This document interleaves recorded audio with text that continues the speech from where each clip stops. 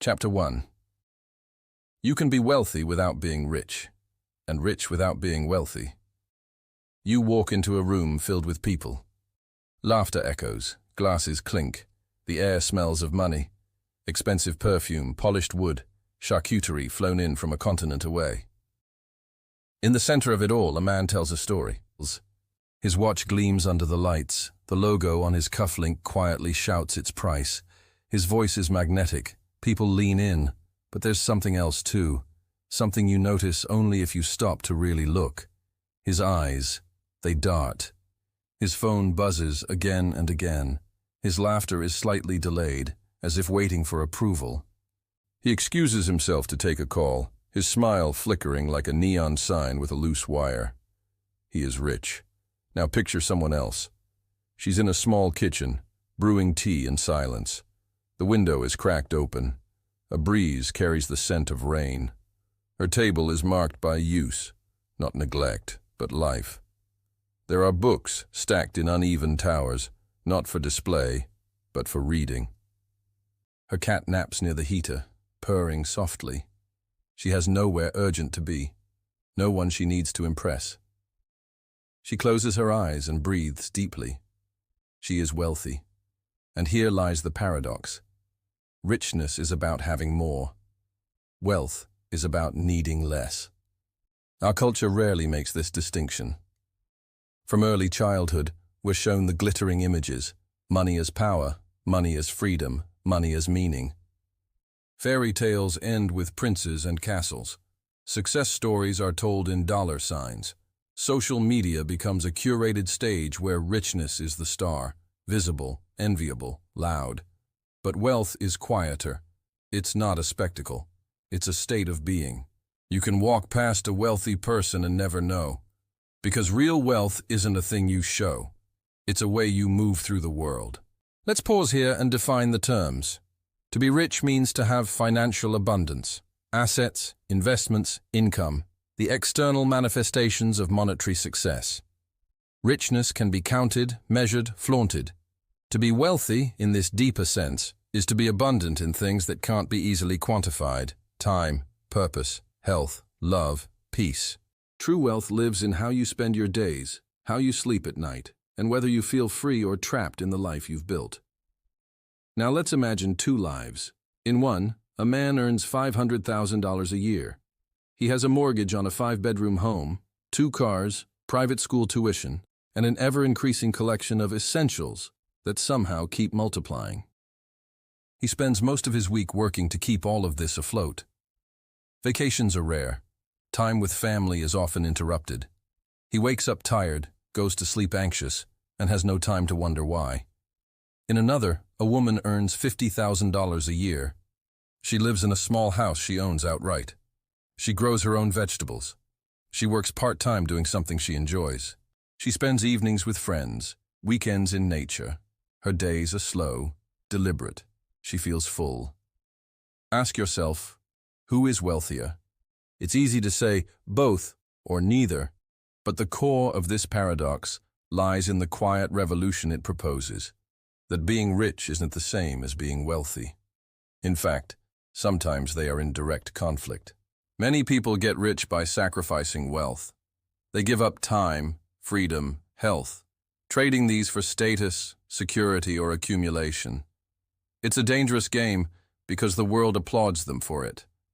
Promotions are public, burnout is private, and others remain financially modest, but cultivate deep wealth. They invest in what nourishes the soul. They build routines that honor the body. They learn to say no.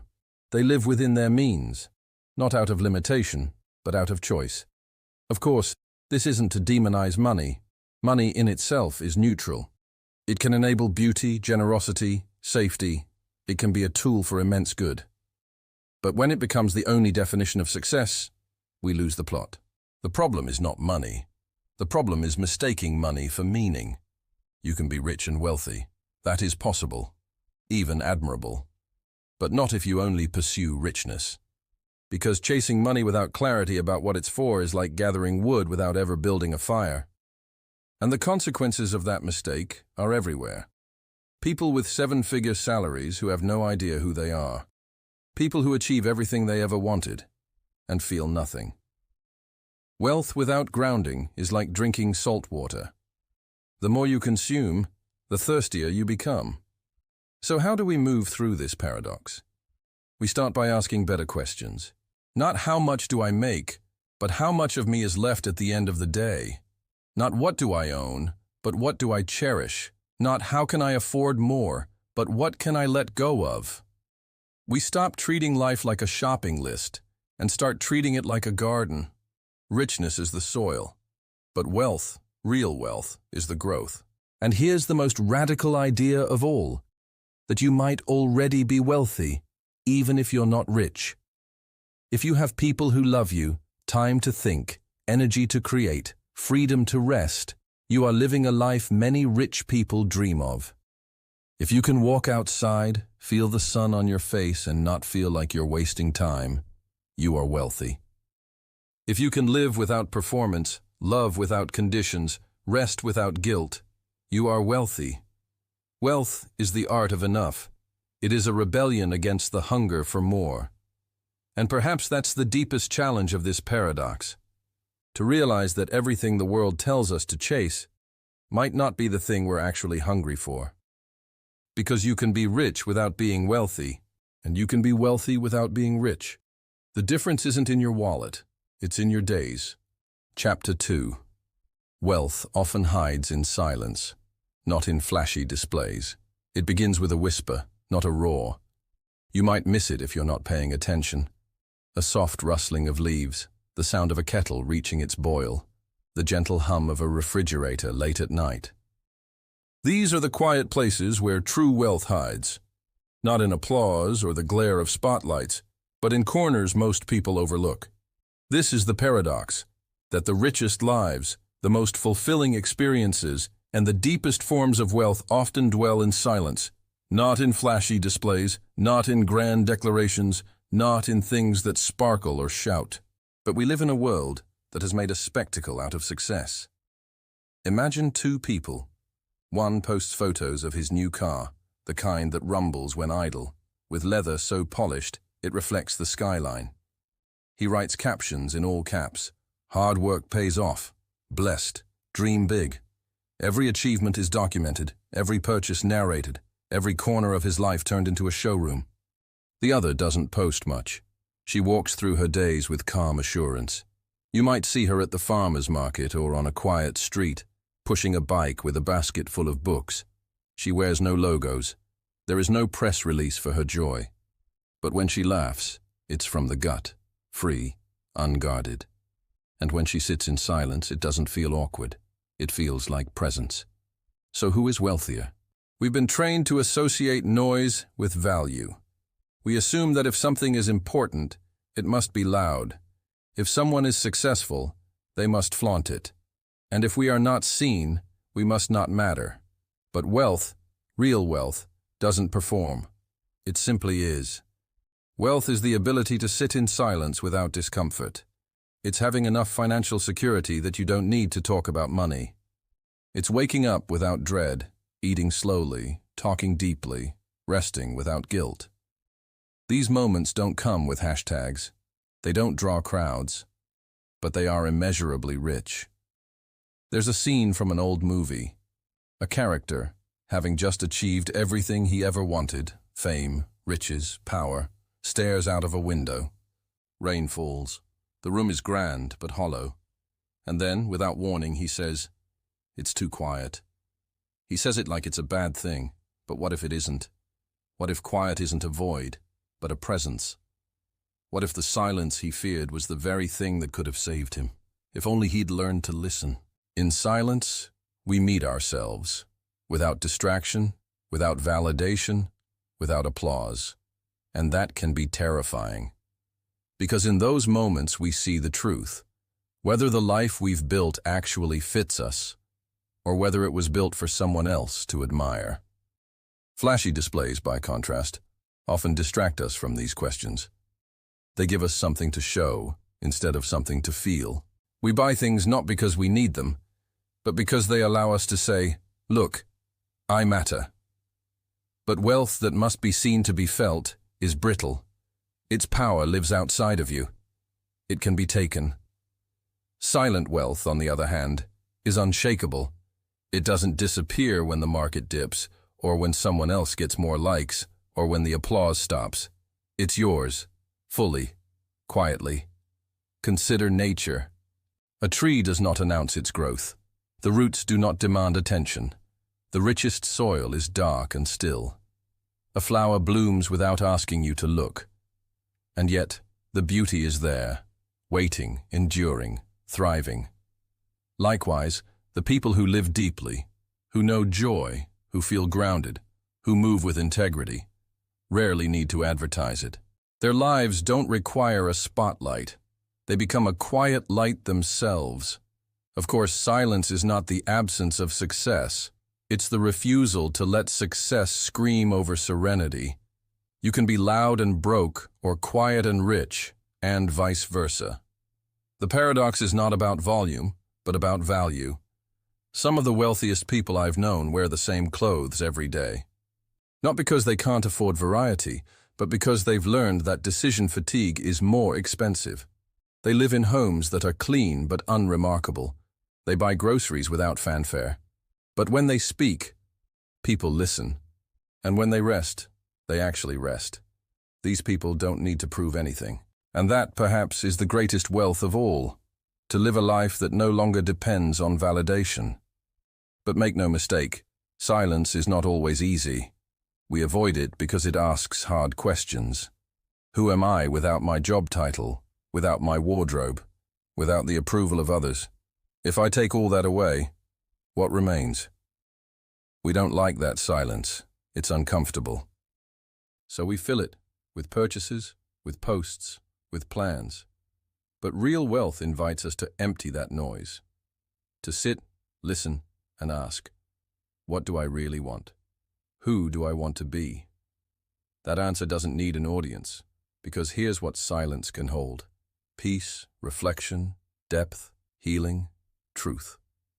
Silence can hold your grief without judgment, your joy without performance. It can hold everything loudness tries to drown. So the next time you scroll past a luxury lifestyle post, pause, not in envy, not in judgment, but in curiosity. What's behind that display? And what's behind your reaction?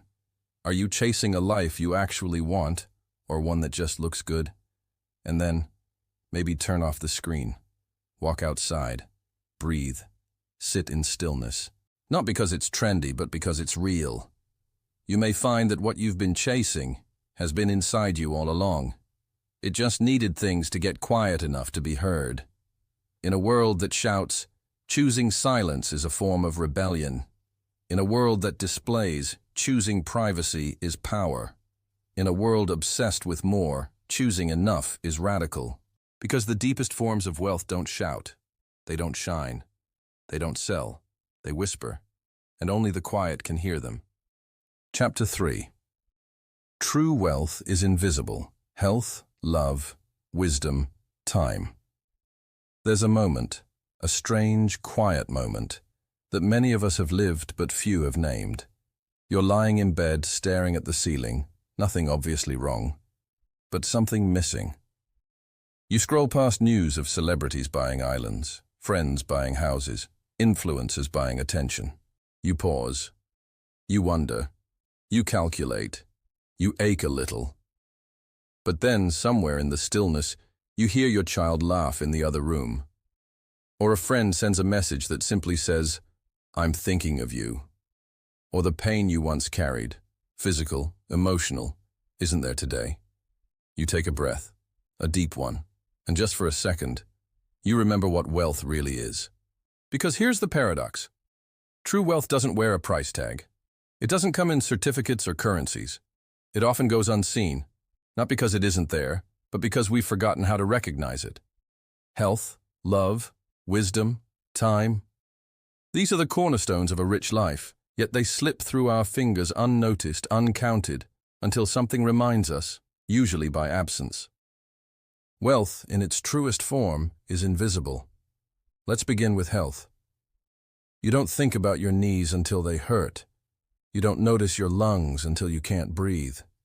You take for granted the ability to walk, to stretch, to sleep, until these become luxuries. Ask someone who's been bedridden, who's faced chronic illness, or who's spent nights in sterile hospitals hoping for a diagnosis that doesn't come. Ask them what wealth means: to move without pain, to eat without fear, to wake up and feel strong. That's wealth. We've built a society that praises endurance over balance, hustle over healing. We skip meals, sacrifice sleep, ignore stress, all in pursuit of success, as if success can be enjoyed from a hospital bed. But what use is money if your body is broken? What use is status if your health is fading? The irony is devastating. People trade their health for money, then try to buy their health back later, at double the cost. And then there's love. Not the Hollywood kind, not the scrolling on an app kind, but real love. The kind that holds your hand in hard moments. The kind that sees your flaws and chooses you anyway. The kind that celebrates your joys without envy and stays for your pain without being asked. You can't buy love. Not truly. You can't purchase connection. You can't download loyalty. Love, like health, often goes unnoticed. It exists in the mundane. A warm dinner cooked without fanfare. A message saying, "Drive safe." A partner staying up just to hear how your day was. We dismiss these things as normal, but they are not guaranteed. They are not owed. They are wealth in disguise. Then comes wisdom. A quieter form of wealth, one that accumulates not through years, but through lived experience, through reflection. Wisdom is knowing what not to say in an argument. It's understanding when to let go. It's realizing that not every battle is worth fighting, and that sometimes silence is more powerful than the perfect comeback. Wisdom doesn't live on billboards or leaderboards. It isn't sexy, but it saves marriages. It guides children. It prevents regret. It reminds you, when the world is screaming more, that enough is a sacred word. And finally, time. Perhaps the rarest wealth of all. Time is the only currency that cannot be earned back. You can lose money and gain it again. You can lose energy and recover. But time, once spent, it's gone. And yet, we treat it like spare change. Wasted on worry, spent on things that don't matter, given to people who don't value it. We act as if we'll always have more time, to love, to learn, to live. But the clock is always ticking, and no one knows how much is left. Imagine someone handing you a suitcase filled with cash and saying, "Spend this wisely, it's all you get." You'd plan, you'd budget, you'd be cautious. But with time, we splurge. We say yes when we mean no. We scroll instead of connecting. We put off what matters most, assuming there will always be a later. But one day, there won't be. Health, love, wisdom, time. These don't make headlines. They don't trend. They don't sit in shopping carts or bank accounts. But they define your life more than any number ever could. True wealth is invisible not because it's rare, but because it's quiet. Because we've been taught to measure success in things, not in feelings. In achievements, not in aliveness. But if you sit still long enough, if you take away the noise, if you ask yourself, really ask, what makes me feel rich? You may find that you already have it.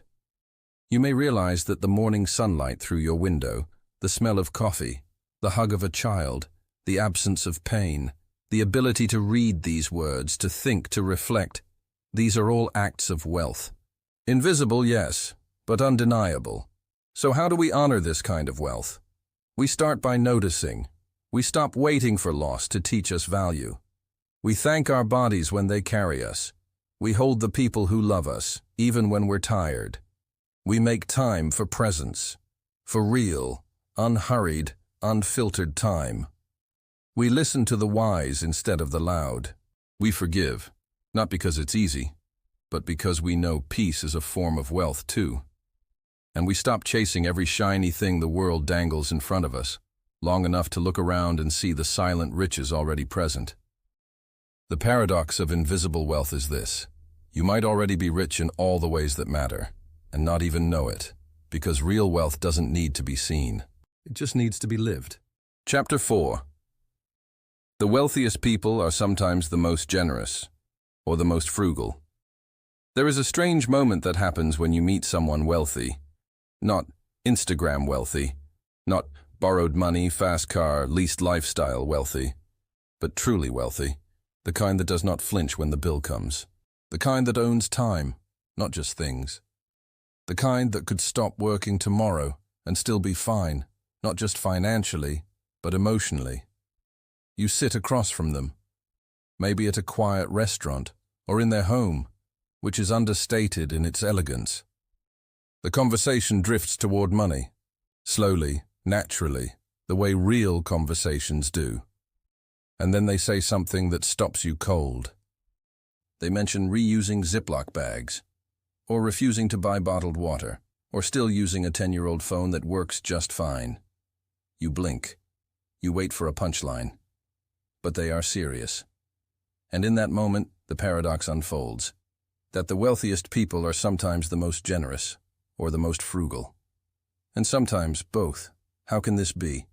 We assume wealth means lavishness, big spending, big gestures, designer brands, endless upgrades. We equate net worth with net excess, as if being able to afford more means always wanting more. But real wealth is stranger than that. Let us start with generosity. You would expect a wealthy person to be generous, and sometimes they are. Some of the most giving people on the planet are also the richest. They donate to causes. They fund scholarships. They pay for surgeries in countries they will never visit. Not because they have to, but because they can. But the generosity that defines real wealth is not always grand. It is not always about writing million-dollar checks. Sometimes it is paying for the coffee of the person behind them in line, not to show off, not for the camera, just because. Sometimes it is giving time, listening to someone with full attention. Sometimes it is mentorship, opening doors for others, sharing wisdom, giving not what is easy, but what is meaningful. Why are they generous? Because they know. They have seen what money can do. They have seen how money can change a life. Not in the cliché way, but in the real ways. How a small fund at the right time can prevent a spiral. How generosity is not subtraction, it is multiplication. They have reached a point where they no longer confuse accumulation with fulfillment. They do not fear losing what they have, so they can give freely. Generosity for them is a sign not just of wealth, but of freedom. But here is where it gets even stranger. Many of these same people, generous, giving, unshaken by large sums, are also oddly frugal. They reuse containers. They clip coupons. They negotiate for used cars. They do not buy the latest gadget just because. They turn off lights in rooms no one is in. They pack leftovers in old yogurt containers labeled with a Sharpie. At first, this seems contradictory, even stingy.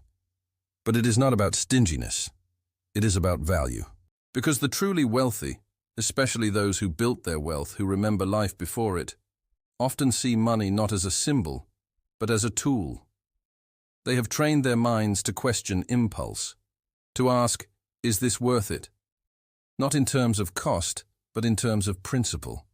They do not need to impress anyone. They have passed that stage. They are frugal not because they have to be, but because waste offends them, because careless spending feels disrespectful, not just to money, but to effort, to time, to the version of themselves who once worried about groceries. They remember what it took to get here, the years of restraint, the nights without sleep, the decisions that hurt in the short term but paid off in the long one. Frugality became a muscle, and muscles, once developed, do not just disappear.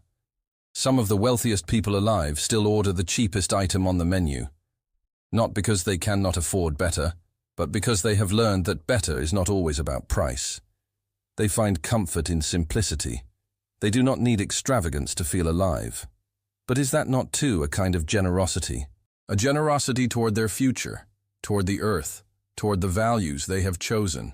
This duality, generous and frugal, is not a contradiction. It is a refinement. It is knowing when to say yes and when to say no. It is knowing that generosity and discipline can coexist. That you can write a check for someone's rent and still flinch at a $12 smoothie. That you can give abundantly to what matters and refuse to spend on what does not. Because money is just energy, and the wealthy learn to direct it with intention. The paradox lies in the world's assumptions. We think generosity means spending big. We think frugality means lack. But both can be signs of wealth. Not the wealth of things, but of perspective, of control, of peace. There is a story about Warren Buffett still living in the same modest house he bought in the 1950s. Another about Ingvar Kamprad, the IKEA founder, flying economy class and driving an old Volvo. These are not isolated quirks. They are expressions of something deeper, a value system that does not need validation. You see it in anonymous donations, in quiet acts of kindness, in lives where abundance whispers instead of shouts. Sometimes, the richest man in the room is the one who leaves the biggest tip. And sometimes, it is the one who saves half his sandwich for later. Because both acts stem from the same place, awareness. Awareness of what money means and what it does not. It is not just about how much you give or save. It is about why. The truly wealthy understand that money is a tool, not a trophy. That how you treat money often reflects how you treat life. So what does this paradox ask of us? To question assumptions, to look deeper, to understand that wealth does not always dress in gold or speak in headlines. That it can show up in generosity, the willingness to share, and in frugality, the discipline not to waste. Both are expressions of freedom. Both are signs of trust, in self, in purpose, in enoughness. And both remind us that wealth is not about how much you have. It is about how you hold it. Chapter 5. Wealth multiplies when shared, unlike money, which subtracts. There's something counterintuitive about giving. You're told to save, to invest, to protect what you earn. You grow up hearing that money given is money lost, that generosity is noble, sure, but not sustainable. That if you're not careful, you'll give too much and be left with too little. But then one day, something happens. You give. Not because someone told you to, not because of guilt or pressure, but because something inside you whispered, now. You pay for a stranger's meal. You send money to a friend who's struggling. You donate to a cause close to your heart. You feel a flicker of joy, light, brief, but real. And something else. You don't feel smaller. You feel larger. This is the paradox. Money subtracts when given, but wealth multiplies. It seems impossible at first. How can giving something away make you feel like you have more? How can sharing make you feel richer, not poorer? But that's what real wealth does. Unlike money, which divides when split, wealth expands. It doesn't diminish in generosity. It deepens. Let's break this apart. When you give money, you lose that amount. A transfer occurs. Your balance goes down, someone else's goes up. It's arithmetic. It's visible. It's real. But when you give wealth, and here we mean wealth in the larger sense, time, love, kindness, wisdom, presence, something very different happens. The act of giving does not lessen you. It elevates you. It reinforces who you are. And often, strangely, it returns to you, not as cash, but as meaning. Because wealth, real wealth, is relational. Think of a hug. When you give one, you don't lose your ability to give more. If anything, you gain trust, closeness, or laughter. When you share it, it doesn't run out. It spreads. It echoes. It transforms a moment into something shared. Wealth behaves more like this than we think. Consider knowledge. When you teach someone something, you don't lose it. You often understand it better. You strengthen it. You build a bridge. What was once isolated in your mind now lives in two places. That's wealth. Or consider time. If you pause your schedule to help a friend move or call your mother or sit with a grieving neighbor, that time doesn't disappear. It becomes something else. Memory, connection, legacy. You might be behind on work, but ahead in life. That's wealth. Now consider generosity itself. When you give sincerely without expectation, what happens? First, you feel lighter. It's as if you've moved something blocked inside you, like breath after a long hold. Second, the world responds, not always in obvious ways, but generosity creates ripples. It softens hearts. It changes trajectories. Sometimes it returns, sometimes it doesn't. But either way, you've altered the landscape. And third, perhaps most important, you begin to see yourself differently. You're no longer just a consumer. You're a contributor. You're not just building wealth. You are wealth. But this runs counter to everything we're taught.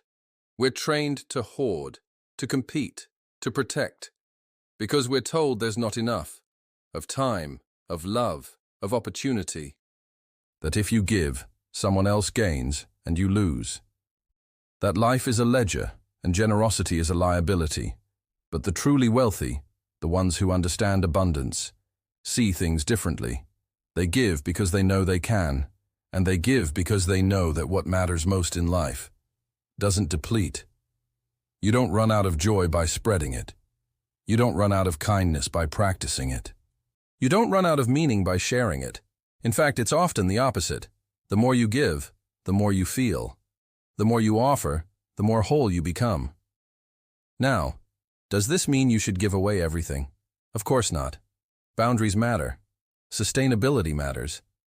Giving from emptiness leads to resentment, not richness. But giving from fullness, that's something else. That's where wealth begins to echo. There's a story about a woman who always gave to her neighbors. She didn't have much money, but she had a warm home, a full heart, and a habit of baking extra. When asked why she did it, she smiled and said, "Because I don't want to live in a world where we forget each other." That's it, isn't it? Wealth is remembering each other. It's showing up. It's asking, what do I have that could make your life better? And acting on the answer. Wealth is sharing your umbrella in a storm. Not because you won't get wet, but because it's better to be soaked together than dry alone. This kind of wealth doesn't get headlines. It doesn't sit in spreadsheets. But it changes lives. And often it changes the one who gives more than the one who receives. You start to see differently. You notice more. You become more sensitive to suffering, yes, but also to beauty. You see the dignity in struggle, the courage in vulnerability, the sacredness of showing up. And you realize you don't need as much as you thought, because wealth isn't in what you keep. It's in what you're free enough to give away. The paradox, then, is this. If you spend your life collecting money but never give of yourself, you may die rich, but not wealthy. But if you spend your life giving, wisely, intentionally, lovingly, you may never make the Forbes list. But you'll leave behind something much more lasting, a life remembered, a world changed, a soul at peace, because money subtracts when shared. But wealth multiplies. Chapter 6. You can own everything and still feel like you own nothing. There's a strange quiet that follows a big purchase. The car has been bought, the keys handed over, the engine purrs beneath your hand. For a few minutes, maybe a few days, there's a hum of excitement. You take pictures, you show friends, you bask in the feeling of having made it. But soon you stop hearing the engine. You start noticing the scratches, the maintenance, the insurance. It doesn't feel like ownership anymore. It feels like responsibility, like weight. This is the paradox. You can own everything, houses, cars, clothes, properties, art, and still feel like you own nothing at all. At first glance, it doesn't make sense. Ownership should bring security, should offer freedom, should fill the space where want once lived. But more often than not, the opposite happens. We chase ownership hoping it will ground us, define us, prove us. And instead, we end up buried beneath it. Let's unpack this slowly. There's a man, let's call him Edward. He owns 3 homes, one in the city, one in the mountains, one by the sea. Each is beautiful, each is perfectly furnished, but he's never really present in any of them. He spends his time flying between places, managing contractors, answering calls about repairs, making sure the properties are earning their keep. He owns the homes, but they don't feel like his. He doesn't wake up slowly, sipping coffee on the porch. He doesn't to memorize the creaks of the floorboards or the way the morning light lands on the kitchen table. He doesn't live in these places. He just pays for them. Then there's Mia. She rents a small apartment above a bookstore. It's quiet. It's sunlit. It's hers, not legally, but emotionally. The shelves are filled with books she's actually read. The mug she drinks from has a chip in the handle, and she loves it for that reason. The plants by the window have names. This space doesn't belong to her, but she belongs to it. Mia owns nothing, but it all feels like home. So what does it really mean to own something? Is it paperwork, a deed, a receipt? Or is it presence, connection, use? You can have a closet full of clothes you never wear, a garage full of tools you never use, a house so large you need a map to navigate it, and yet still feel like a stranger among your own belongings. Because ownership without connection is emptiness dressed as abundance. Worse, it's a trap. The more we own, the more we have to manage, maintain, protect, insure, fix, store, move. What begins as freedom quickly becomes friction. We long for space, so we buy a bigger home, only to fill it with more furniture, more gadgets, more obligations. We dream of leisure, so we buy a vacation property. And now we're tracking guest bookings and seasonal maintenance. The things we bought to serve us slowly begin to own us. The illusion is seductive. Advertisements sell ownership like it's the ultimate prize. Own your future, they say. Own your power. But true ownership, the kind that nourishes, has little to do with consumption. It has to do with attention. You own what you care for, not what you control, not what you list on an inventory, but what you tend to, what you know intimately, what you choose again and again to keep close. There's a reason minimalism has taken root in recent years. People are discovering what this paradox means firsthand, that after accumulating enough, the joy of more begins to decline. That beyond a certain point, things stop adding and start distracting. And so they let go. They downsize. They declutter. Not because they're ascetics or martyrs, but because they trying to return to something true. That feeling of knowing and loving the few things they keep. That sense that less isn't lack, it's clarity. But this paradox goes even deeper. It's not just about physical things. It's about time, about relationships, about identity. You can have a calendar filled with obligations and still feel like your time isn't yours. You can have a partner, a family, a crowd of admirers, and still feel deeply alone. You can wear the title, sit in the corner office, own the business, and feel hollow, disconnected from the purpose that once drove you. Ownership in name is not the same as ownership in spirit. And this distinction matters. Because when we confuse the two, we chase the wrong things. We think, if I can just buy this, I'll feel better.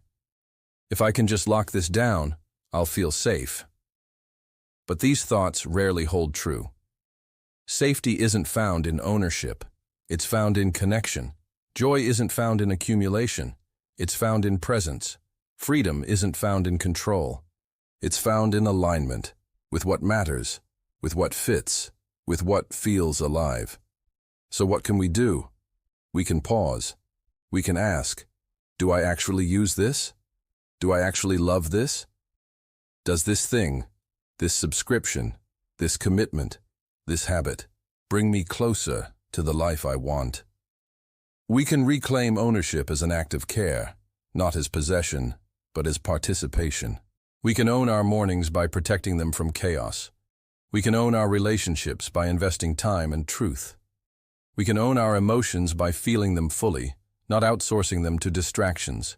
And yes, we can own things, beautiful things, useful things, but with intention, with awareness, with enough space to breathe. Because in the end, ownership is not about having, it's about holding. Gently, deliberately, with both hands and a full heart. So here's the paradox, made simple. You can own everything and feel like you own nothing. Or you can own very little and feel rich beyond measure. The difference isn't what's in your house, it's what's in your heart. Chapter 7. Wealth is more about what you don't need than what you have. Let's begin with a question. How much is enough? Not rhetorically, truly. Think of your life, your income, your possessions, your comforts. At what point would you say, yes, I'm full? For most of us, that number is hazy. It moves, grows, escapes. And that's part of the trap. Because we're taught from a young age that wealth is measured in more money, more square footage, more features, more stuff. We imagine wealth as accumulation, a steady stacking of objects and accolades, a rising tide of proof that we've made it. But then the paradox appears. The people who seem most at peace, most present, most powerful, are often not those who have the most, but those who need the least. Real wealth, it turns out, is not a pile. It's a threshold. It's the ability to stop, to say, this is enough, to want less, not out of resignation, but out of awareness. Because the person who always needs more is never wealthy. No matter how much they earn, no matter how high they climb, the hunger inside them remains unfilled. Because it's not about the external. It's about the inner landscape, and whether or not it knows rest. Let's walk into a room. It's pristine. Everything is curated. The furniture, the lighting, the scent. A voice greets you warmly. The host is proud, but there's something frantic just beneath the surface. You sense it in the constant glances toward the hallway, the slightly performative way she pours the wine. She talks about renovations, investments, upgrades. You nod, you smile, but you feel it. This isn't wealth. This is striving. Then another room. It's small, filled with mismatched furniture, books stacked sideways. A cat stretches lazily in the sun. The man who greets you offers tea, not because he's performing hospitality, but because he genuinely wants you to feel at home. The conversation is slow, real. He doesn't check his phone. You breathe easier here. It's not about what's absent, it's about what's enough. And that's the soul of the paradox. You can spend your life adding and never arrive, or you can begin to subtract and finally feel full. Wealth, in this way, is closer to contentment than cash. It's about sufficiency, about knowing your limits and honoring them, about choosing simplicity not because you can't afford complexity, but because you see through its illusions. The modern world, of course, hates this idea. It thrives on your wanting. Your phone sells you new cravings every minute. Your apps whisper that someone else has more and that you should too, that your clothes are last season, your kitchen outdated, your vacation too ordinary. And so, you chase, you scroll, you shop, you fill your life until it bursts. But does that fullness translate to richness, or does it smother you? Here's the uncomfortable truth. Needing less is often harder than earning more, because earning more can be measured, praised, posted. It fits the narrative. But needing less? That's invisible. It doesn't make headlines. It doesn't trend. But it changes everything. It gives you time, because you're not chasing endlessly. It gives you freedom, because you're not bound by desire. It gives you peace, because you know that enough is not a compromise. It's a revelation. There's a Buddhist parable. A man comes to the master asking how to find contentment. The master serves him tea, pouring until the cup overflows. The man shouts, "Stop! It's full!" The master smiles. Exactly. You cannot add more until you empty.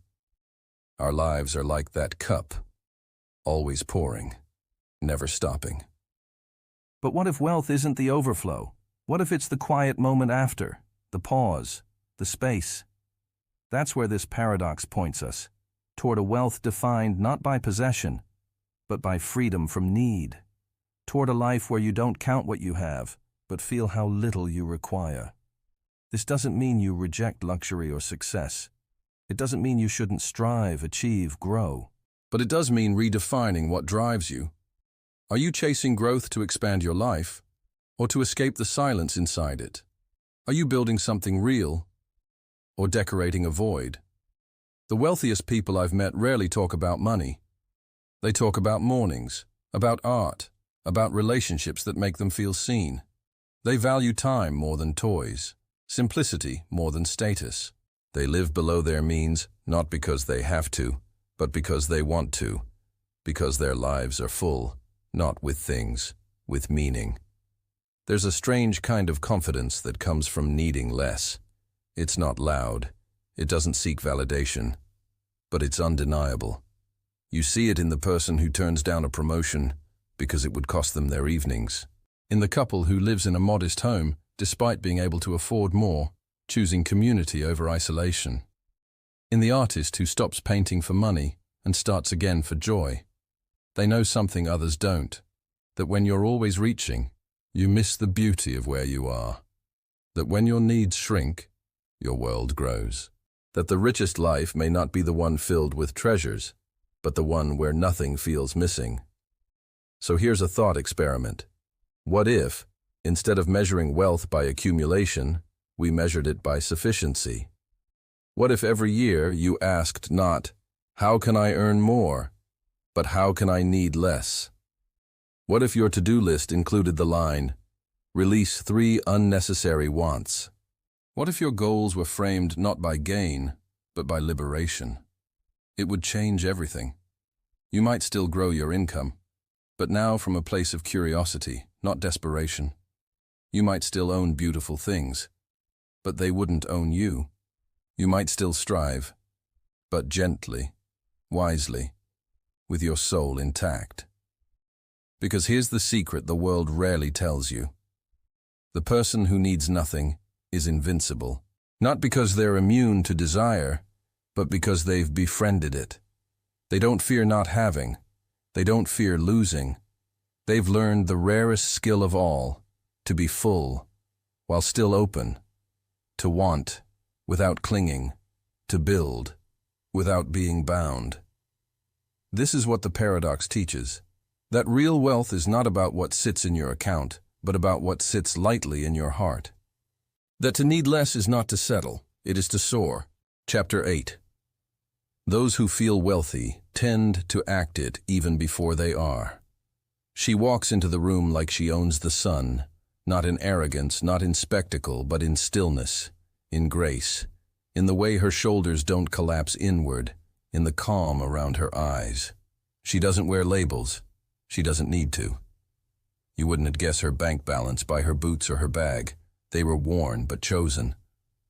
She speaks with kindness, listens like the world might whisper something important at any moment, and never hurries unless it matters.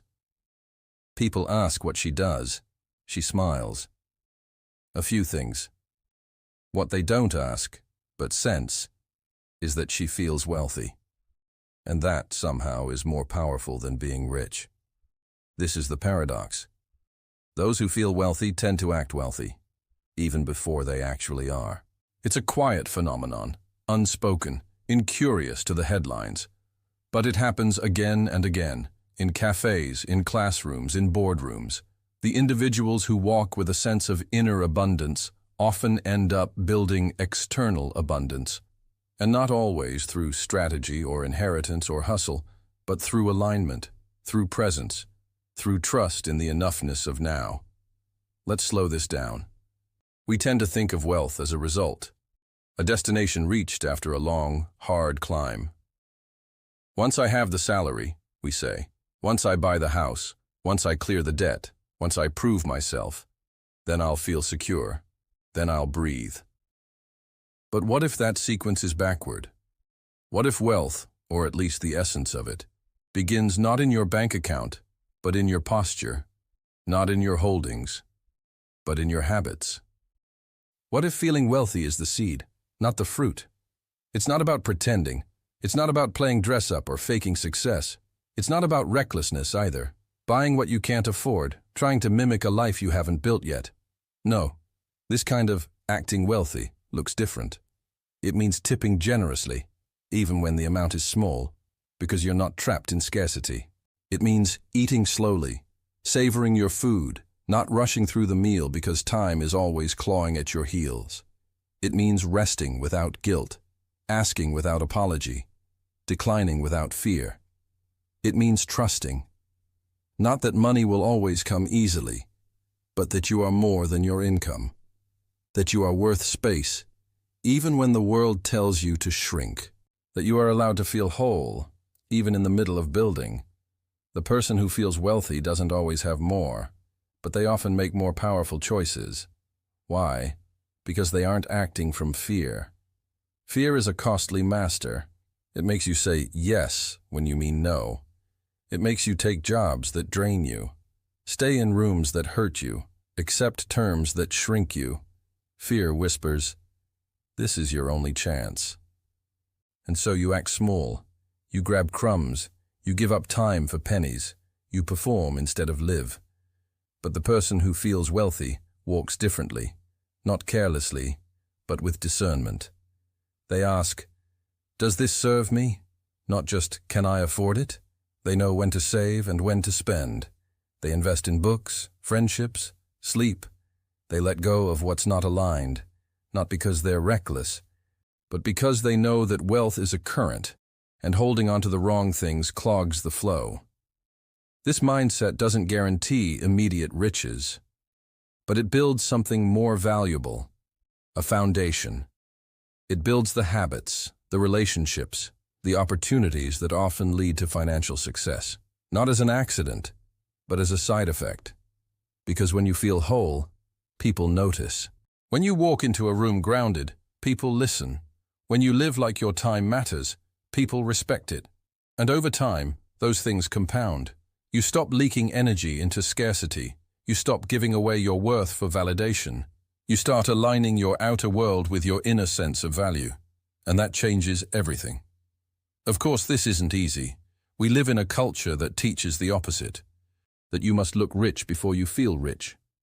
That you must hustle until you collapse, then brag about it. That rest is earned, not sacred.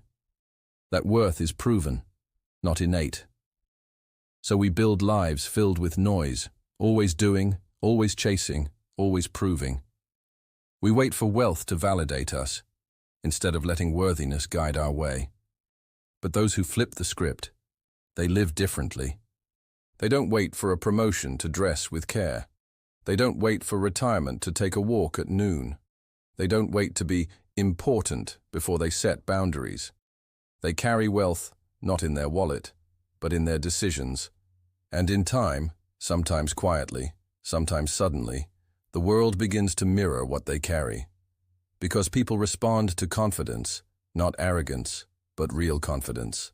People respond to calm, to groundedness, to generosity that isn't showy but sincere. You've seen this.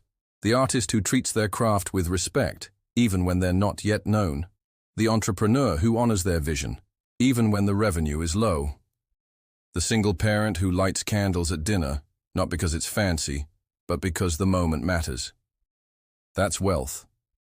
Wealth is not someday, it's now. It's in how you treat yourself, how you move through your day, how you speak to your reflection.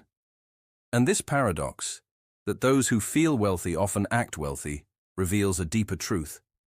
That wealth begins in choice. The choice to see your life as fertile, even if the harvest hasn't come yet. The choice to trust that sufficiency doesn't mean stagnation. The choice to embody respect for yourself, your space, your time, before anyone else grants it to you. So if you feel poor today, not just in money, but in spirit, pause. Not to shame yourself, but to ask, where am I still waiting for proof? What would it mean to live like I was already enough? How would I spend my day? What would I stop apologizing for? What would I dare to begin? You don't have to wait for wealth to feel wealthy. You can carry it now, in the way you listen, in the way you rest, in the way you say no to what shrinks you. because wealth isn't just a number, it's a way of being.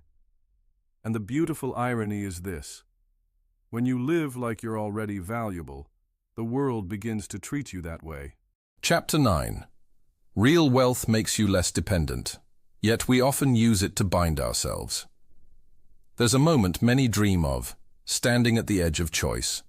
Money in the bank, bills paid, nothing urgent pulling at your sleeve. You've finally made it. The job you worked for, the house you saved for, the freedom you craved. It's here. You exhale. And yet, you're more exhausted than ever. Your calendar is full. Your mind, louder. Your free time, gone. The house is big, but never still. The income is higher, but so are the expectations. You thought wealth would make you free. But somehow, your leash just got longer. Gold-plated maybe, but a leash nonetheless. And this is the paradox. Real wealth makes you less dependent, yet we often use it to bind ourselves. Let's break it down. When we speak of wealth, we often frame it as a path to freedom. And at its best, that's exactly what it is. Wealth removes survival pressure. It creates margin, space to rest, to dream, to say no. It buys time, choices, insulation from crisis. It gives you autonomy. But human beings are strange creatures.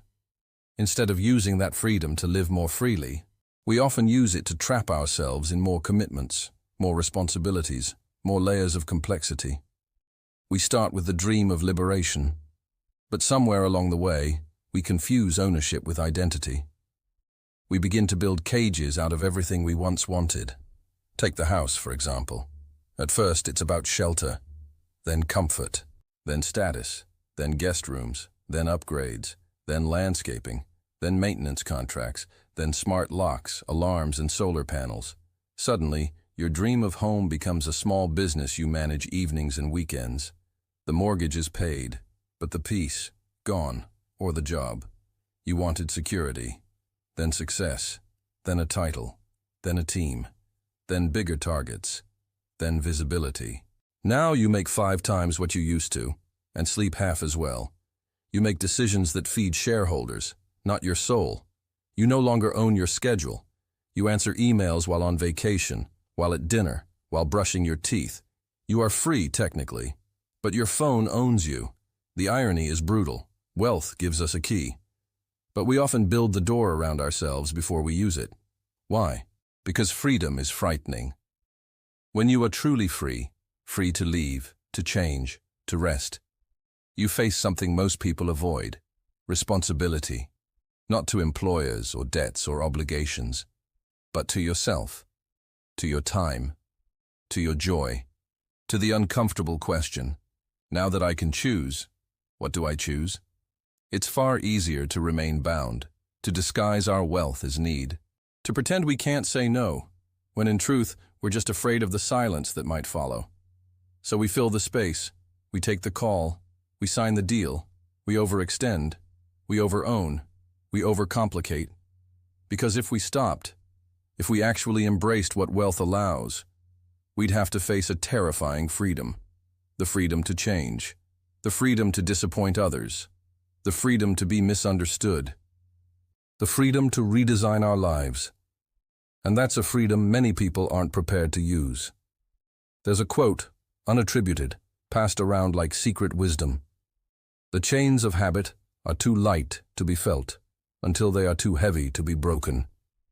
This applies to wealth too. The habits we form around money, the fears, the patterns, the cycles, don't disappear just because our bank balance changes. If we felt unsafe when we had little, we might feel just as unsafe now. We hoard, we overwork, we justify, we say yes when we could say no, we perform safety while still feeling anxious every day. And yet, it doesn't have to be this way. Because wealth, true wealth, is not just about accumulation. It's about liberation. It's not just about what you can buy. It's about what you no longer have to tolerate. It's about the ability to walk away, to start fresh, to choose based on value, not desperation. It's about the power to unbind from relationships that drain, from work that misaligns, from patterns that no longer serve, to unbind from the fear that says, you'll never have enough, to unbind from the performance that says, you must prove your success every day. This is the hardest part, allowing yourself to believe that you're no longer stuck, that you can breathe differently now, that you're allowed to rest, to trust, to live as if you were already safe. Because the real measure of wealth is not just how many zeros sit in your account. It is how few things you need to say yes to out of fear. It's how freely you move through your own life. So ask yourself, what in your life looks like success, but feels like a cage? What have you acquired that now acquires your energy? What routines feel non-negotiable, but actually aren't? What would you let go of, not out of loss, but out of love? These questions are difficult, but they are sacred. Because every answer brings you closer to using your wealth the way it was meant to be used, not to decorate your captivity, but to dismantle it, to cut the golden chains, to walk toward a life that feels light again.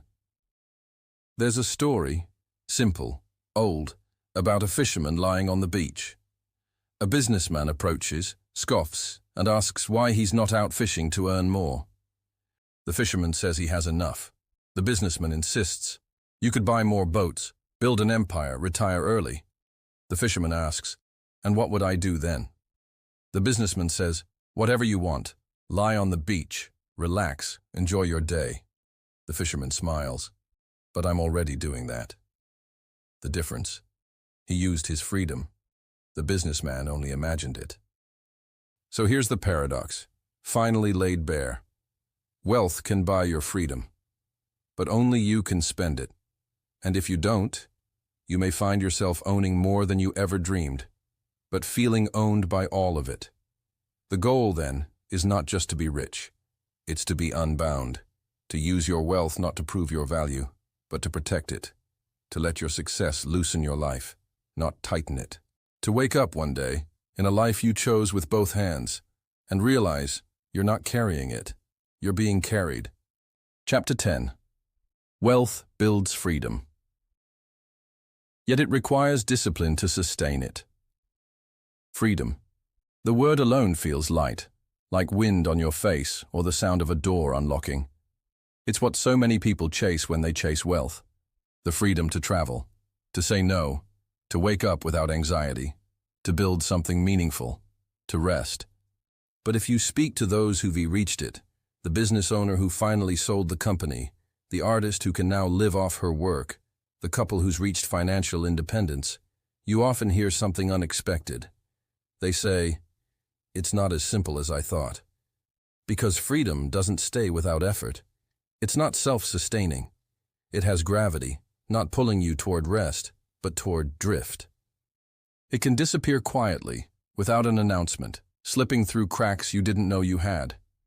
And this is the paradox. Wealth builds freedom. Yet it takes discipline to sustain it. Let's begin at the beginning. You work hard. You sacrifice. You push through nights, doubts, bad coffee, rejections. Slowly, your work pays off. You get the promotion. The business grows. The passive income trickles in. You build momentum. You earn. And at some point, you feel it. A shift. You're not surviving anymore. You have space, options, freedom. But freedom is a strange thing. At first it feels like a wide, open field, limitless, pure. But walk far enough into that field without a compass, and it becomes something else. A wilderness. A place where direction disappears, where every option becomes paralysis, where time becomes loose and meaning begins to fray. Freedom, like oxygen, is essential, but unfiltered, it can be overwhelming. And so you discover, wealth gives you the door to freedom, but discipline is the hand that holds it open. You need systems, you need purpose, you need structure, not as a prison, but as a container. Because here's what often happens. Without discipline, wealth becomes a trap.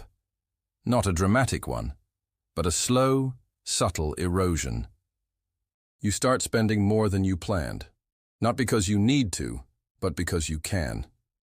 You say yes to things that don't excite you. You invest in ideas without asking, is this aligned? You fall into comfort, then numbness. You no longer chase, but you're not resting either.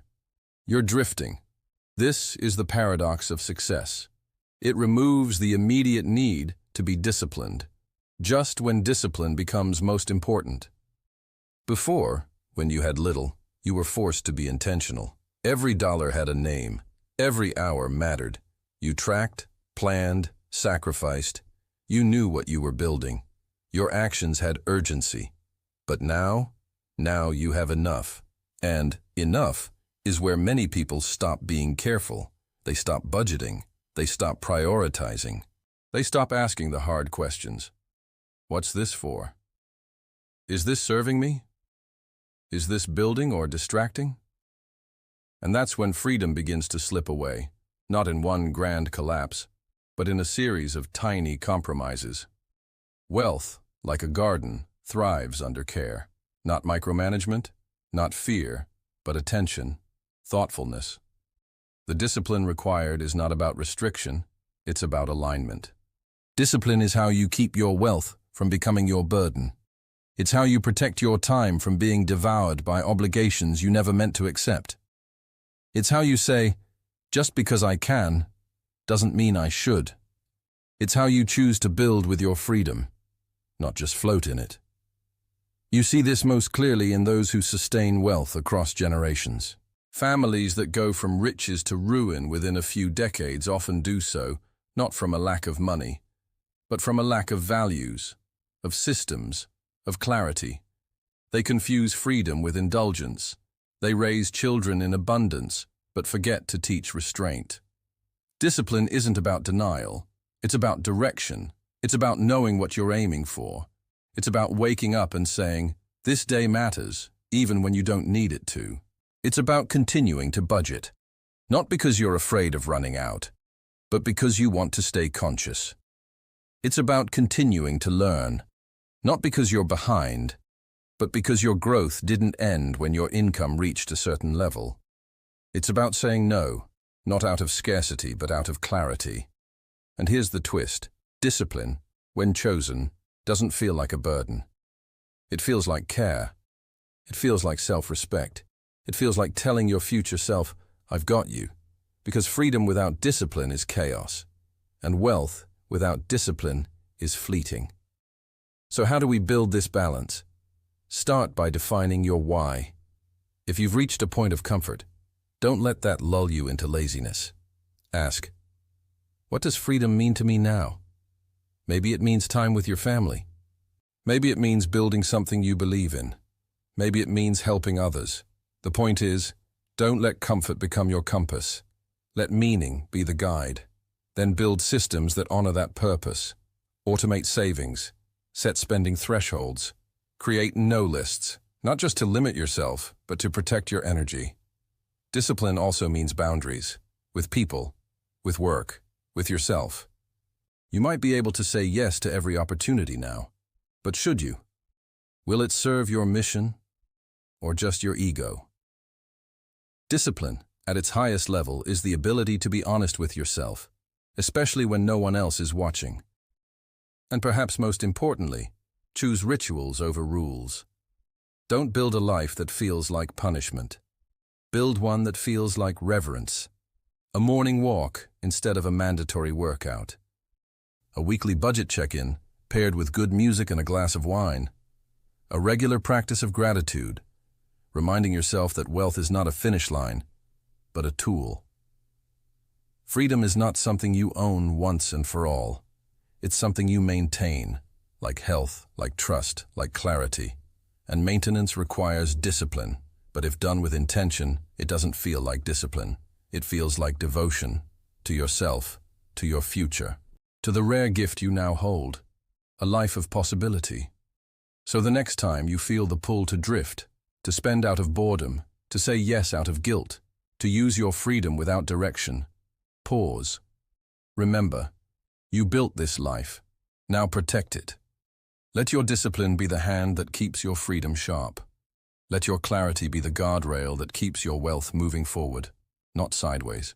Let your purpose be the gravity that grounds your choices, not in fear, but in fullness. Because wealth may build freedom, but discipline is what lets you keep it. Chapter 11.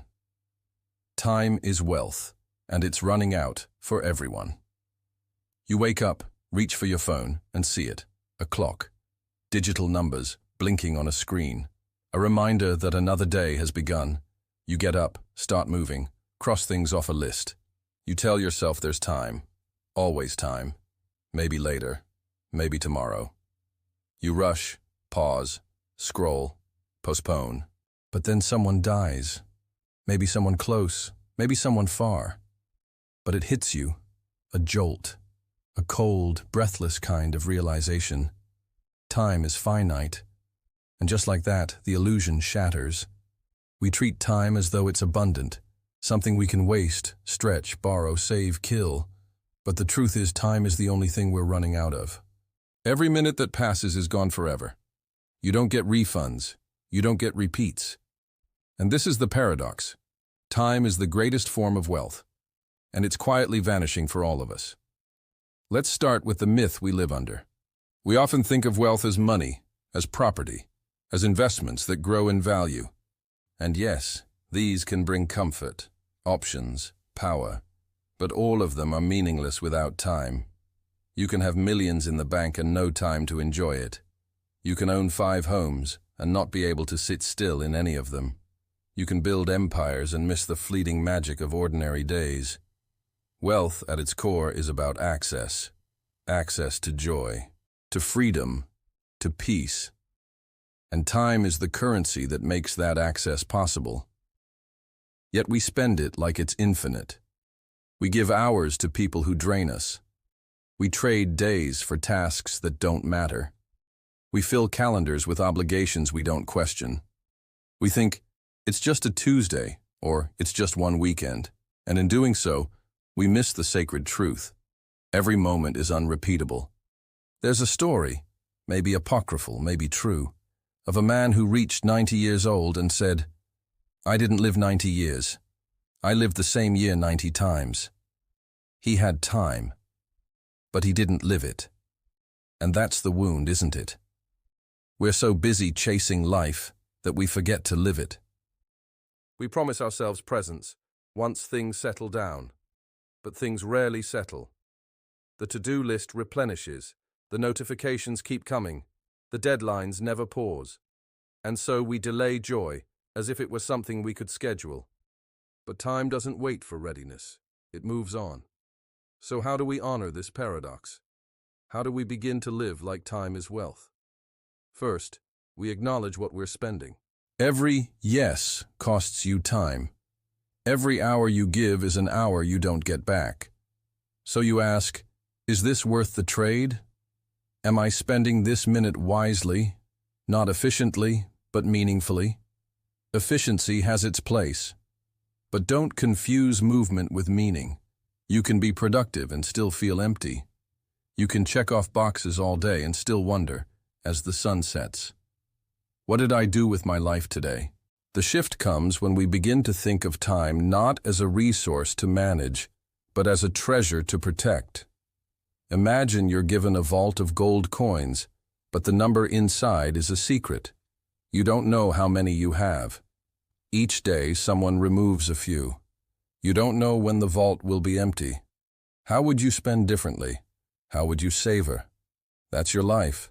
You don't know how much time is left. No one does. And while that may seem morbid, it's also freeing, because it gives urgency to what matters and permission to release what doesn't.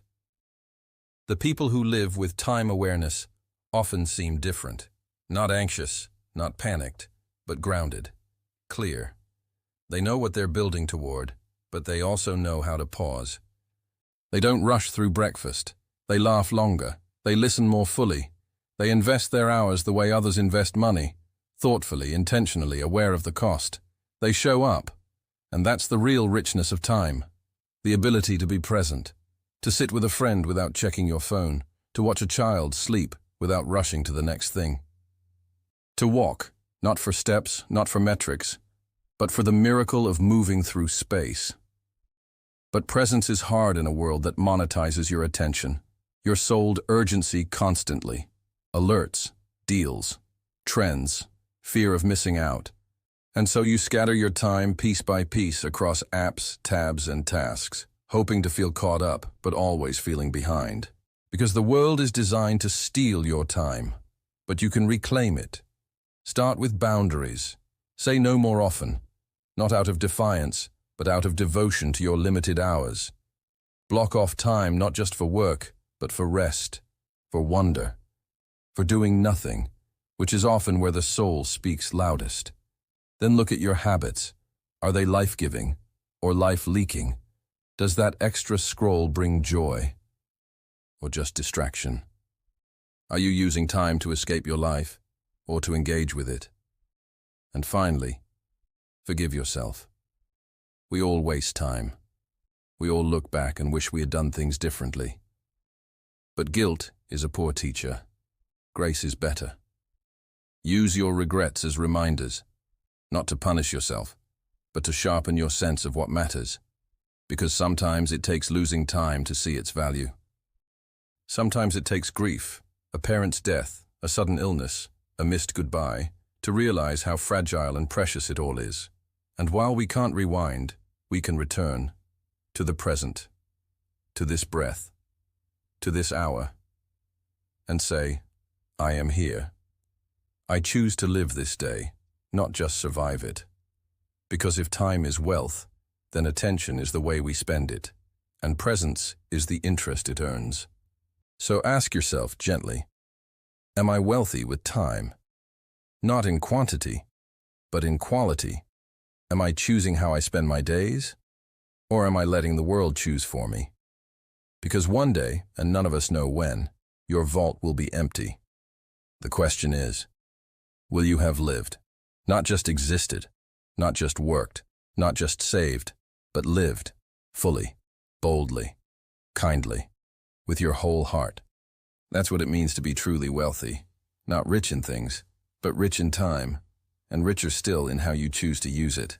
Chapter 12. Knowledge is wealth, and grows when given away. You sit at a table with someone wise. Maybe it's a teacher, a grandparent, a mentor, or just a stranger who has lived more years than you've imagined. They speak, not loudly, not quickly, but with a kind of softness that suggests depth. Their words don't compete for attention, they carry it. They're not selling anything, not asserting, just offering. And something shifts inside you, not because they gave you money, not because they gave you power, but because they gave you something rarer, understanding. And that is its own form of wealth. We rarely think of knowledge that way. We're told to value money, assets, tangible returns. We're taught to guard what we've earned, to protect what we know, especially if it's proprietary, professional, strategic. But here is the paradox. Knowledge is a kind of wealth, and unlike most forms of wealth, it grows when it's given away. Let that sink in. The more you share it, the more valuable it becomes. Not just to others, but to you. In a world driven by scarcity, this is a radical idea. We're conditioned to believe that giving reduces our share, that if you share a trade secret, someone else gains an edge, that if you teach someone your craft, you dilute your uniqueness, that if you reveal your process, you lessen your power. But knowledge plays by different rules. When you give money, you have less. When you give food, you must prepare more. But when you give knowledge, truly, with care, something magical happens. The knowledge multiplies, it ripples, it echoes, it returns to you in unexpected ways, and often it deepens your own understanding. There's a saying in education, you don't really understand something until you teach it. That's not just sentiment, it's structure. Explaining something requires clarity. Anticipating confusion strengthens precision. And watching someone grasp what once eluded them, because of your words, your insight, gives that knowledge a new life. It becomes alive in someone else. It becomes legacy. Now, let's imagine two professionals. One hoards what he knows. He believes knowledge is leverage, so he keeps his insights to himself. He shares just enough to appear competent, but never enough to empower others. He's useful, yes, indispensable even, but not trusted, not admired. The other shares freely. She trains juniors, answers questions, writes things down, leaves a trail others can follow. She knows her value doesn't decrease when others learn. If anything, it increases, because people grow around her, because people trust her. Guess who builds the richer life? Not just in status, but in impact, in peace, in depth. Because here's the truth. Hoarded knowledge stagnates. Shared knowledge evolves.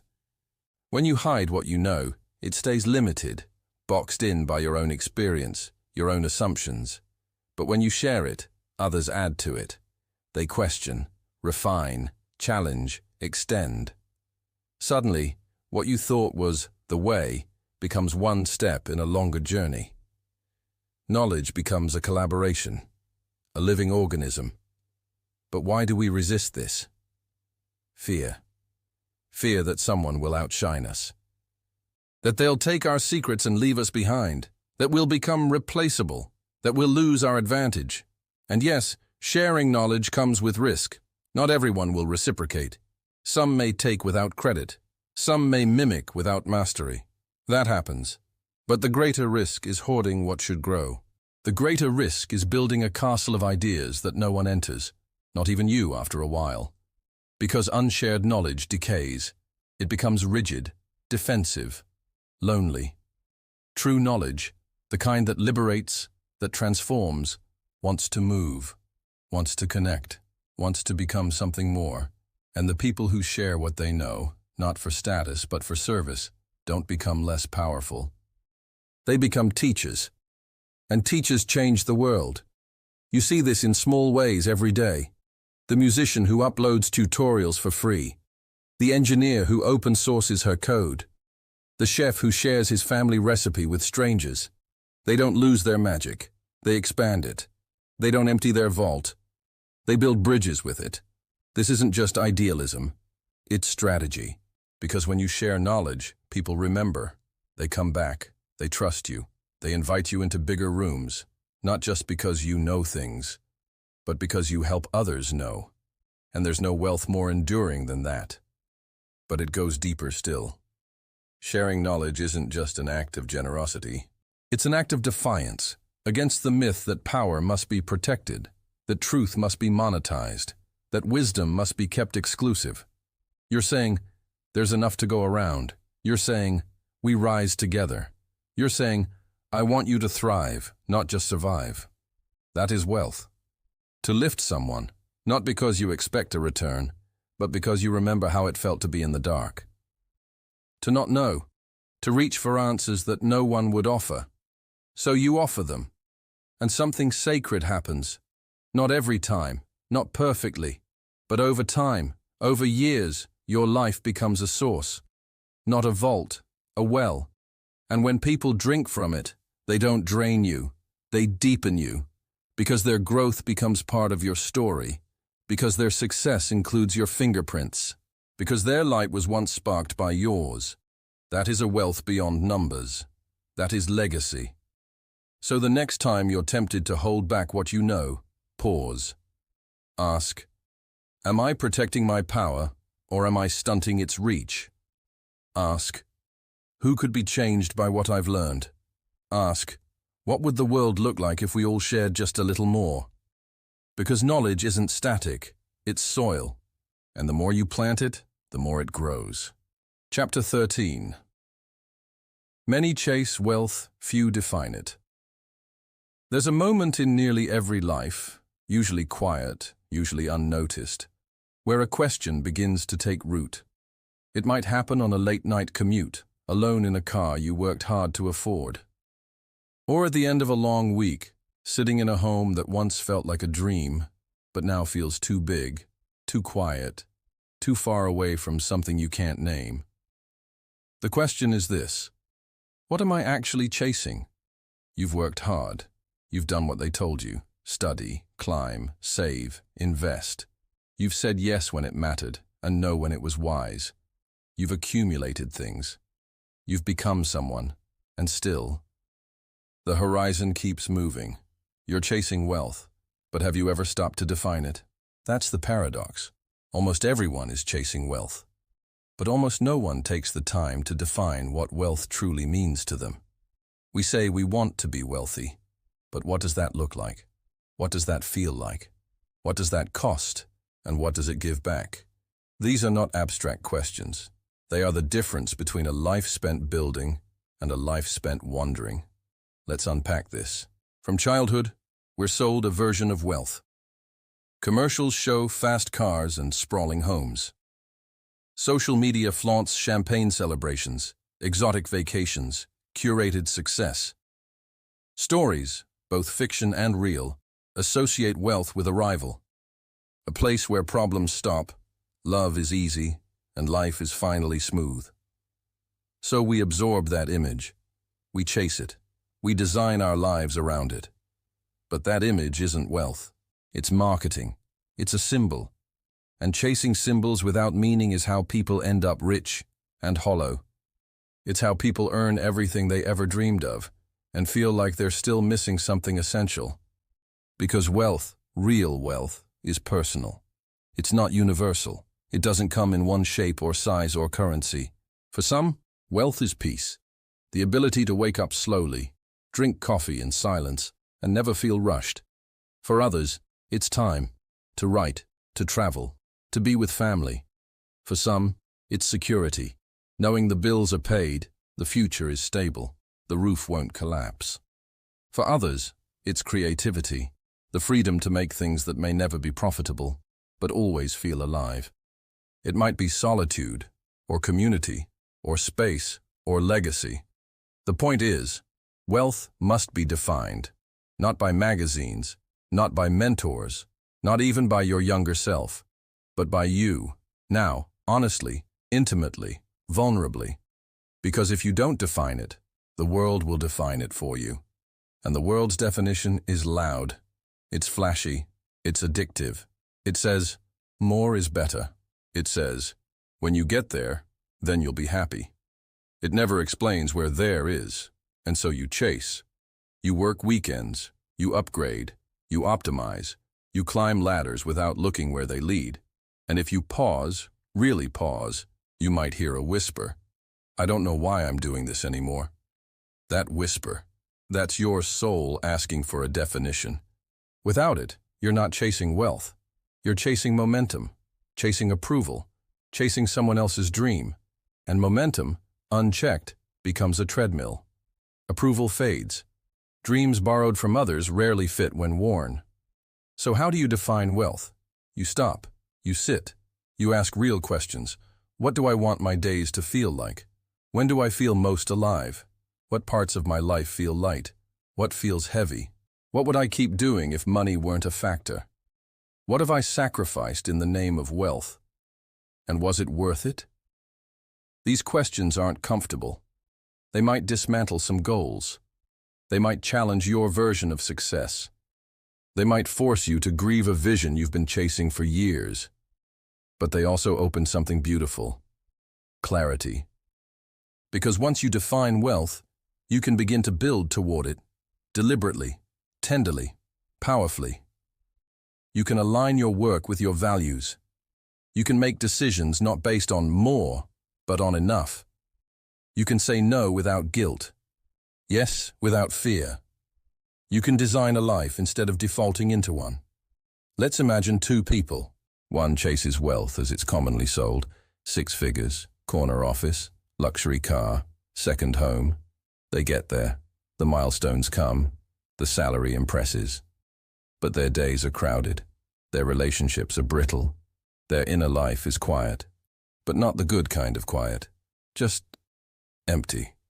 They look successful, but they never defined what success was supposed to feel like. The second person took longer. Their path was meandering. They didn't always impress their peers, but they knew what mattered to them. Time with their children, creative work, spiritual practice, modest travel. They built slowly, intentionally. They said no often, They chose stillness over spectacle. And now? Their life fits. It doesn't sparkle, but it glows. That's the difference definition makes. That's the difference between chasing and arriving. It's not that the second person has more. It's that they know what more means to them and where to stop. That's wealth. Wealth is not about acquisition. It's about alignment. It's about living in a way that matches what you value. It's about feeling, deep in your chest, this is mine. Not because I own it, but because I chose it. It's about looking at your life and seeing not a resume, but a reflection. And once you define wealth, everything changes. Your spending, your schedule, your ambitions. You stop running someone else's race. You start walking your own path. You make peace with simplicity, or you make peace with risk, or you make peace with the fact that you're not here to impress anyone, just to live well, on your terms. And yes, that definition might evolve. What feels like wealth at 25 might shift by 40. That's okay. We don't define wealth once. We define it again and again, as we change, as we deepen. But the key is to define it. To not assume. To not outsource. Because a life without definition becomes a life lived in reaction, always reaching, never resting. So pause today. Ask the question no one teaches us to ask. What does wealth mean to me? Not in dollars, not in things, but in feelings, in presence, in peace. Because if you don't define it, you'll chase shadows, you'll build castles in someone else's kingdom, and you'll arrive one day at a mountaintop that doesn't feel like yours, and wonder how you got there. Chapter 14. You can inherit money, but not wealth. The will is read, the lawyers nod, the paperwork is signed, and just like that you are richer. It happens quietly, often behind closed doors. A parent passes, a grandparent, or someone you never truly knew. And suddenly, an account swells, a house transfers, a trust unlocks. You didn't work for it. You didn't chase it. It arrives, unearned, and it feels heavy. Or maybe it feels like oxygen at first. The relief of debts cleared, the dream of options. Maybe you travel, invest, rest. Maybe for a while it feels like a gift. But sooner or later, a strange feeling creeps in, a kind of disorientation. You have the money, and yet you don't feel grounded. You spend, but it doesn't satisfy. You plan, but something's missing. And this is the paradox. You can inherit money, but not wealth. Because money is a resource. Wealth is a relationship. You can be handed cash, assets, property. But unless you've built the mindset, the discipline, the emotional maturity to hold it, it might not last. Or worse, it might last, but mean nothing. Because wealth isn't just what you have. It's how you hold it. It's what it means to you. It's what you're free to do and free to walk away from because of it. Let's imagine two people. One inherits a large sum. He's told, "You're lucky." He feels pressure to do something smart, something impressive. He invests in what he doesn't understand. He buys things that don't align with who he is because he hasn't figured out who that is yet. The money gives him power, but not clarity. He loses some. He hides the rest. He never feels at peace. The other receives less, maybe a modest sum. But she spent years thinking about what wealth means. She studied, worked, built habits. She lives simply, but fully. She doesn't treat the money like a prize. She treats it like a responsibility. She invests in experiences, not just returns. She supports people she believes in. She doesn't flash. She flows. Guess which one feels truly wealthy? Money can arrive in a moment, but wealth must be cultivated. That's the hard truth no one talks about. We assume that those who inherit money have it easy, that they're set. But inherited money without inherited wisdom is a recipe for confusion. Because unless you've been taught, or chosen, to understand what money is for, it becomes noise. It amplifies insecurity. It invites temptation. It attracts people who want a peace and doubts that never quite leave. There's a reason so many people who come into sudden wealth, through inheritance, lottery, windfall, end up overwhelmed, or even worse off than before. They had the money, but they didn't have the tools. Tools like discipline, to not let money dictate your self-worth. Perspective, to know what matters before you can afford anything. Boundaries, to protect your time and energy from those who now see you as a resource. Gratitude, not performative, but real, the kind that prevents entitlement and fosters stewardship. Purpose, a reason bigger than accumulation. You can't inherit those things. You must build them. And the families that sustain wealth across generations, they know this. They talk about money, not just how much, but why. They teach their children not just to save, but to choose. Not just to earn, but to give. Not just to spend, but to consider. Because they know the money is vulnerable if the mindset is weak. They understand that real wealth isn't a vault, it's a worldview. And if you don't build that worldview, money becomes either a god or a ghost. Some people worship it. It defines their value, their success, their identity. Others fear it. They avoid looking at it, talking about it. They treat it like a burden they're not worthy of. Both are forms of disconnection. Both are signs that money is present, but wealth is not. Because wealth is about relationship. With money, yes, but also with time, with values, with legacy. If someone hands you a fortune and you haven't learned how to spend time well, you'll squander both. If someone gives you property, but you haven't figured out what kind of life you want, you'll end up with more space and less presence. If someone gives you a trust fund, but never trusted you with truth, with responsibility, with vulnerability, you may end up rich, but unprepared. That's the difference. Money is a resource.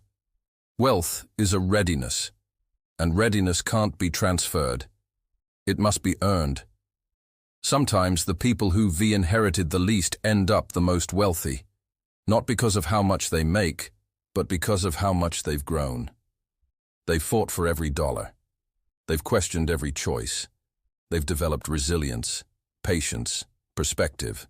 And those qualities, they compound. They become the soil from which lasting wealth can grow. So what does this mean, practically? If you've inherited money, pause. Not in guilt, not in shame, but in reflection. Ask yourself, what do I want this money to do for me, for others, for the world? What habits do I need to build to hold this well? What parts of me, maybe impatient, maybe afraid, need to be brought into the light? What definitions of wealth do I want to adopt or reject? Because you can inherit money, but you must choose to inherit wisdom. You must choose to become the kind of person who can carry what you've been given, not just logistically, but spiritually. And if you've inherited nothing, you're not behind. You're just building the long way. And that long way, it builds roots, it builds identity, it teaches you the value of each small step. And when the money does come, and it will in one form or another, you'll hold it differently. Not as a rescue, not as a reward, but as a tool, a resource, a mirror. Because wealth, when built instead of inherited, becomes a reflection of who you are, not just what you've been handed. And when that happens, you realize the true inheritance was never the money, it was the mindset. It was the moment you chose to become the kind of person who defines wealth for themselves. Chapter 15. True wealth is having nothing to prove. There's a certain kind of silence that surrounds truly wealthy people. Not the loud kind of wealth, the Instagram kind, the red carpet kind, the look at me kind. That's a different game entirely. That's performance. That's costume. That's the glittering surface of a life that may or may not feel as good as it looks. But true wealth? It doesn't need an audience. It doesn't need applause. It doesn't need to be seen to feel real. And that's the paradox. True wealth is having nothing to prove. Not because you've proven it already, not because you've won, but because you've finally realized there's no scoreboard that matters more than your peace. Let's start with the world most of us are born into, a world of metrics. From a young age, we learn to measure and be measured. Grades, awards, status, likes, followers, salaries. Who has the bigger office, the fancier title, the newer car? We are told again and again that we must earn our worth, that we must gather proof that we belong, proof that we matter, proof that we're doing well. And so we collect titles, degrees, things. We try to dress the part, speak the part, play the part, all the while hoping someone somewhere will nod and say, "Yes, you're enough now." But here's the secret no one tells you. That nod never comes. Or if it does, it doesn't last. There's always someone with more, someone shinier, louder, more admired. And so the race continues, not toward freedom, but toward exhaustion. That's what happens when you live your life to prove something. It begins to hollow you. You become less of a person and more of a presentation. You edit your truth. You filter your story. You show what shines and hide what aches. Even your success becomes a mask. Because if you're only successful in order to prove you're not a failure, then even success feels like pressure. But then, for some people, something changes. Maybe it's age. Maybe it's pain. Maybe it's wisdom won through enough cycles of proving and performing and still feeling empty at the end of the day. Whatever it is, they stop. Not everything, but something deep. They stop needing to be seen. They start living for alignment, not applause. They begin to define wealth in a new way, not as a collection of things, but as a relationship to self. And in that shift, something powerful happens. They no longer need to be understood. They no longer need to be envied. They no longer need to be validated by people who are also performing their own insecurities. They begin to live in a quiet kind of freedom, the kind that doesn't need to raise its voice to feel real. That is true wealth. True wealth is waking up without dread. True wealth is going to dinner with someone and not needing to steer the conversation toward your achievements. True wealth is wearing something because it feels good, not because it impresses. It's turning down an opportunity that would make you look successful because it doesn't feel aligned. It's knowing what you value and building your life around that, even if it doesn't fit neatly into anyone else's idea of success. True wealth is emotional sovereignty. It's the ability to be your whole self without needing to explain. And this isn't arrogance. It's not indifference. It's not, "I don't care what anyone thinks." It's, "I care deeply, but I no longer need to manage others' perceptions in order to feel whole." It's, "I can be kind without needing to be liked." It's, "I can be quiet without needing to fill the silence with performance." But how do we get there? How do we move from proving to peace? It starts with this truth, that trying to prove your worth is a response to pain. At some point, you were made to feel not enough. Maybe by a parent, a system, a society obsessed with image, a moment of humiliation, a slow drip of comparison, a feeling that everyone else got the rule book, and you're faking your way through. And so, you began building a case, proving you belonged, proving you were worthy of love, of praise, of being chosen. But proving is a cycle. The more you do it, the more addicted you become, because external validation is like sugar, a quick hit that fades fast, leaving you craving more. And the only way out is inward. To ask, who am I when I'm not performing? What do I want when no one's watching? What kind of life would I build if I didn't need anyone else to be impressed? That's not easy work. It may mean disappointing others. It may mean redefining success, not as bigger, faster, more, but as truer, quieter, mine. It may mean letting go of old identities that made you feel important. But on the other side of that letting go is wealth. A wealth that doesn't scream. A wealth that smiles. That doesn't chase.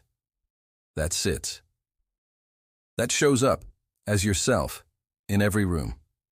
And not because you're the smartest, or the richest, or the most admired, but because you're finally at home, in your own life, in your own body, in your own rhythm. This doesn't mean you won't still strive. Ambition can be beautiful, when it's not a substitute for self-worth. You can still build, grow, create, contribute. But now, the engine has changed. You're no longer driven by fear. You're moved by purpose, by service, by joy. You've stopped climbing a ladder that leads nowhere. You've stepped into your own path. And that, right there, is the moment of wealth. When you realize that proving yourself is no longer your full-time job, that being yourself, fully, honestly, imperfectly, is more than enough. So here's the question. What are you still trying to prove? To whom? And why? And what might your life feel like if you stopped? If you trusted that who you are, not what you show, is the source of your value. Because wealth isn't a stage, it's a sanctuary. And true wealth? It's the ability to walk off stage entirely and know with your whole heart that you are already enough. Chapter 16. The more you need to show your wealth, the less of it you likely have. There is a moment, subtle but unmistakable, when someone starts to perform their life. You see it in the extra pause before a sentence, in the carefully dropped mention of a brand, in the photo that gets taken before the moment is fully lived. You see it in how they walk into the room, scanning not to connect, but to measure. Who noticed? Who is impressed? Who looks jealous? The irony is, the more they try to show how successful they are, the more you begin to sense what is missing. This is the paradox. The more someone needs to show their wealth, the less of it they likely have. It is not always about numbers. Often it is about security, or the absence of it. Real wealth, the kind that runs deep, does not need to be performed, because wealth that is truly felt does not crave validation. It does not whisper, "Please see me." It does not need applause. But let us go back. We are raised in a world of visibility, a world that teaches us early, if it is not seen, it does not count. Childhood praise is often given not for being but for doing, for getting the gold star, the A+, the award. We learn that identity is earned, that worth must be shown, and so we start to perform. We perform goodness, we perform intelligence, we perform beauty, excellence, success, and eventually we perform wealth, or at least the symbols of it. We learn the markers, the clothes, the car, the postcode, the square footage, the vacations, the seats at the table, and we wear them like armor, hoping they will protect us from the ache of not feeling enough. But here is what no one tells you in those early years. The people who are the most secure rarely show it. They do not need to. They are not competing in that game anymore.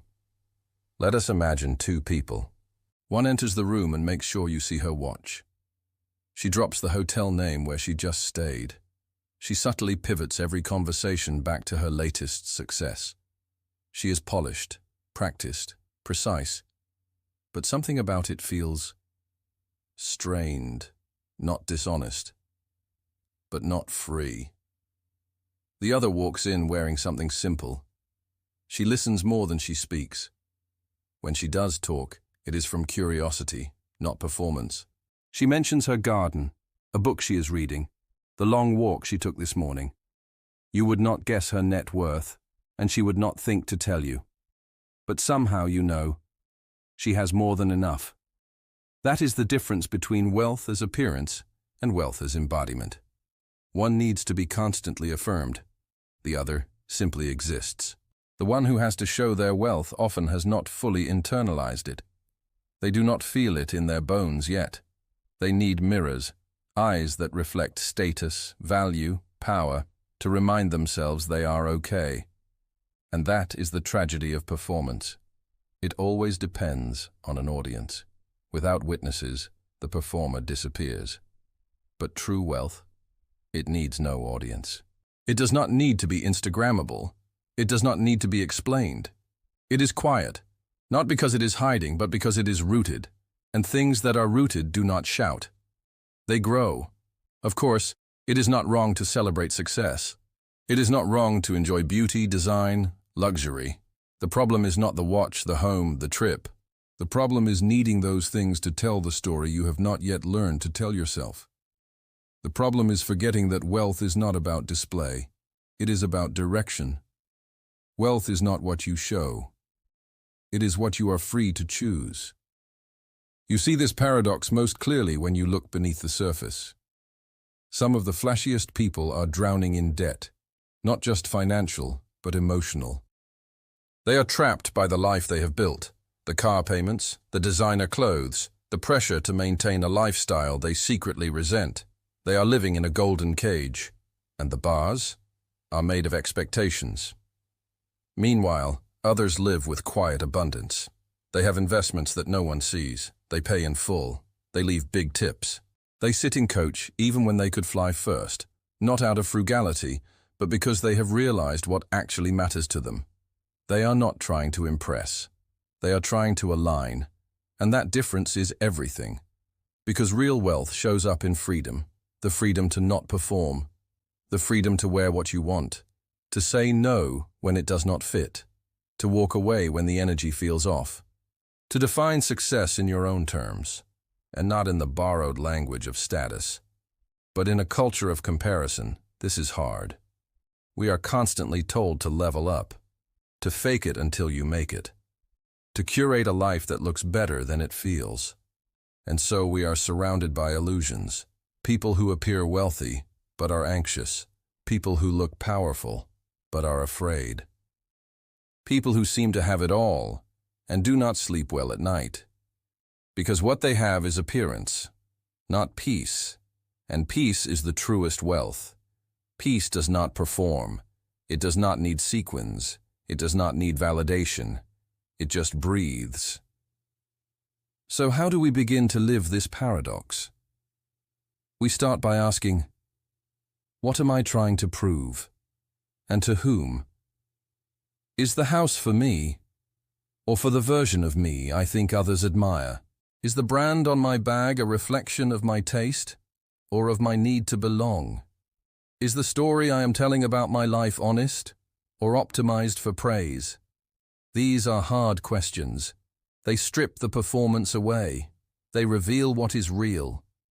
But that is how wealth begins, with clarity, with honesty, with the courage to say, this is enough for me even if it does not impress you.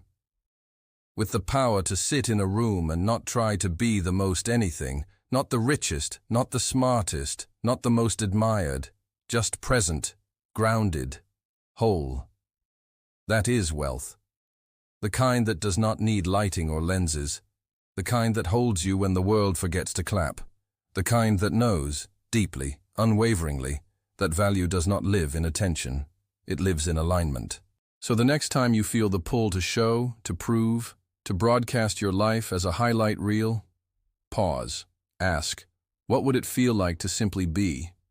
What would it feel like to build a life that does not need to be performed? That, right there, is the paradox's gift. When you no longer need to show your wealth, you are probably standing in the middle of it. Chapter 17. Wealth is abundant, but people see it as scarce. Somewhere along the line, we learned to clutch, to grip tight, to believe that if someone else wins, we must lose. It's not always said out loud.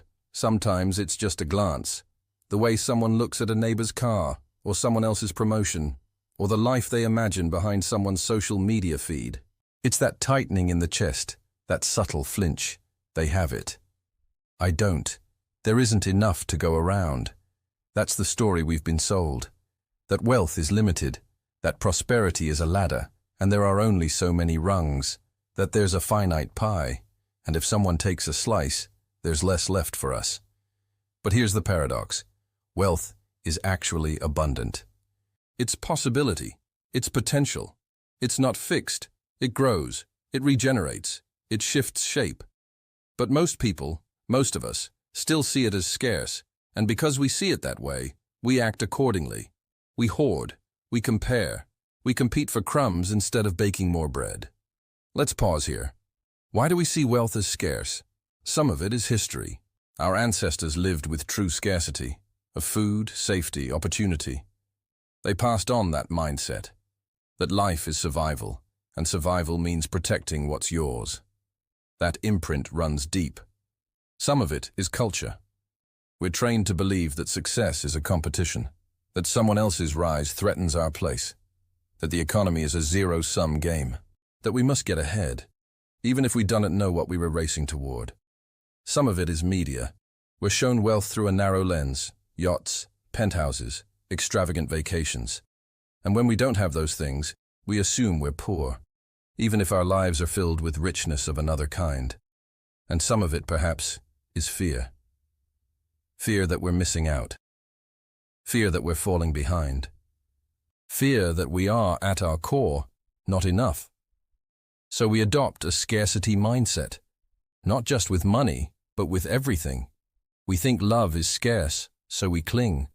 We think time is scarce, so we rush. We think opportunity is scarce, so we grab, even when it's not right for us. We forget that wealth is not just what you own. It's how you live. It's the quality of your hours, your relationships, your thoughts. It's freedom, not just financial freedom, but emotional freedom, mental freedom, the ability to be generous with your time, with your ideas, with your energy. That kind of wealth is infinite. It expands the more it's shared. You give someone your attention. It doesn't cost you. It connects you. You support someone's dream. You don't lose your own. You multiply possibility. You mentor, you teach, you elevate, and the whole field gets better. That's what abundance looks like. But you have to learn to see it. It doesn't scream for attention. It doesn't look like the highlight reel on your feed. Sometimes abundance looks like breathing space, like silence between appointments, like a walk in the woods where no one needs anything from you, like waking up and realizing nothing is urgent and you get to choose. That is wealth. But here's the catch. You will miss it if you are focused on what you lack. Because scarcity isn't just a condition, it's a lens. And when you wear it, even abundance can look like emptiness. Even wealth can feel like poverty. Let's look at two people. One has a high income. They live in a beautiful home, drive a luxury car, have all the signs of affluence. But they're always anxious, always reaching, always comparing. They feel behind, even though they're ahead by every metric. Their life looks abundant, but it feels scarce. The other lives modestly. Their income is average. Their wardrobe is simple. But their days are filled with things that matter to them. Gardening, reading, volunteering, cooking for friends. They aren't chasing. They feel full. Their life looks simple, but it feels abundant. Same world, different lens. That lens, scarcity or abundance, changes everything. It changes how you spend, how you give, how you rest, how you see others. Because if you believe wealth is scarce, you'll always be in competition. You'll resent those who seem to have more. You'll hesitate to share your ideas, your time, your trust, because you're afraid of running out. But if you believe wealth is abundant, you move differently. You celebrate others' success because you don't see it as a threat. You give freely because you know generosity grows things. You rest because you're not in a race. You build, not to prove, but to contribute. And perhaps most importantly, you begin to see wealth not as something out there, waiting to be found, but as something in here, waiting to be expressed. So how do we shift from scarcity to abundance? First, we tell the truth. We acknowledge where we've been trained to fear lack, where we've internalized the idea that there's not enough for me. We hold that gently, not with shame, but with curiosity. Then we begin to practice abundance. Not by spending recklessly, but by noticing what we already have, by pausing to savor, by giving, not everything, but something, time, kindness, attention, encouragement. We begin to trust that our needs will be met, that life is not just about extraction, but exchange. And we remember that abundance is not a personality trait, it's a discipline. It's a practice. It's a decision you make, again and again, in a world that tells you to fear. A decision to open instead of close, to collaborate instead of compete, to breathe instead of brace. And the more you do it, the more you see. The world isn't as tight as it once seemed. There are more paths, more chances, more joy, more wealth, not just for a lucky few, but for those willing to stop clutching long enough to see it. Wealth is abundant. It's in the air, the ground, the ideas waiting to be shared, the hands willing to hold one another up. But to see it, you must change your gaze. From what you lack, to what you already hold. From who has more, to how you can give. From fear, to flow. And when that shift happens, you realize you were never poor, just blind. And now you see. Chapter 18. Wealth can isolate you from problems or from people. You finally made it. The bills are paid. The fridge is full. The car starts every time.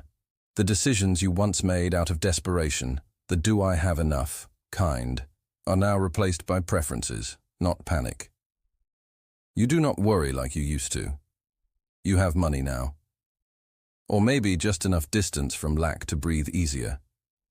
Either way, you have a layer of insulation that others do not. A buffer. You no longer live with the edge of need constantly nipping at your heels. At first, this feels like peace, but then something strange happens. A friend calls, struggling, and you hesitate to answer. Not because you do not care, but because their pain reminds you of yours, or because you do not know what to say anymore, or because deep down you are afraid you have drifted too far. Or maybe you are at dinner, and people are talking about rent, about rising grocery prices, about student loans, and you feel a kind of quiet guilt. You listen, but do not speak. You are unsure if your story still fits here. You have gained comfort, but you have lost something else. Connection. This is the paradox. Wealth can isolate you from problems, or from people. It can lift you out of struggle, while quietly lifting you out of intimacy. And if you are not careful, the very thing that was supposed to liberate you will begin to separate you. Let us break this down. First, the obvious. Money does protect you. It softens the blow of life's unpredictability. A broken car does not break your month. An emergency does not spiral into debt. You can afford therapy, quality food, safe housing, time off. These are not small things. These are real, life-altering gifts. And if you have lived without them, you know, wealth can be a form of shelter. But shelter can become a wall. It starts subtly. You stop riding public transportation.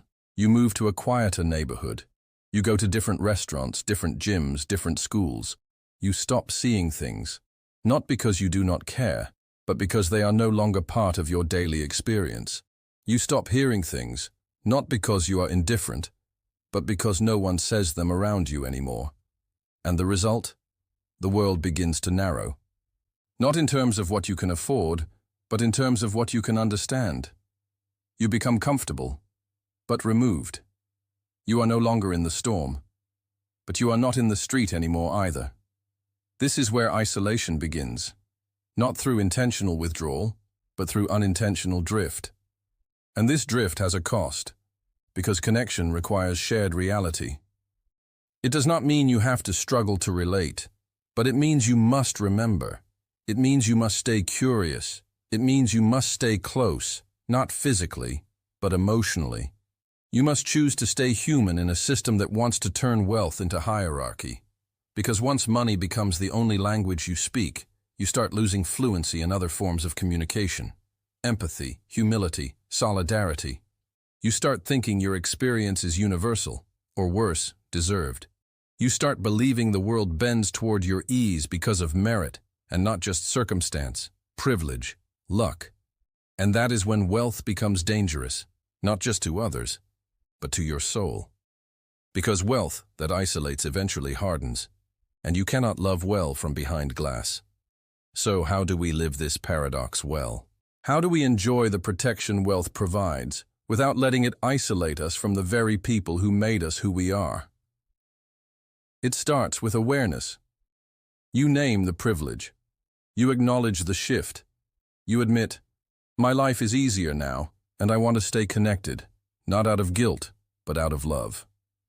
Then you practice presence. You stay in conversations that make you uncomfortable.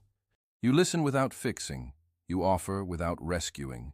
You let people have their pain, not to create distance, but to create truth. And you resist the urge to explain your comfort in every room, because sometimes what is needed is not your story, it is your solidarity. Next, you remember where you came from. You remember what it felt like to dread your bank balance, to do math in your head at the grocery store, to sit in rooms where everyone else seemed to know something you did not, about money, about confidence, about ease.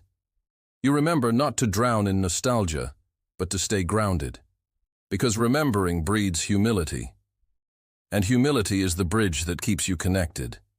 Finally, and most radically, you invite people in, not to show off, not to offer charity, but to create space. You open your home, not just to those who impress you, but to those who need rest. You open your schedule, not just for business meetings, but for real conversations. You open your wallet, not to control, but to contribute. Because the way to reverse isolation is not retreat, it is participation. It is generosity, not just financial, but relational. It is saying, I want to stay in the human story, not above it, not apart from it, in it. Because wealth does not have to isolate, it can also connect. It can create tables, it can fund healing, it can buy time, and that time can be given, not just consumed. You can use your freedom to free others. You can use your stability to anchor others. You can use your success to lift, not to loom. But only if you choose to stay soft, to stay listening, to stay near. Because the truth is, we all want to be seen. Not for our titles, not for our clothes or cars or bank balances, but for our presence, our honesty, our humanity. And you do not lose that when you become wealthy. You only lose it when you forget. So let your wealth protect you. Let it soften your days. But do not let it steal your seat at the table of ordinary, beautiful, messy human life. Do not let it turn your life into a penthouse no one visits. Use it like a bridge. Use it like a tool. Use it like a story, one you keep telling with open hands. Because wealth can isolate you from problems, but it does not have to isolate you from people. Not if you choose differently. Not if you remember what wealth is really for. Chapter 19. Wealth can come from subtraction, removing clutter, noise, or stress. At some point, you look around and realize the walls are closing in, but not because the room got smaller. It's because of what you filled it with. Not just things, tasks, tension, noise, options, notifications. Stuff you thought you needed, ideas you once believed, relationships you kept too long, responsibilities you never questioned. You thought wealth would feel like more. But the truth begins to whisper. Maybe it's about less. Maybe real wealth is the freedom to let go. And so you reach the paradox. Wealth can come not from accumulation, but from subtraction, from removing the clutter, the noise, the unnecessary stress that quietly steals your time, your energy, and your clarity. It's not what you've added that makes you rich. It's what you no longer have to carry. We don't arrive at this realization easily. We live in a world that celebrates more followers, more hustle, more experiences, more productivity, more upgrades, more square footage, more options on the menu, more goals in the planner, more. It's subtle at first, the pressure to keep up, but eventually it becomes a lifestyle. And before you know it, your calendar is full, your home is bursting, your mind is racing, and you still feel poor. Poor in peace, poor in time, poor in spaciousness, poor in the ability to breathe. Because no one told you, abundance can suffocate too, especially when it's the wrong kind. We assume that wealth is about the ability to buy, to own, to consume. But what if wealth is actually about not needing, about not having to prove, about not having to run, about not having to hold more than your hands were built for? Let's start with the physical. Walk into a minimalist's home. Not the staged kind, but the real kind. It's quiet, not just in sound, but in presence. There's space, light, surfaces you can see, objects that belong. A rhythm that feels intentional. You might assume they can't afford more. But often, they could. They've just chosen not to. Not because they're denying themselves, but because they've discovered something. Every object carries weight. Every item in a drawer. Every piece of clothing in a closet. Every tech gadget collecting dust. It all requires energy, maintenance, decisions, attention. And when you subtract it, you gain something back. Time, clarity, focus, peace. That's wealth. Or look at someone's calendar. One version is packed. Meetings, calls, appointments, obligations. No white space, no breath. The other has room, margins, protected blocks for nothing. Not because the person is lazy, but because they're wealthy enough to protect their time. They've subtracted commitments that no longer serve. They've said no to good things to make space for essential things. They've stopped equating busyness with importance. That's wealth. Or zoom in even more. Listen to a conversation. One person talks fast, tries to fill every silence, explains everything, defends, proves, performs. The other is slower, comfortable with quiet, doesn't over-explain, doesn't need to be right, doesn't need to win. They've subtracted ego. That's wealth. Because every subtraction, when done with intention, becomes an expansion somewhere else. Less clutter, more presence. Less comparison, more confidence. Less consumption, more satisfaction. Less stress, more health. But here's the challenge. Subtraction isn't celebrated. We praise the person who adds, who builds, who earns, who grows. We rarely praise the person who says, actually, I've had enough. Who walks away, who simplifies, who chooses a smaller life on purpose. But that person might be the wealthiest of all, because subtraction is not loss. It's liberation. It's saying, I don't need this to feel full. It's the opposite of addiction, which is more, more, more. Subtraction says, I'm already enough. Think of it like a sculpture. Michelangelo didn't create David by adding marble.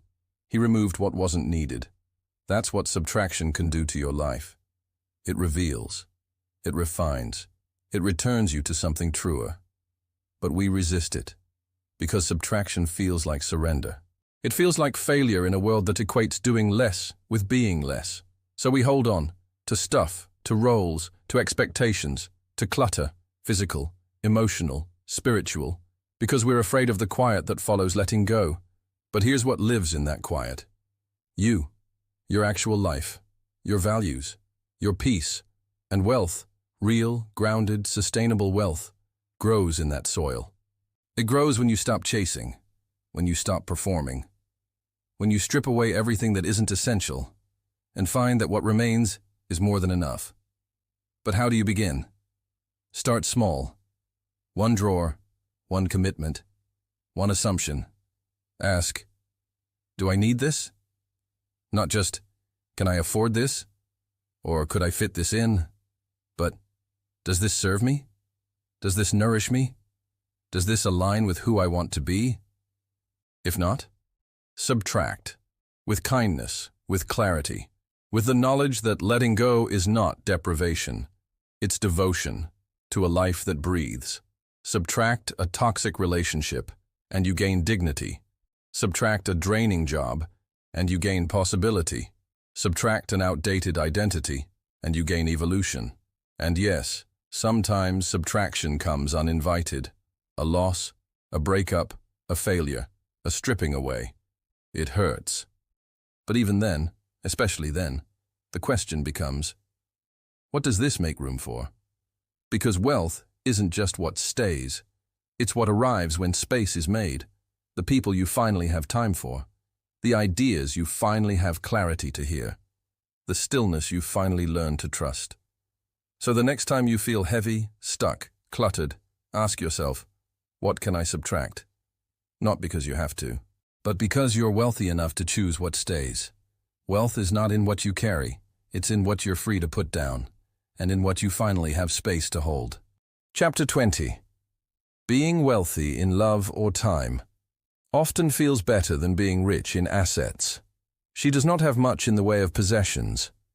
Her shoes are worn, her car hums with age, and her home is modest, small, slightly cluttered, and full of life. She does not check her bank account every day because it has not changed much in years, but every morning she drinks her coffee slowly, watching the sky change. She calls her sister just to hear her voice. Her evenings are spent with people she loves, cooking food that feeds more than the body. Her life moves at a pace that allows for laughter, for presence, for time. She is not rich, but she is wealthy. And in a different house, a few streets over, is someone else. A man with marble countertops, six-figure savings, leather seats, and a view from the 32nd floor. His fridge is stocked by delivery, his time is claimed by contracts. He has not missed a mortgage payment in his life, but he has missed every birthday for the past 3 years. He is rich. But sometimes at night, when the silence feels too loud, he feels poor. This is the paradox. Being wealthy in love or time often feels better than being rich in assets. Not because money does not matter. It does. It can feed you, shelter you, protect you. But beyond the threshold of survival, beyond comfort, its power begins to shift. Money provides, but it does not fulfill. You begin to realize it is not what fills your house that matters most. It is who stands in it with you. And it is not how expensive your watch is. It is whether you have time to breathe. Let us go deeper. We are conditioned, culturally, socially, economically, to associate wealth with things. Houses, cars, accounts, the visible, the verifiable, the external. These are the metrics we are taught to measure. But love and time, these are harder to quantify. They do not show up on spreadsheets. They cannot be insured, stored, or flexed. And yet, they make the richest lives. Love gives your days texture.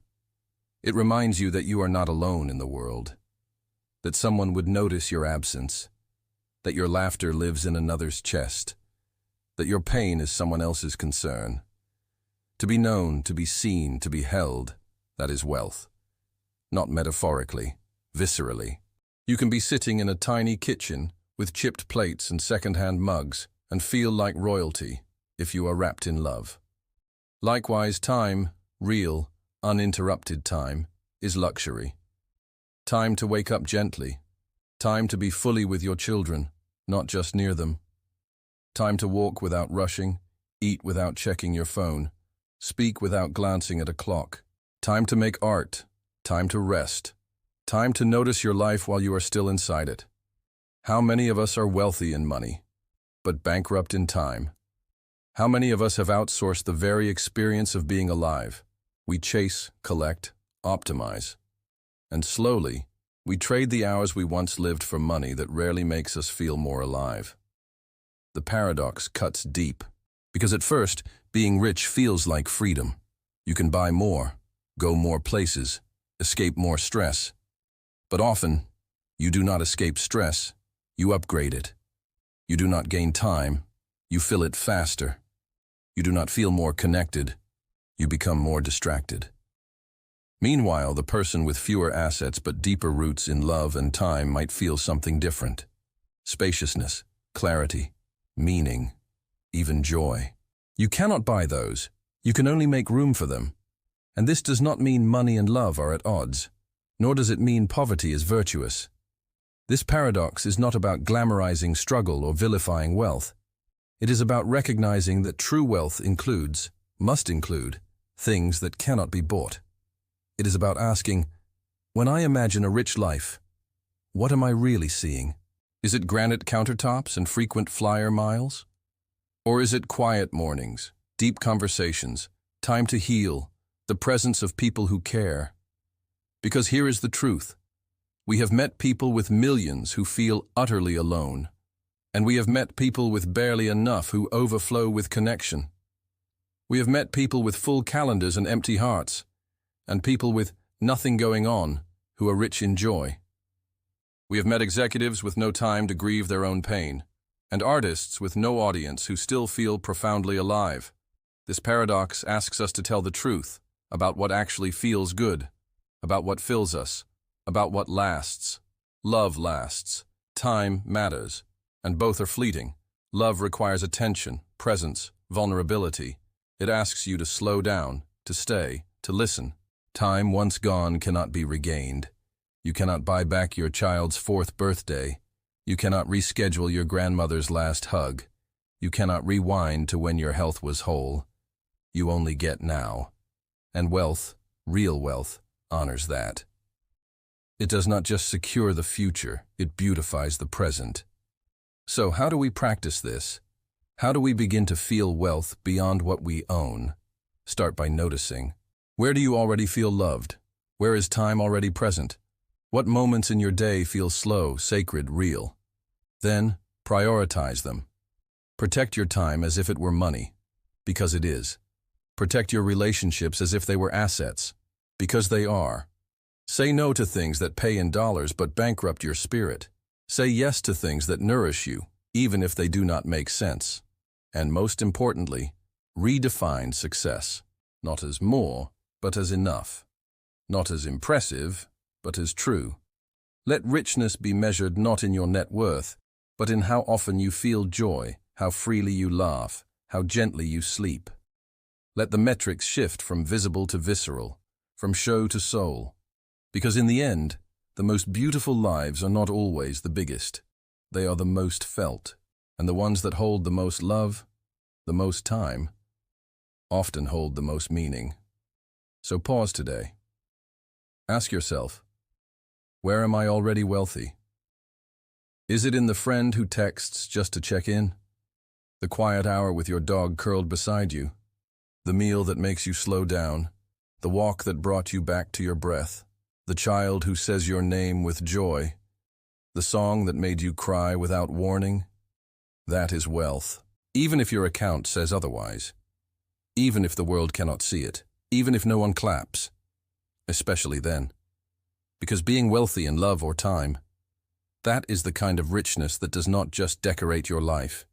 It lives it. And you deserve that. Not one day, but now. Chapter 21. Wealth built on exploitation is poverty in disguise. It looks like success. The numbers are up. The margins are good. The bonuses get bigger. The houses get wider. The accolades louder. There's applause, recognition, influence. The story reads like triumph. But behind the smile, the one printed on brochures, broadcast on stage, something feels off. There's a tension, a hollowing, a silence that creeps in at night when no one's asking for selfies or spreadsheets. And here's the reason why. The foundation is cracked, because it was built on someone else's back. This is the paradox. Wealth built on exploitation is poverty in disguise.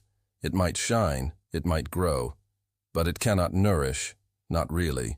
Because real wealth, the kind that satisfies, must be clean. Not perfect, not naive, but clean in conscience, clean in creation, clean in consequence. Exploitation may pay quickly, but it always collects a debt. Let's talk plainly. We live in a world where exploitation is often invisible, or worse, normalized. Sweatshops for fast fashion, underpaid labor for big profits, deforestation for growth, psychological manipulation in marketing, burnout culture disguised as ambition, contracts that trap, fine print that deceives, entire business models built on the backs of people too exhausted to complain.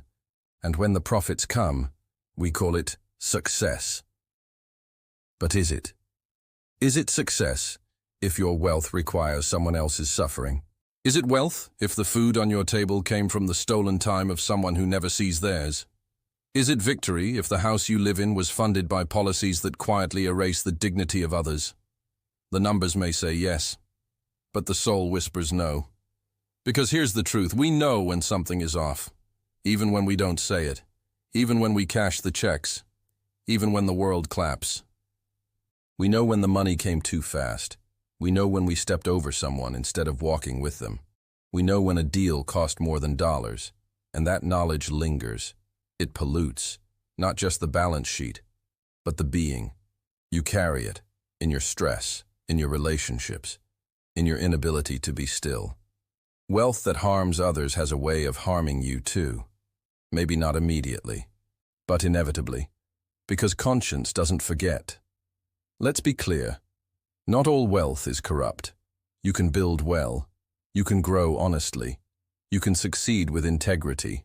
But it requires resistance to the easy path, the quick win, the silent injustice. It requires you to slow down when others rush, to ask questions when others don't, to refuse to exploit just because you legally can. It requires ethics. And ethics, when upheld, become a kind of wealth themselves. They let you sleep. They let you look people in the eye. They let you walk through your life without hiding. But when ethics are traded for efficiency, when profit overrides people, that's not wealth. That's just a dressed-up hunger, insatiable, shiny, hollow. Look at the companies that have collapsed under the weight of their own deception. Look at the billionaires who can't stop working, not because they love the game, but because stopping would mean sitting with themselves. Look at the homes that feel like prisons, the offices that feel like traps, the achievements that feel more like symptoms. This is what happens when wealth is extracted, not created. It doesn't fulfill, it haunts. But now, let's take a different view. Imagine a business built on fairness, fair wages, fair hours, fair expectations, products made with care, services offered with dignity. Imagine leaders who protect, not just produce, who mentor, not manipulate, who see their people as people, not as parts of a machine. It might grow slower, it might not make headlines, but what it does make is peace. And peace is priceless. Because when you build your wealth without stealing someone else's time, health, identity, you're not just rich in assets. You're rich in meaning. You're rich in relationships. You're rich in rest. That's real wealth. And here's something even more radical. When you build with others, not on others, your wealth becomes more resilient. You're not alone at the top. You're surrounded. You're held. Because you didn't climb by climbing over. You climbed by lifting. And when the storms come, as they always do, that matters. You can lean. You can trust. Because you earned your place honestly. And that integrity? It's a currency more stable than any market. So what do we do with this paradox? We examine. Not with shame, but with honesty. We ask, where does my money come from? Who makes what I consume? What systems am I benefiting from, even if I didn't build them?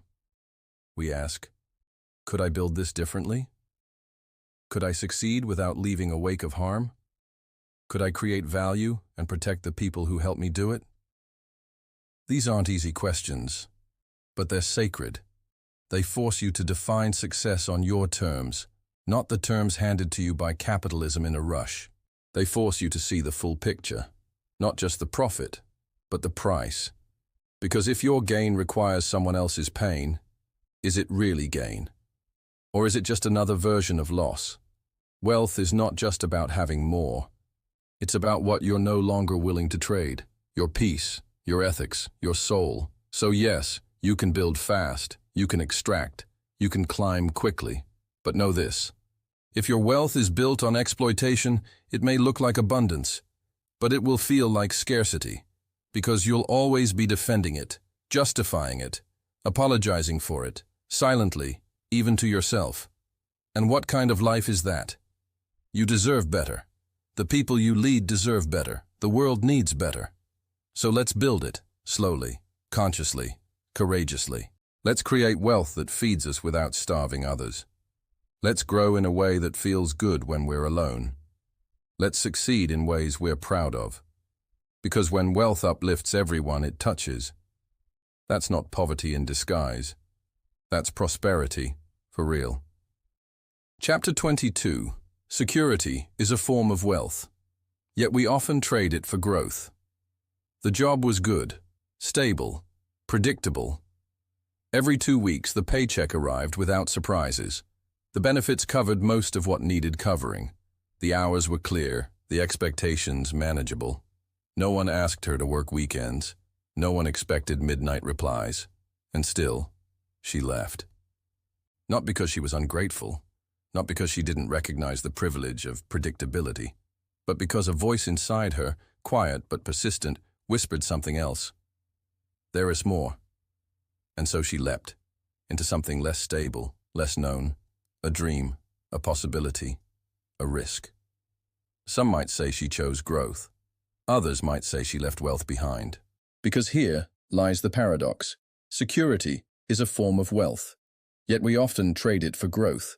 And sometimes we don't even know what we've lost until we were too far out to return. Let's begin with the obvious. Security is not sexy. No one gives TED Talks about stability. No one puts emotionally secure in their bio. We celebrate the bold, the daring, the ones who leap without looking. We idolize the hustle, the grind, the hero's journey. Security? That's for the boring. But what if it's not? What if security, real, quiet, dependable security, is one of the richest forms of wealth we can build? And what if, in chasing the thrill of growth, we're sometimes burning down the very foundation that holds us? Security shows up in different ways. It's the friend who answers your call, no matter the hour. The savings account that buys you breathing room when the car breaks down. The steady job that may not light your soul on fire but gives your mind the calm it needs to heal. The relationship that isn't fireworks but is always there. It's routine. It's reliability. It's the absence of chaos. The kind of silence that isn't emptiness, but peace. And peace, as it turns out, is a currency. You don't know how valuable it is until it's gone. Ask anyone who's lost it. Ask the startup founder who left a steady job to chase a dream, only to lie awake at night, staring at the ceiling, wondering if the next month's rent will come through. Ask the person who left a relationship that felt too safe, chasing passion, only to find themselves navigating loneliness that bites deeper than they imagined. Ask the parent who gave everything to grow the business, only to realize they missed an entire season of their child's life. Growth comes at a cost, and sometimes the cost is security. Now, let's be clear. This is not an argument against growth. Growth is vital. It's holy. It's how we evolve. It's what lets us bloom beyond the boundaries we once accepted. But the problem isn't growth. The problem is forgetting that security is wealth and treating it like it's disposable. We talk about security like it's something we escape from. Secure jobs, safe relationships, comfort zones. We throw those words around like they're traps. But what if they're treasures? What if a secure job is not a limitation, but a launch pad? What if a safe relationship is not dull, but deep? What if a comfort zone is not a cage, but a garden? This doesn't mean we never change. It means we change with care. It means we stop glamorizing recklessness. Because not all leaps are brave. Some are panicked. Some are ego-driven. Some are escapes dressed as ambition. And some are trauma responses masquerading as dreams. So how do we know when it's time to grow? And when we're just abandoning security because we've been taught it's weak? It comes down to discernment. Ask yourself, am I moving towards something, or just away from something? Am I sacrificing security for alignment, or for applause? Do I know what I'm trading? And can I afford that trade, emotionally, physically, spiritually? Because growth that costs you your health is not growth. Growth that costs you your sanity is not wealth. Growth that makes you hate your mornings is not freedom. You don't have to martyr yourself to evolve. You can grow slowly. You can grow softly. You can grow while protecting your peace. There's a myth that says, if you're not uncomfortable, you're not growing. But discomfort is not the only path to transformation. Sometimes safety is. Sometimes the most radical thing you can do is stay. Stay in the job that gives you space to create on the side. Stay in the relationship that feels boring because it doesn't trigger your nervous system. Stay in the routine that gives your body the rhythm it needs to recover. Stay where you are, not out of fear but out of respect for what you've built. That's not stagnation, that's stewardship. We don't talk about stewardship enough. We don't talk about the wealth that comes from sustaining, tending, protecting. But it matters. Because not everything needs to be reinvented. Some things need to be rooted. And security is what lets us grow deep, not just wide, not just loud, but real. That's not to say you should never take the leap. Some leaps are sacred. Some risks are required. But let them be chosen, not chased. Let them be anchored in clarity, not chaos. Let them be based on love for your future self, not on fear of being left behind. Because the loudest people in the room aren't always the freest. And the fastest growing companies aren't always the healthiest. And the shiniest success stories often come with shadows no one sees. Security might not shine, but it holds. It holds you when everything else falls. And that's wealth. So ask yourself today, where am I rich in security, but blind to it? Where have I traded stability for growth? And is that growth actually serving me? Where might I grow more by doing less? What if I didn't burn it all down? What if I built from the foundation I already have? What if I honored the peace I've earned, instead of mistaking it for complacency? Because here's the quiet truth. You don't need to be on fire to be alive. You don't need to be unstable to be inspired. You don't need to throw away your safety to find your soul. Sometimes the safest place is where your next chapter begins, not ends. So hold your security like the wealth it is. Grow, yes, but don't grow at the cost of your ground. Chapter 23. The path to wealth often starts with gratitude. At first, it feels backwards. You're told to want more, to dream bigger, to chase, to climb, to push against limits. You're told that ambition is the engine of wealth, and that desire is its spark. But one day, in the middle of all that motion, you pause. Maybe because you're tired. Maybe because you're lost. Maybe because something, a death, a quiet, a sunrise, stops you long enough to breathe. And in that stillness, something else begins. You look around.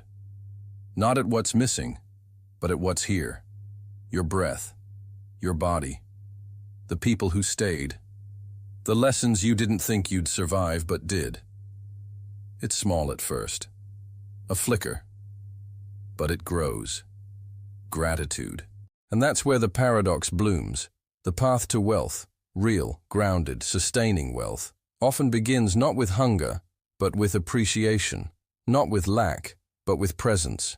Not with striving for more, but with honoring what is already here. Let's slow this down. Gratitude seems simple, a feeling, a polite gesture, a journal entry. It's soft, humble, often whispered. We don't associate it with wealth. We associate wealth with getting, accumulating, dominating, winning. We're told that those who stop to be grateful fall behind, that they lose their edge, that they settle. But here's what gratitude actually does. It shifts your lens. It changes the story from, I don't have enough, to, I have something to build on. It turns survival into foundation. It turns wounds into wisdom. It turns today into something sacred, not just something to endure until you make it. And from that space, not of scarcity, but of sufficiency, everything changes. Because gratitude doesn't kill ambition, it aligns it. It makes you ask, what matters? It lets you see clearly, what do I actually want to grow, and why? You begin to pursue things that match your values, not your insecurities. You make decisions from wholeness, not fear. And those decisions, they build better wealth, more honest, more resilient, more meaningful. Let's imagine two people. One wakes up every day thinking about what he lacks, what he hasn't achieved, what others have. His mind is a scoreboard. His actions are fueled by comparison. He's motivated, yes, but also anxious, reactive, restless. He builds, fast, but without roots. And when he reaches his goals, He barely notices. He's already chasing the next. The other wakes up, takes a breath, and says, "Thank you." She looks at her life with open eyes.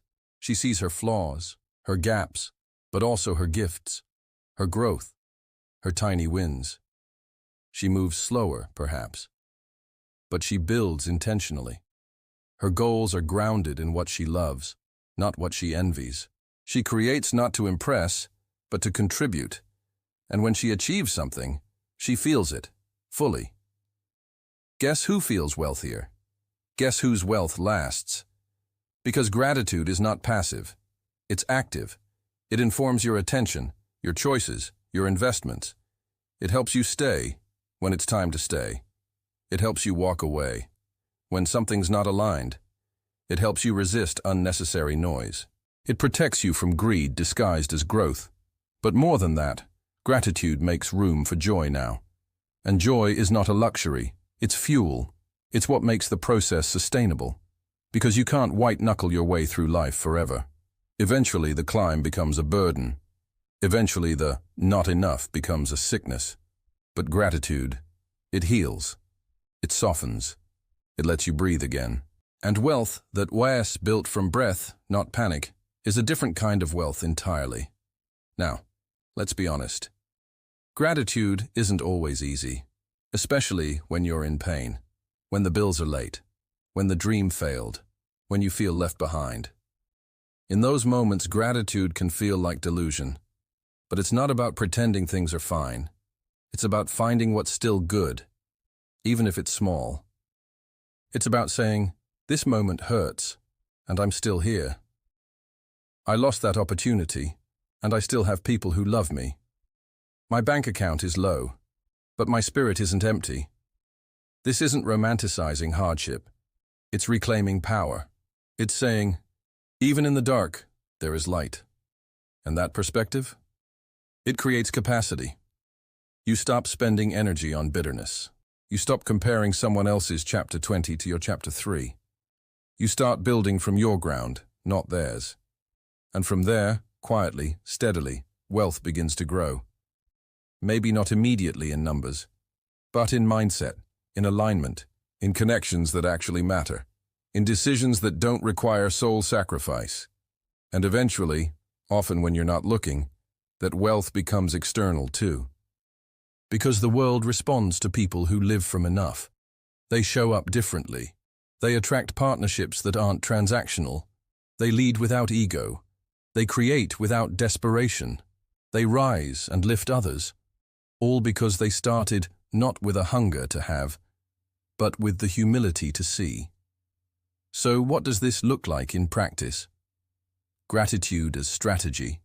Gratitude as structure. It looks like starting your day with what's working, not what's broken. Ending your day with a list of what you noticed, not just what you did. Pausing before a big decision and asking, am I acting from appreciation or from fear? Thanking your past self, even the messy parts, for getting you here. Looking someone in the eye and saying, I see you, thank you. Choosing to celebrate progress, not just perfection. Saying grace, even if only silently, for the ordinary. And if that sounds too simple, try it. Try it for a week. Watch what happens. Not to your bank account, but to your posture, your presence, your ability to choose with clarity instead of noise. Because gratitude creates space. And space is where wisdom lives, where creativity lives, where real wealth begins. So the next time you think about building your future, start here, start now. Start by saying, thank you for what I already have. Let that be your foundation. Let that be your fuel. Because in the end, you can have everything and feel poor, or have little and feel whole. And the difference is often a breath, a moment, a whisper of appreciation, a decision to see the gift before chasing the goal. That's where wealth begins, not in the vault, but in the heart. Chapter 24. Wealth can be inherited, but rarely understood. The papers are signed, the keys are handed over, The accounts transfer with a few formal clicks. The trust opens. The deed changes names.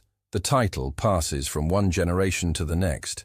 Just like that, you are wealthy, or at least that's what they say. But something lingers, something unspoken, something that doesn't come with the wire transfer. It's the weight of it all, the expectations, the silence, the invisible pressure to do something impressive, the guilt you can't name, the anxiety you can't place. And suddenly, you understand. You may have inherited wealth, but you weren't handed the understanding that should have come with it. This is the paradox. Wealth can be inherited, but it is rarely understood.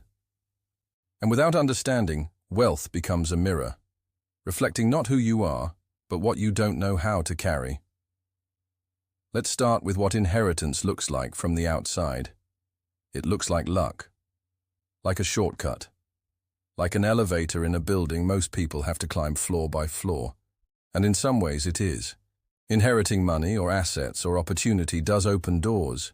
It protects. It positions. But it also conceals. Because what S rarely discussed is that inheritance is not the end of a journey. It is the beginning of a responsibility. And responsibility without wisdom is a burden. Wealth without understanding becomes noise. It becomes confusion dressed as privilege. And the one who inherits, especially if they inherit young, often finds themselves living two lives. One is external. It looks secure, polished, comfortable. The other is internal, full of questions no one taught them how to ask. What is this money for? Who am I allowed to be? What does success look like when I've already been handed the thing most people work toward? What's left to prove? And if I fail, whose legacy do I disappoint? These aren't small questions. They're soul level. And they don't come with the check. Because understanding wealth is not the same as possessing it. To understand wealth is to know what it means, historically, personally, emotionally.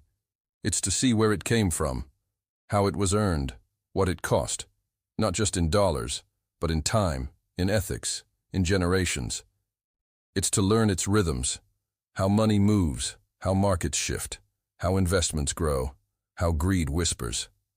It's to recognize your own patterns, scarcity, overcompensation, avoidance, guilt. It's to understand yourself. Because money doesn't just amplify your power, it magnifies your wounds. You can inherit millions and still feel small. You can inherit land and feel rootless. You can inherit access and feel directionless. Because real wealth is not just money. It's the capacity to hold it with clarity. And clarity is almost never inherited.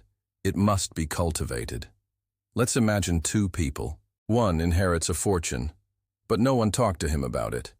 His parents avoided the topic. Money was a ghost, present but never acknowledged. Now he has it, and he has no idea how to handle it. Every decision feels heavy. Every expense is loaded. Every conversation is guarded. He gives too much, then regrets it. He spends to feel something. He underachieves, then overcompensates. He's afraid to touch the money, and afraid not to. The other inherits a modest amount, but along with it, stories, conversations, mentorship. Her parents didn't just give her money. They gave her insight. They explained their choices. They talked about values. They asked her what kind of life she wanted to live. And so, even though her inheritance is smaller, her sense of wealth is deeper. She doesn't feel unworthy of it. She feels responsible for it, not out of pressure, but out of purpose. This is the difference understanding makes. It turns money into a tool, not a test. It turns inheritance into invitation, not intimidation. But that kind of understanding takes time, and often it requires grief. Because to understand wealth, you must first understand loss. Loss of simplicity, of anonymity, of the clarity that comes from building something from scratch. And sometimes the loss of the person who passed it on, because inheritance often arrives after death. And now you hold not just their money, but their absence. And maybe their secrets, and maybe they're mistakes. And now it's yours to figure out. So what do? Where do you begin? You begin by asking, by making the invisible visible, by learning the stories, not just the statements. Who built this? What did it cost them? What mattered to them? And what matters to you? You begin by listening to yourself, to your discomfort, to the parts of you that want to give it all away, or hide it, or flaunt it, or pretend it doesn't exist. You sit with those parts. You don't shame them. You get curious. Because understanding is born of curiosity, and wealth is sustained by understanding. You begin by learning financial literacy, emotional literacy, relational literacy. You learn how to manage money and how to manage your reaction to it.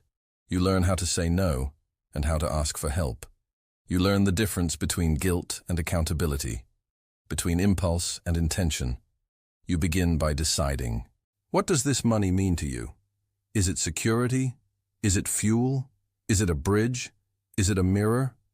You define it before the world defines it for you. Because inheritance without definition becomes inheritance without direction. And directionless wealth tends to go one of two ways. It becomes frozen, locked away, untouched, feared. Or it becomes frenzied, spent wildly, trying to outrun the discomfort it brings. But defined wealth. It becomes integrated. It becomes something you can hold, not just in your hands, but in your identity, because that's the secret. Understanding wealth is not about knowing where to invest. It's about knowing how to inhabit it, how to let it move through your life without overtaking it, how to use it in service of your becoming, not in compensation for your confusion. That kind of understanding doesn't just preserve your inheritance, it transforms it. It turns it into legacy, into meaning, into something your children, or your community, or your world can inherit not just as money, but as wisdom. So yes, wealth can be inherited. But true wealth? That must be learned, lived, chosen, again and again, until the money is not just something you have, but something you understand. Chapter 25. Many measure wealth in dollars, but feel it in peace. The number stared back at him from the screen.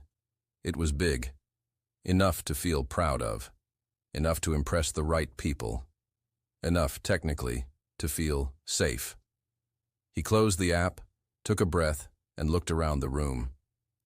Everything was in its place.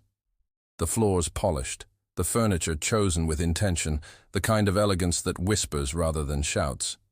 And still, something inside him buzzed. Not with satisfaction, but with noise. He'd built the life he'd once dreamed of. But when he tried to feel it, something was missing. And it wasn't more money. It was something quieter, something softer. It was peace. And that now the paradox. Many people measure wealth in dollars, but feel it in peace. Not because money is meaningless, but because past a certain point, the value of wealth is not about numbers. It's about nervous systems. Not about net worth, but about stillness. Not about how much you have, but how much you can breathe. Let's begin with the obvious. Money matters. In a world built around transactions, access, and survival, money creates space. It provides security. It makes choices possible. If you've ever lived without it, you know, poverty is not just a lack of funds. It's a narrowing of options. It's a stress that lives in your chest, follows you to bed, wakes you before your alarm. It's saying no to things your soul whispers yes to, because rent is due. So yes, money matters. But what happens when you have enough? What happens when the bills are covered, the fridge is full, the future isn't hanging by a thread? For many, the chase doesn't stop. Because we've been trained to believe that more money equals more wealth. More money, more happiness. More money, more freedom. More money, or more you made it. But then you get more. And instead of feeling full, you feel busy, stretched, numb.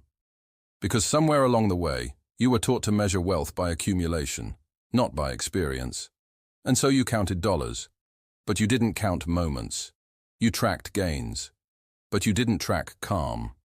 And calm, as it turns out, is where wealth becomes real. Let's pause here. Have you ever had a day where nothing extraordinary happened, but you felt whole? You woke up unrushed, ate something warm, moved your body, talked to someone who saw you, walked outside, maybe noticed the leaves, maybe remembered to breathe. That day? Wealth. Or have you ever sat with someone and time disappeared? No performing, no fixing, just being. That silence, that ease. Wealth. Or those nights when you fall asleep without effort, because nothing is chasing you. Not debt, not fear, not the endless sense of not enough. That is wealth. You don't measure it in dollars, you measure it in exhale. In, I'm okay. In, I don't have to rush. But here's the trick. Peace is subtle. It doesn't flash. It doesn't trend. It doesn't get clicks. So we miss it. We dismiss it. We choose noise, because at least noise feels like something. And so we fill our lives with more. More tasks, more deals, more purchases. We hit financial goals, but miss emotional ones. We check off the milestone, but forget to feel it. And all the while, peace is whispering. I'm what you're looking for. I'm what you think the money will give you. I'm already here, if you'll make room for me. But peace requires something we're rarely taught, enoughness. The ability to pause, to stop chasing, to say, this is sufficient, and I choose to savor it. That doesn't mean you stop growing. It means your growth is no longer powered by fear. It means you're no longer trying to buy your way out of anxiety. It means you're no longer measuring success by how busy you are, how expensive your clothes are, how many zeros trail your salary. You're measuring it in peace. And peace, like wealth, requires discipline. It requires boundaries. It requires you to say no to good things, shiny things, profitable things, if they come at the cost of your calm. Because real wealth doesn't feel like urgency. It feels like alignment. It feels like, I can hear myself think. It feels like coming home to yourself, not just when the day is over, but throughout it. Let's imagine two people. One has a high income, a demanding schedule, and a reputation for being successful, but he's tired. His days feel like conveyor belts. His mind races at night. He keeps pushing because slowing down feels dangerous. He has money, but no peace. The other earns less, lives slower, spends carefully, values her time more than her title. She wakes with intention, listens when people speak, feels her body, respects her rest. She's not rich, but she's not chasing. She has peace. Ask yourself, which one is wealthier? Not by society's standards, but by your soul's. Because peace is wealth. It's the absence of noise you didn't choose. It's the presence of what nourishes you. It is knowing that the life you are living is not someone else's idea of success. It is your own. And the beauty of this paradox, peace doesn't cost money. It costs choice. It costs clarity. It costs you being willing to want something different than what the world celebrates. It means asking, what does my nervous system need? What makes me feel grounded? What parts of my life look rich but feel poor? And what parts look simple but feel sacred? It's not about rejecting money. It's about remembering what it's for. It's about recognizing when your finances are flourishing, but your spirit is starved, and choosing differently. So how do we practice this? You start by noticing. When do you feel most calm? Who helps you slow down? What makes your body soften? Then you protect those things. Put them on your calendar. Honor them like you would a business meeting. Because your peace is your greatest asset. You invest in it with time, with truth, with tenderness. You stop outsourcing your worth to metrics. You stop waiting for money to do what only presence can. And you redefine wealth, not just as what you earn, but as how you live. Because one day, your bank account may be full, but your days will still be made of moments. And moments don't care how much you earn. They care how much of you is there to live them. So chase the money if you must. But don't forget, it's peace you're really after. And peace, once found, is the richest feeling in the world. Chapter 26. You can gain wealth through luck. But keep it only through wisdom. The news hits. The deal closes. The numbers align. Or maybe it's quieter, an unexpected inheritance, a stock that surges, a sudden promotion, a sale that goes viral. Something shifts. You weren't expecting it, not exactly. But now, you're here. Wealthy. Or at least, wealthier than you were yesterday. You celebrate. You exhale. You think, finally. And for a little while, everything feels wide open. You buy the things you couldn't. Say yes to what you used to hesitate over. You feel seen, validated, even admired. You're playing a new game now, one with upgrades. But then time passes, and what once felt like freedom starts to feel fragile. There are questions you never had to ask before, people you're not sure how to trust, decisions that feel heavier, with outcomes you don't fully understand. You find yourself unsure, not because the money is gone, but because something else is missing. Direction, understanding, wisdom. And that is where the paradox reveals itself. You can gain wealth through luck, but you can only keep it through wisdom, because luck opens doors, but wisdom teaches you how to walk through them. Let's begin with luck. It's real, and it's more powerful than most people admit. Being born into the right zip code, meeting the right person at the right time, buying into something before it explodes, being in the room when someone says yes. Luck doesn't ask if you're ready, it just hands you the keys, and sometimes those keys open everything. But here's what luck doesn't do, it doesn't stay. Luck is like lightning, sudden, bright, but fleeting. It doesn't wait around while you figure out what it means. And if you mistake it for permanence, it will slip through your fingers before you ever learn how to use it. This is why so many stories of sudden wealth end in loss. Lottery winners who file for bankruptcy. Athletes who lose everything within a few years of retirement. Entrepreneurs who scale too fast and crash just as quickly. It's not because they were ungrateful. It's because they weren't equipped. Because money without wisdom is like a ship without a compass. It moves, often quickly, but not necessarily toward anything that lasts. So what does wisdom look like? Wisdom is slower. It's quieter. It doesn't sparkle like luck. It doesn't make headlines. But it does something luck never could. It sustains. Wisdom is what tells you, this isn't forever. Don't spend the principal. Say no to that deal, even though it's shiny. Pay yourself second, after you pay attention. If it sounds too good to be true, it probably is. Wisdom is boring sometimes. It's budgeting, planning, asking hard questions, hiring people smarter than you, saying I don't know more often than you'd like. But it's also steady, and steadiness is the soil wealth grows in. Without wisdom, wealth is water poured into cupped hands. With wisdom, it's rain caught in a reservoir, stored, managed, directed, used for something bigger. And here's the beautiful part. Even if your wealth came by luck, your wisdom doesn't have to. You can earn it. You can learn it. You can seek it. But it takes humility. Because wisdom begins where ego ends. It begins when you stop pretending you know how to handle everything. When you ask for help. When you admit what you don't know. When you stop trying to prove you deserve the luck and start trying to honor it. Because luck isn't a reward, it's an invitation, and how you respond determines what comes next. Let's imagine two people. One wins big. Suddenly, she's in a new tax bracket. She buys, she celebrates, she gives generously, but without plan. She assumes the flow will continue. That luck, now that it's found her, will become a friend. But luck doesn't stay for dinner. And when the tide recedes, she's left disoriented. Not just poorer, but unprepared. The other stumbles into opportunity.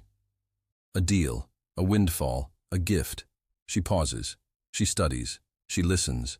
She doesn't freeze, but she doesn't rush either. She lets the noise settle before choosing her next move. She asks what this wealth is for. She plants before she spends. She holds with open palms, not clenched fists.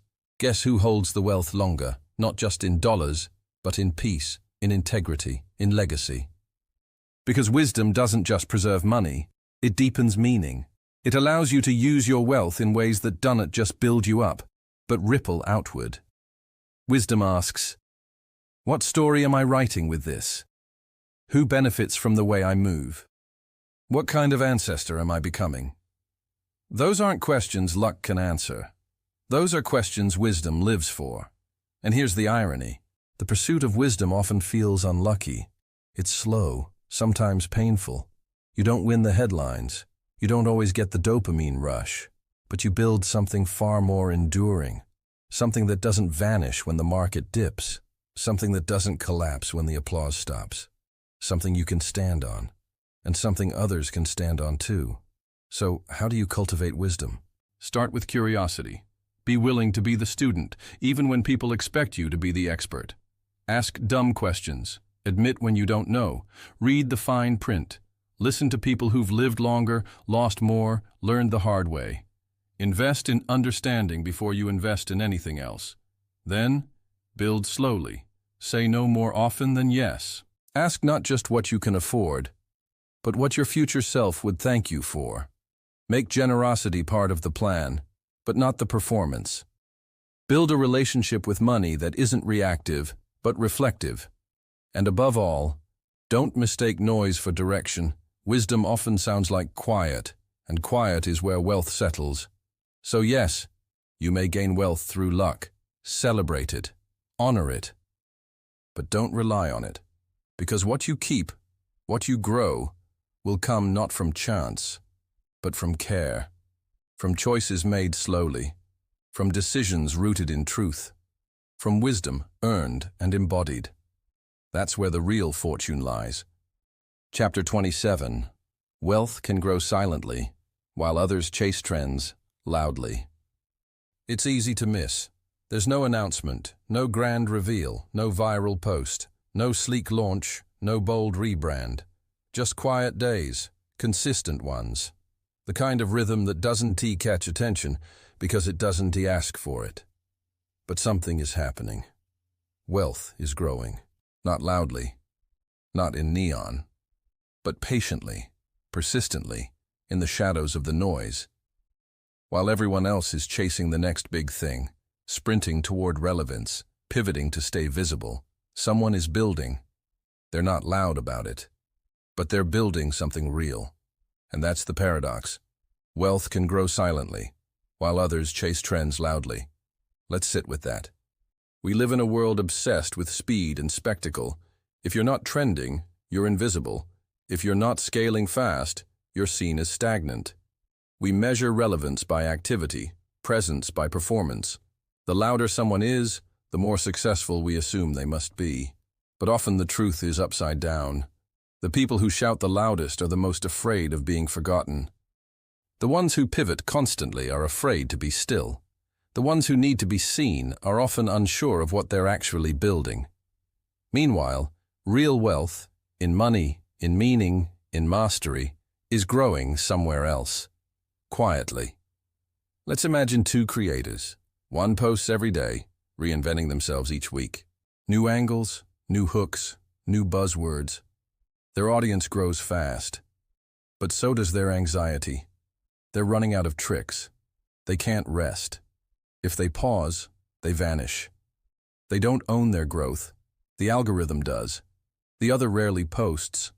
They're working, deep work, honing, crafting, building value. They're not chasing waves. They're digging wells. And when they do show up, it's with clarity, confidence, something built, not just broadcast. Guess which one feels more stable? Wealth that lasts isn't rushed. It matures. It roots before it rises.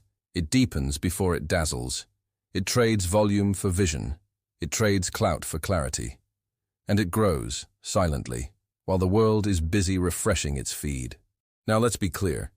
There's nothing wrong with visibility. Attention can be leveraged. Trends can be tools. Sometimes the wave lifts you higher. But the danger is when noise becomes your strategy, when relevance becomes your metric for value, when presence becomes performance. Because then, your growth is no longer yours. It's reactive, conditional, dependent on being seen, not being real. And that kind of growth? It's brittle. It breaks when the trend fades. It fades when the spotlight shifts. It collapses when you stop dancing for it. But silent wealth? Silent wealth doesn't care who's watching. It's built for function, not for fame. It's rooted in process, not perception. It grows in your sleep, because it was planted with care. Think of the investor who never makes headlines, but buys boring, solid things and holds them. Think of the craftsman who sells quietly to a loyal audience, never discounting her time, never scrambling to be viral. Think of the builder who reinvests profits instead of showing them off, who grows slowly but never shrinks. These people rarely trend, but they often endure. Because they're not chasing the dopamine of the next, they're tending to the now. And in that tending, wealth compounds, bit by bit, choice by choice, quietly. Let's take it deeper. Silence is not just an absence of sound, it's a presence of space. And space is where thinking happens, where strategy happens, where vision takes root. But if you are always reacting, always responding to what is popular, you leave no room for originality. You become an echo. But wealth isn't an echo. It's a signal. And signals take time to craft. That's what silent wealth understands. That's why the quiet builder often becomes the loudest legacy. Because while the world was spinning, they were anchoring. While others were pivoting, they were planting. While others were optimizing for attention, they were optimizing for alignment. And alignment lasts longer than applause. So how do you cultivate this kind of silent wealth? You resist urgency. You honor depth. You choose strategy over spectacle. You do the boring things, consistently. You ask, what do I want to grow, quietly, for years, even if no one claps? You ask, what's the cost of being seen? Because attention isn't free, it takes energy. And every minute you spend being visible is a minute you're not being visionary. So you balance it. You show up, but not to perform. You market, but not to mask. You engage, but from a place of overflow, not obligation. You let your work speak, even if it whispers. You trust that the right people find the real things, eventually. Because the internet forgets quickly. But people remember how something felt. They remember quality. They remember integrity. They remember what helped. And when your wealth is built on help, not hype, it grows whether or not it's being watched. That's the power of silent wealth. It's yours. It doesn't need approval. It doesn't need to trend. It just needs truth. So ask yourself, where am I chasing noise? What would I build differently if I didn't need to be noticed? What would it feel like to grow quietly? What kind of wealth would I plant if no one was watching, and it still had to matter? Because here's the truth. Loud growth fades. Silent wealth compounds. And when the spotlight moves on, you'll be left with what you actually built. Let it be something that lasts. Let it be something you'd be proud of, even in the dark. Because wealth doesn't need to shout to be strong. Sometimes the deepest roots grow in silence, and sometimes the greatest fortunes are made, not in noise, but in stillness. Chapter 28. Wealth can blind you to suffering, or empower you to end it. You step out of the car, and the air feels different here. Clean. Controlled. The pavement is smooth. The noise is distant. The windows are tinted just enough. The city is just a few miles away, but it might as well be another planet. You live here now, in this curated world of delivery apps, gated entries, and the hum of things that always work. And then, somewhere in the background, you hear it. A siren, a protest, a story on the news that makes you shift slightly in your chair. You scroll past it. You mean to go back to it. But you don't. You don't mean to forget. But you do. And this is the paradox. Wealth can blind you to suffering, or empower you to end it. Because wealth creates distance, and distance can become disconnection. Let's begin where it's most uncomfortable. Wealth protects. And that protection, that insulation, is part of what makes it powerful.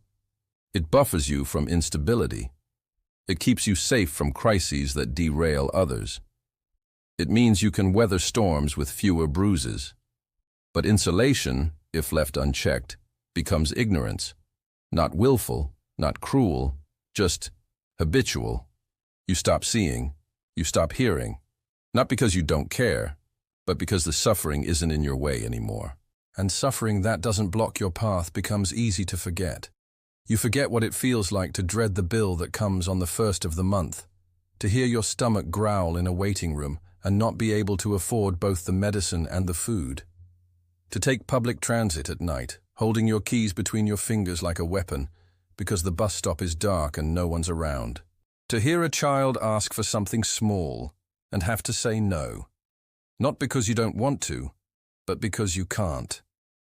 Wealth erases those experiences, but it doesn't erase them from the world. Just from your immediate line of sight. That's the danger. Wealth can act like fog, warm, soft, enveloping. But fog distorts. It blurs the edges of empathy. It dims the faces of those still stuck in systems you've now escaped. And if you don't work actively to clear that fog, you'll start believing the world looks the same from every window. That's how blindness begins. But here's the other side. Wealth can also do the opposite. It can illuminate. It can amplify compassion. It can become a lever, a light, a ladder. Because wealth doesn't just remove you from suffering. It gives you the power to respond to it. To shift something. To soften the sharpness of someone else's day. To change the system, not just your position within it. And that, perhaps, is the highest use of wealth. Not just to shelter yourself from pain, but to reduce it for others. To use what protected you to protect someone else. But you don't stumble into that kind of impact. It requires attention, intention, awareness. Because the default mode of wealth is not evil, it's numb. Numbness isn't about malice. It's about unawareness, about believing that your experience is universal, or worse, deserved, that you earned your freedom from suffering and others simply haven't. But suffering isn't always earned, and wealth isn't always deserved. Sometimes it's just a lottery. And if you won that lottery, through birth, through luck, through timing, through being in the right room when the door opened, then your responsibility is not to carry guilt.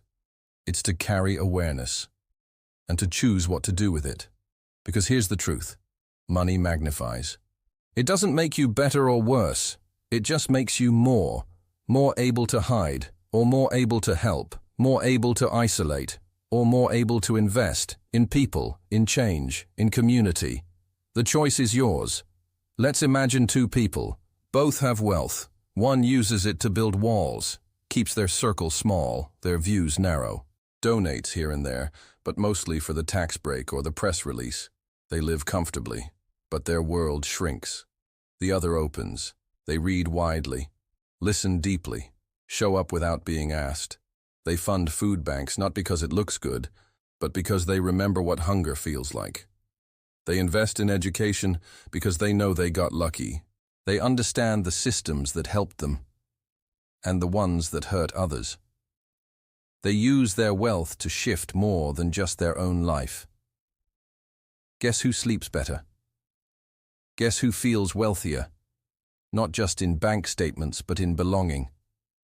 Because wealth that helps the world also heals the one who holds it. It reconnects you to meaning, to community, to yourself. So how do we turn blindness into vision? Start by looking, really looking, at your life, at the lives around you, at who's not in the room and why. Start by listening to stories that aren't yours, to truths that sting, to pain you don't understand. Then ask, what can I shift? Not everything, not the whole system, but something, a bill paid, A voice amplified, a door opened, a barrier removed. You don't have to fix the world, but you do have to face it. And from that facing, you decide, will my wealth be a wall, or a window, a mirror, or a magnifying glass? Because your money can insulate you from the hard stuff, or it can become the hand that reaches into it. And that reach, that extension, that's where the transformation happens. That's where wealth stops being just money and becomes meaning. So pause today. Ask yourself, where have I stopped seeing? Where could I shift something, quietly, powerfully, for someone else? What would it look like to let my wealth be useful? Not just for me, but for us. Because the more you use your wealth to see suffering, the less you'll be blinded by it. And the more you move toward it, with compassion, with curiosity, with care, the more human your wealth becomes. And human wealth? That's the kind that lasts. Chapter 29. Wealth is a mindset, not a bank balance. You've seen it. The person with very little, by society's standards, walking through the world with a calm, grounded kind of presence. Their car is old, but their posture is straight. Their shoes are scuffed, but their eyes are kind. They don't talk about money often because they don't need to. They're not pretending to have more, and they're not ashamed of having less. Somehow they feel full. Then you meet someone else. They talk numbers. They lead with titles. They drop luxury brand names like commas in a sentence. They're well-dressed, well-connected, and always reaching for something. A new deal, a better circle, a bigger vacation. But under it all, there's a flicker of restlessness, a quiet hum of not enough. This is the paradox. Wealth is a mindset, not a bank balance, because what you believe about wealth changes how you experience it.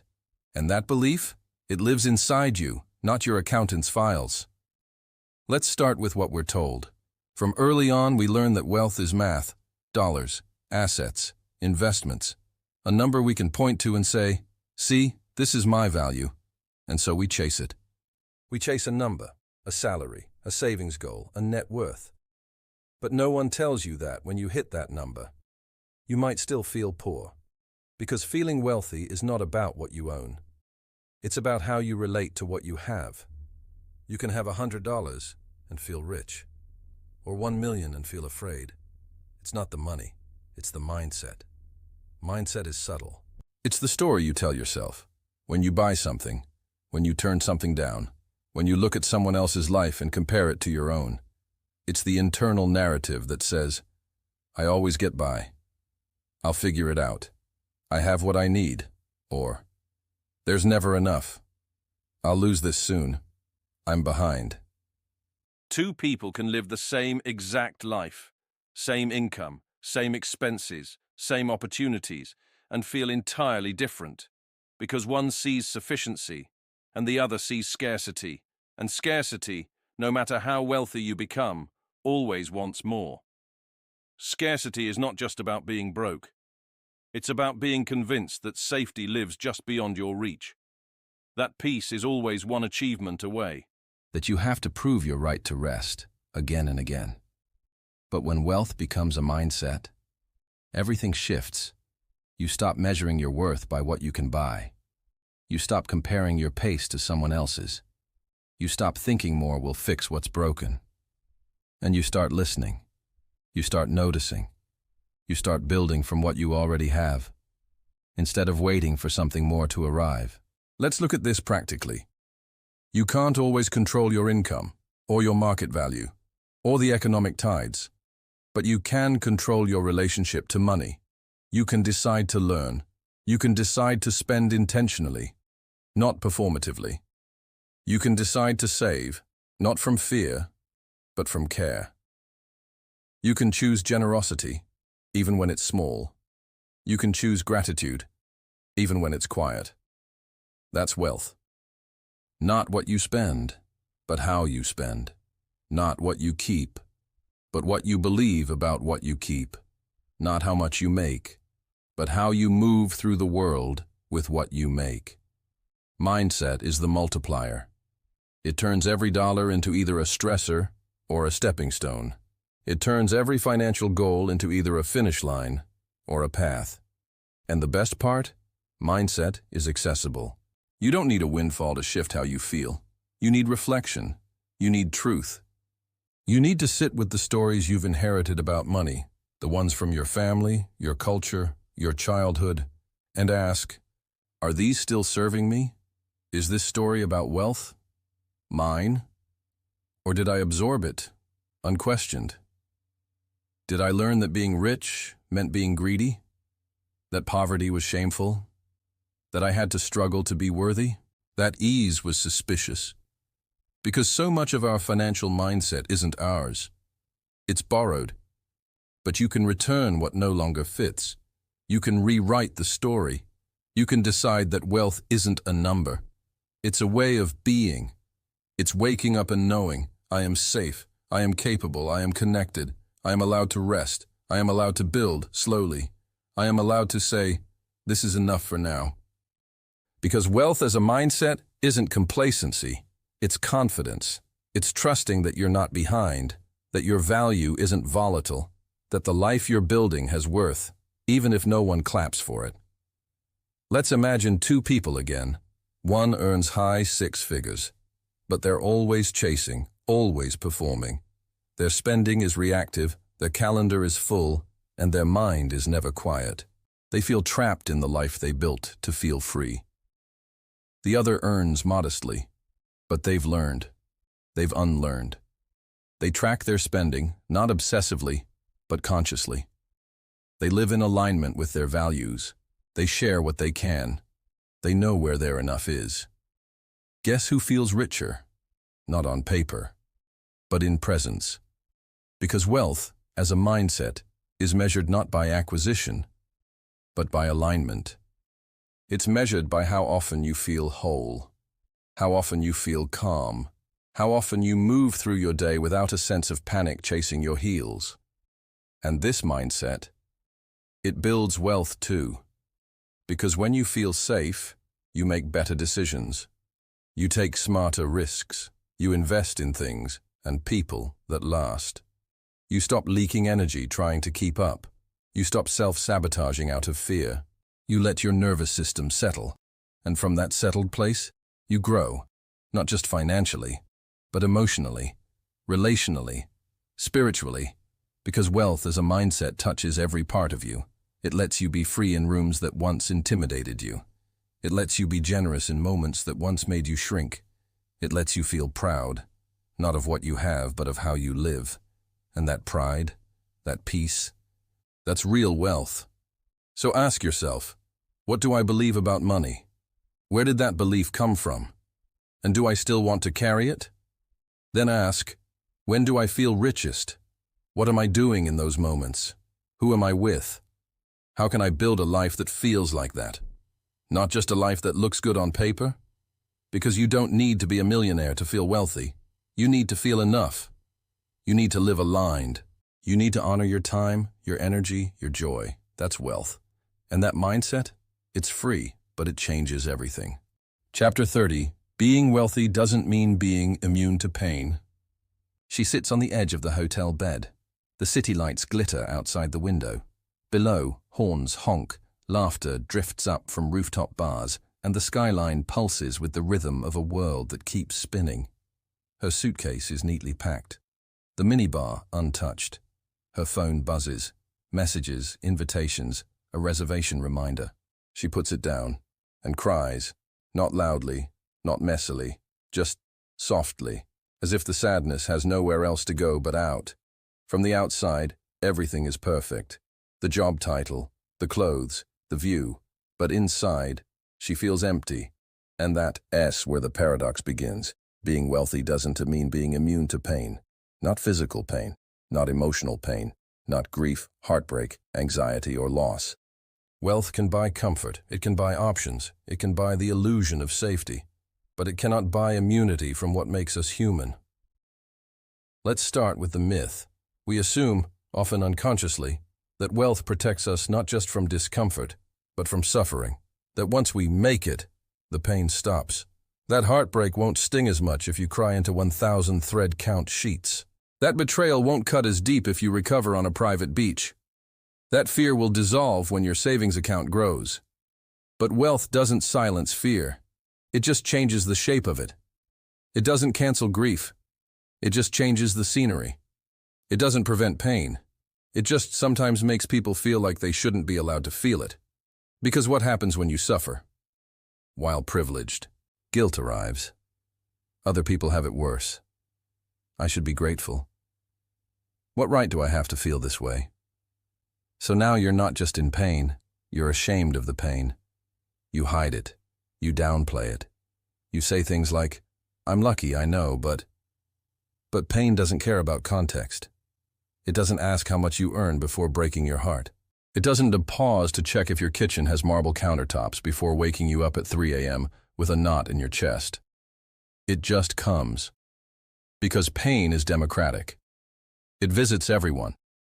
Wealth might make it easier to treat the symptoms of pain, to afford therapy, to take time off, to pay for support. And that matters. Money can be medicine, but it can't cure loneliness. It can't unbreak a heart. It can't bring back the dead. It can teach you how to sit with yourself in the silence after something you loved falls apart. Pain finds a way in, and wealth doesn't always help you handle it. In fact, sometimes it makes it harder. Because when you're wealthy, people assume you're fine, that you have everything, that you're lucky. And maybe you are, but that doesn't make you unbreakable. That doesn't make your suffering less real. It just makes it less visible and more silent. Let's imagine two people grieving. One lives in a small apartment, surrounded by noise and the daily stress of survival. The other lives in a penthouse, alone. The world sees one and offers sympathy. The other gets side-eye if they complain. But pain is pain. And when it is quiet, when it has no one to hold it, it grows heavier. Wealth can isolate you from the empathy others offer freely to those who struggle visibly. That's its own kind of poverty, the poverty of being unseen in your pain. So how do we hold this paradox? How do we honor the privilege of wealth without denying the reality of suffering? We begin with permission. You are allowed to feel pain, even in comfort, even in success, even in beauty. Gratitude and grief can coexist. Privilege and pain can hold hands. Having more doesn't mean you feel less. It just means you feel differently. And your feelings are real, valid, human. Then we move to responsibility, not to hide our pain, not to perform it for sympathy, but to own it honestly, and use our resources not to numb it, but to tend to it, to hire the therapist, to call the friend, to take the time, to heal. Not because you're entitled to it, but because you matter. You don't need to justify your pain. You just need to meet it. Fully, gently, truthfully. And if you're someone who hasn't yet known material wealth, remember this. Don't chase money thinking it will cancel your sadness. Don't think success will make you invulnerable. Don't assume pain belongs to the poor, because when you finally arrive, when the money flows and the world calls you lucky, your heart will still be tender.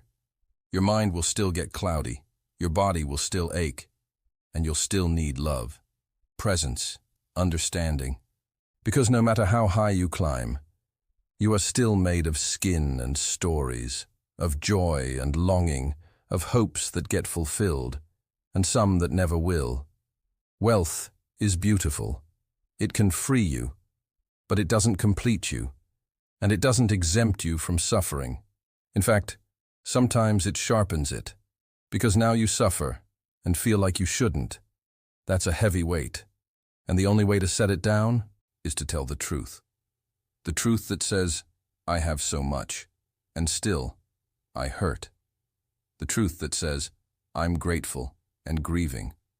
The truth that says, I don't need to earn the right to feel.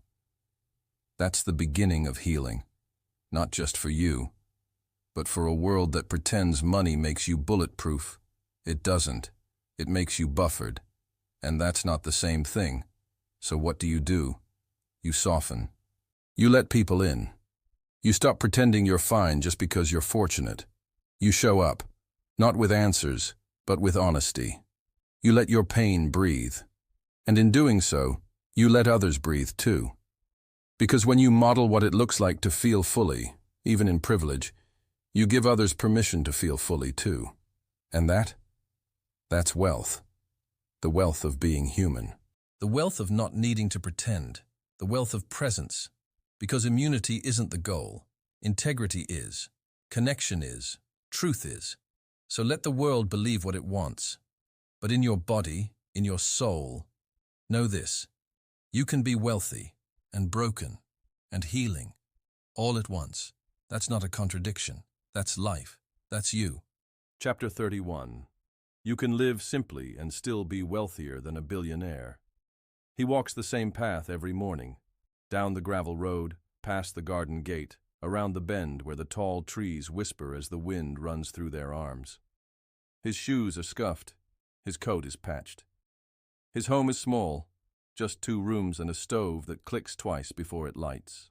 He has no stocks, no pension, no portfolio, but he smiles when he wakes. He eats slowly. He knows the names of the birds that visit his windowsill. And at the end of each day, he lies down without regret. Across the world, someone else wakes in a penthouse. The blinds rise with a button. The espresso machine hisses like a dragon. The screen is lit before his feet hit the floor. Alerts, requests, numbers, meetings. He is a billionaire, but he is also tired. Always.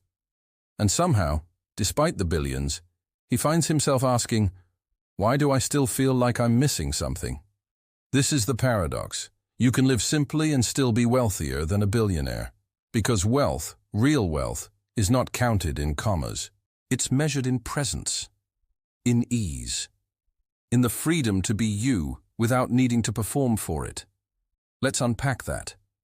From the moment we enter this world, we're taught that wealth looks a certain way. Opulence, abundance, luxury, scale. The higher, the better, the more, the richer. And yet, so many who reach those heights confess in quiet moments that they feel hollow. Not because money is bad, but because somewhere along the way, it replaced meaning. They were chasing richness, not wealth. Because wealth is not just having what you want, it's wanting less. Wanting less, not out of scarcity, but out of satisfaction.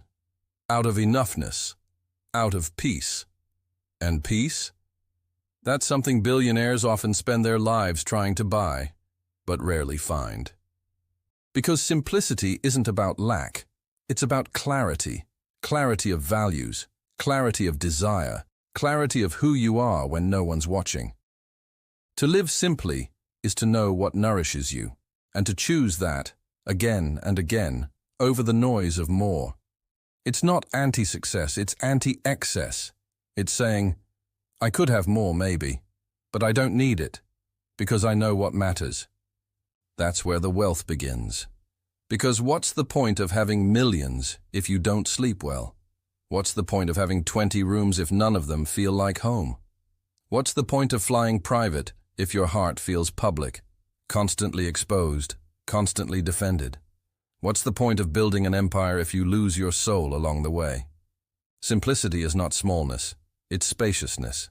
It's having time to walk your dog, to hold your child, to feel your food as you eat it, to remember your breath. It's laughing at jokes that don't need to be clever. It's sitting still, not because you're lazy, but because you're not rushing towards something imaginary. It's being wealthy now, not when your company scales, not when the IPO hits, not when your name trends, now, here, with what you already have. Let's imagine 2 lives. One is filled with movement, meetings, transactions, celebrations that feel more like strategies. Their home is curated, but their calendar is out of control. They smile a lot, but they don't laugh much. Their partner misses them. Their body aches. Their mind is a to-do list. The other life is slower. They say no more than yes. They tend a garden, not metaphorically, but literally. They earn enough to live, sometimes more. But they don't spend to numb. They spend to support, to surprise, to enjoy. Guess who is wealthier, not on paper, but in practice? Because wealth is not accumulation, it's alignment. And alignment doesn't require a bank balance. It requires bravery to live by your own metrics, to stop performing for someone else's version of success, to define a life that feels good on the inside, even if it doesn't impress from the outside. That's radical, because we live in a culture that glorifies hustle, scale, ambition at all costs. But cost matters. Ask the billionaire who can't stop grinding, who's lost 3 marriages, who hasn't eaten a meal slowly in years, who doesn't remember the last time they woke up without dread. They have everything, and they're starving. Now ask the woman who rises with the sun, cooks for her neighbors, writes poems no one reads but her, who takes long walks, who listens more than she speaks. She has very little, and she is full.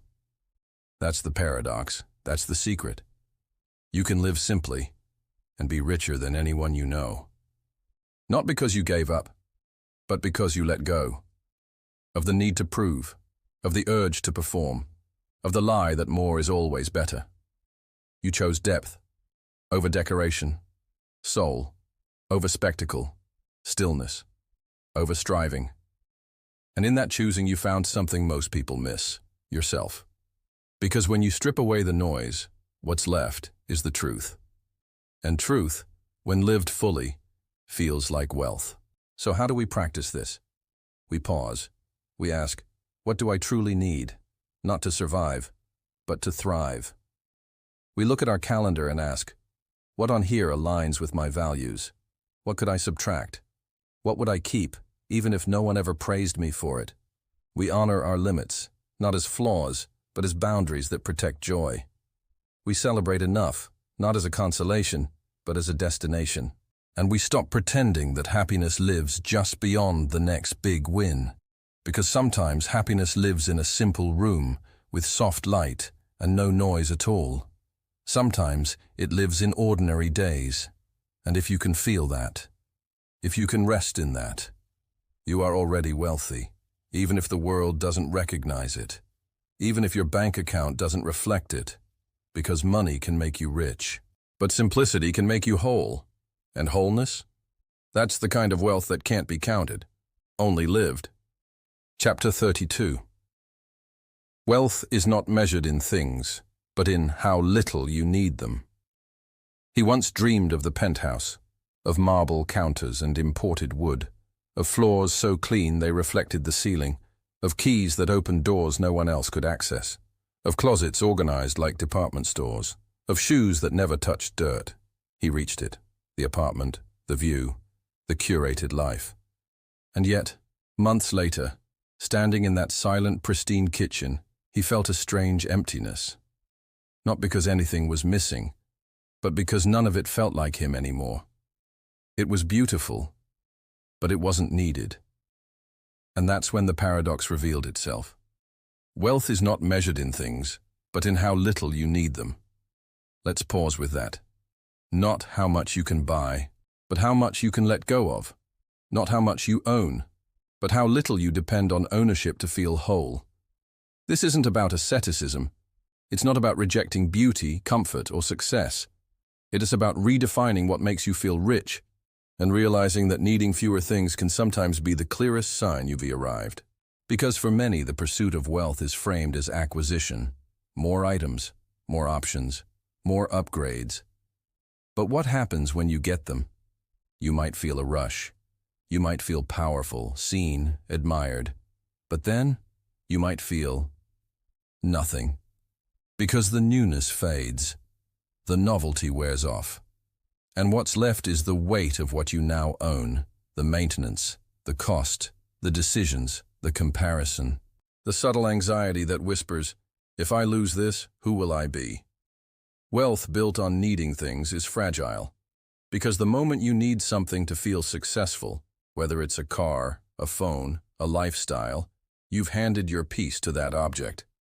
And peace that depends on possession? It vanishes the second the thing does.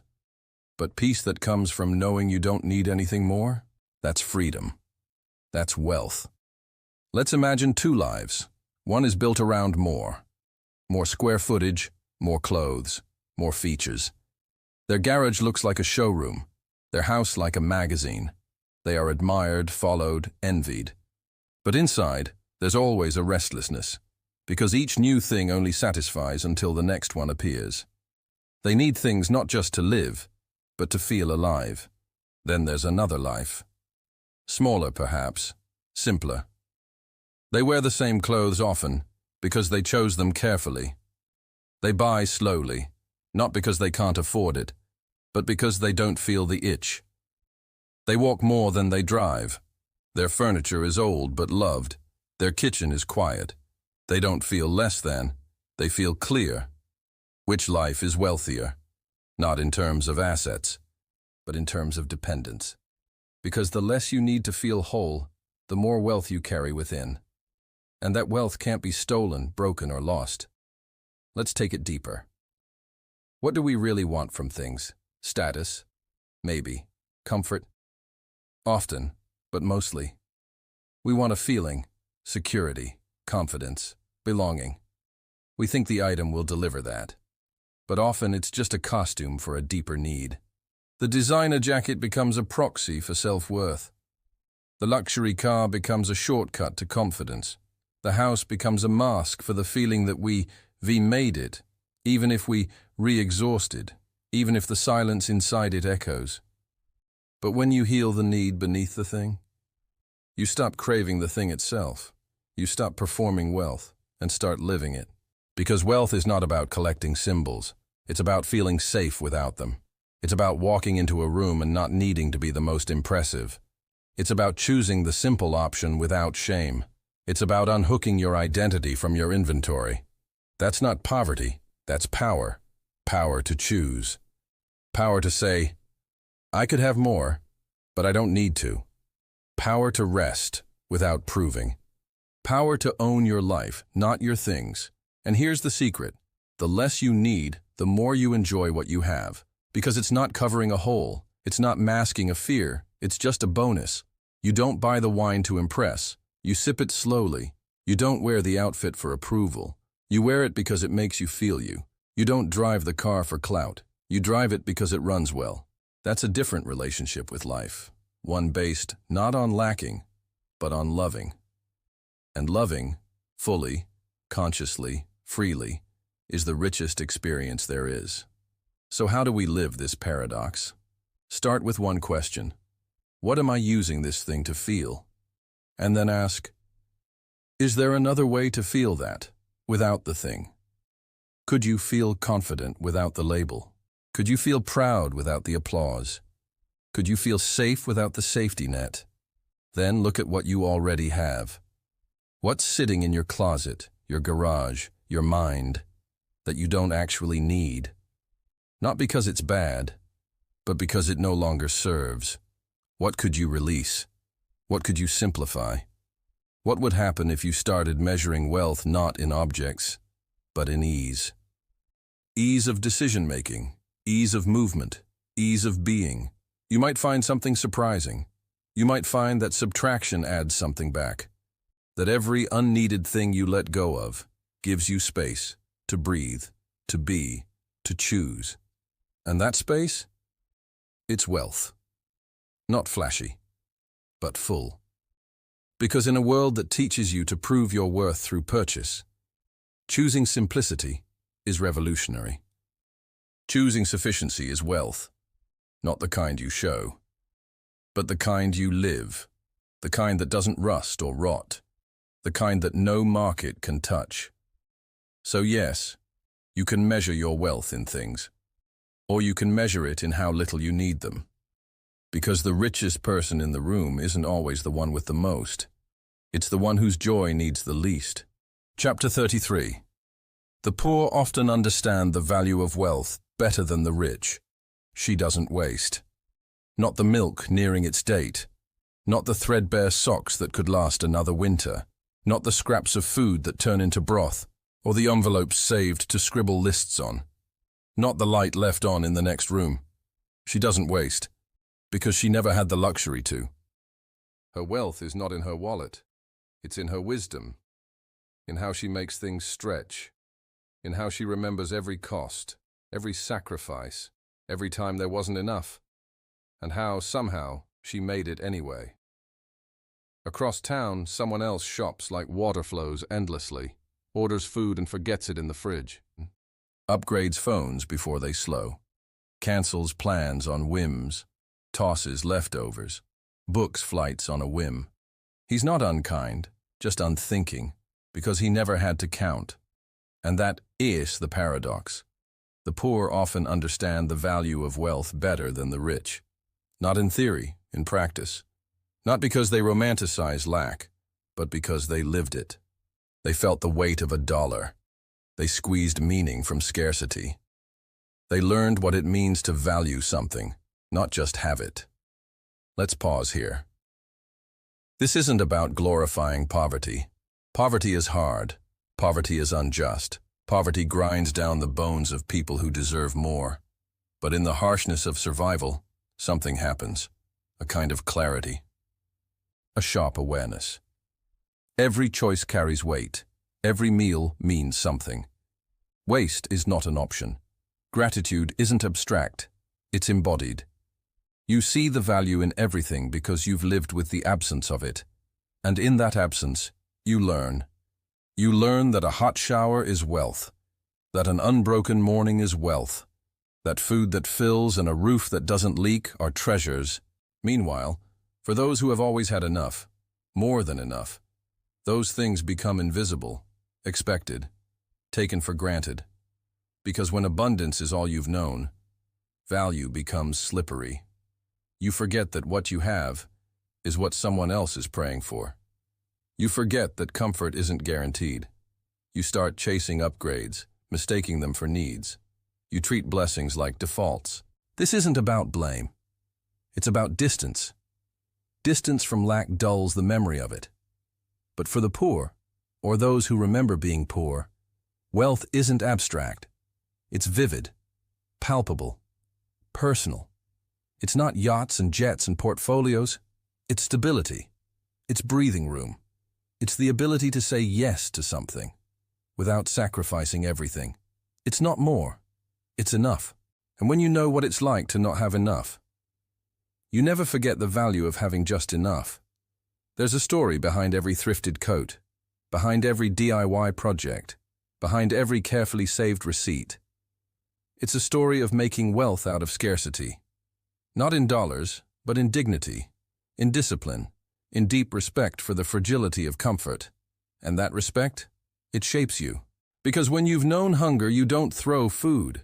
When you've known eviction, you don't mock someone's small apartment. When you've known uncertainty, you don't dismiss someone's carefulness. You remember. And that memory becomes a kind of wealth on its own. A wealth of awareness, of gratitude, of empathy. Now let's imagine two people. One was born into wealth. They've always had access, education, options, support. They are generous, yes, but not always mindful. They give easily, but they don't always see what it means. The other grew up watching their parent cry over bills. They learned how to stretch a meal. They know what it means to need to wait to go without. Now they have a little more, and they hold it with care. Not tight-fisted, but reverent. Who understands wealth better? Not in theory, but in soul. Because value isn't about possession, it's about perspective. And perspective is earned in the spaces where you don't have the thing you later learn to appreciate. The poor know this. The poor remember. Even when they rise, they remember. Their wealth isn't just in what they earn, it's in what they know. They know how to repair, how to reuse, how to wait, how to work, how to respect a meal, a dollar, a warm bed. These aren't just survival skills, they're value systems. Systems that the rich, especially the generationally rich, often never learn. Not because they're unwilling, but because they were never asked to. Wealth without perspective is fragile. It leads to entitlement, to overconsumption, to carelessness, to forgetting that behind every convenience is someone else's labor.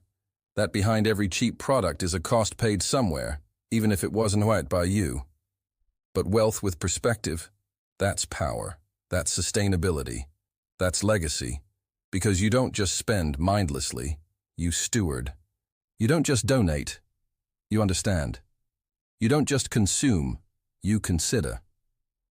And that kind of wealth? That's wealth that builds. Not just for you, but for others. So how do we hold this paradox? We learn, we listen, we humble ourselves. If you've never known poverty, listen to those who have, not with pity, not with charity, but with respect. Ask what they value. Ask what they notice that you don't. Ask what they taught their children that your wealth didn't require you to teach.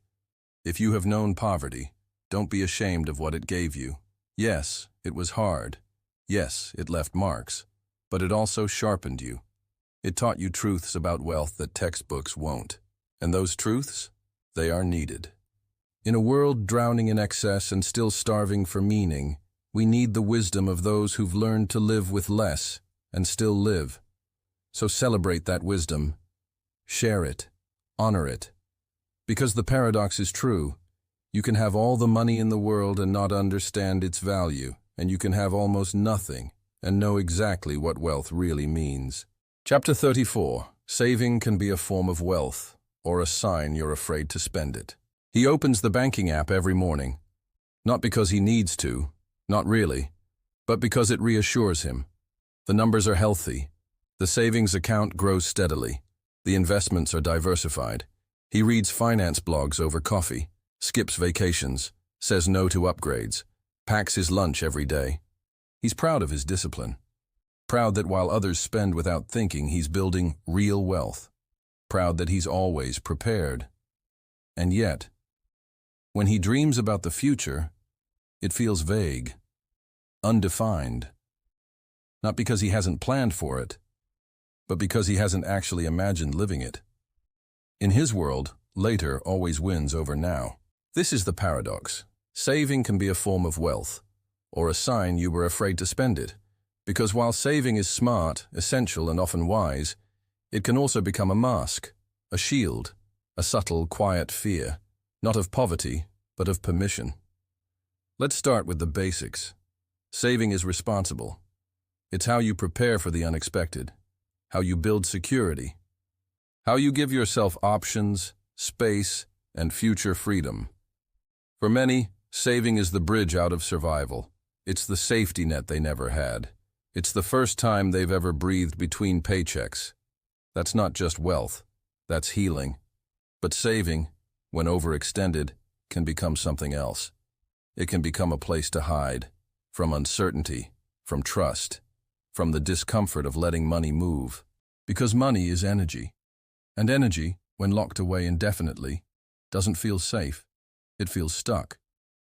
You start seeing your savings as a fence, not a foundation. You measure your success by what you don't do. No trips, no splurges, no risks. You tell yourself it's smart, and it is. But underneath, there's another voice. What if I run out? What if something bad happens? What if I need more than this? So you keep saving, not from intention, but from fear. This is especially common for those who grew up with lack. If you've ever known what it means to not have enough, to skip meals, to avoid bills, to carry the anxiety of survival in your chest, then saving becomes not just practical, but emotional. It becomes a way of self-soothing, a way to feel in control. And that's valid, that's understandable. But it also means this. Sometimes, the very wealth you've worked so hard to build is never fully felt, because you don't let yourself enjoy it. You're still living like it could all disappear. And maybe, for a while, that mindset helped you. But at some point, it starts to cost you something else. Joy, presence, the ability to say yes without guilt. Because wealth isn't just what you save. It's what you allow yourself to experience, to taste, to try, to feel. Saving without ever spending is like owning a library and never reading the books. You have the knowledge, but you never get to live it. So what's the solution? How do you know when saving is wealth and when it's a disguise for fear? It starts with honesty. Ask yourself, am I saving because I choose to, or because I'm scared not to? Am I excited about what I'm building, or am I terrified of losing it? Does this feel empowering or exhausting? Because saving that feels like empowerment is expansive. It gives you confidence. It supports your dreams. It lets you make decisions from a place of calm. But saving that feels like fear. That shrinks you. It keeps your life on pause.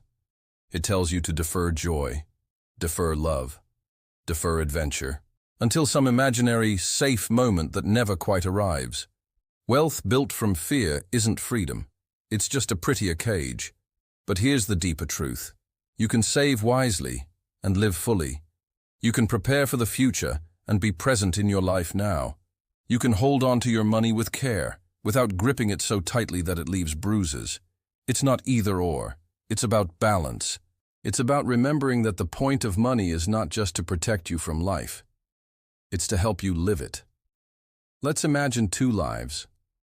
One person saves obsessively. Their financial spreadsheet is pristine. But they say no to every dinner invite, every concert, every trip. They tell themselves they'll enjoy life later, but later never comes. They die with a full account and a calendar that was always empty. The other saves mindfully. They have goals, boundaries, but they also use their money. They invest in experiences, in people, in pleasure, in impact. They know what they're saving for, and they don't wait to feel alive. Guess who feels richer? Not in numbers, but in meaning. Because wealth is not just about accumulation. It's about activation.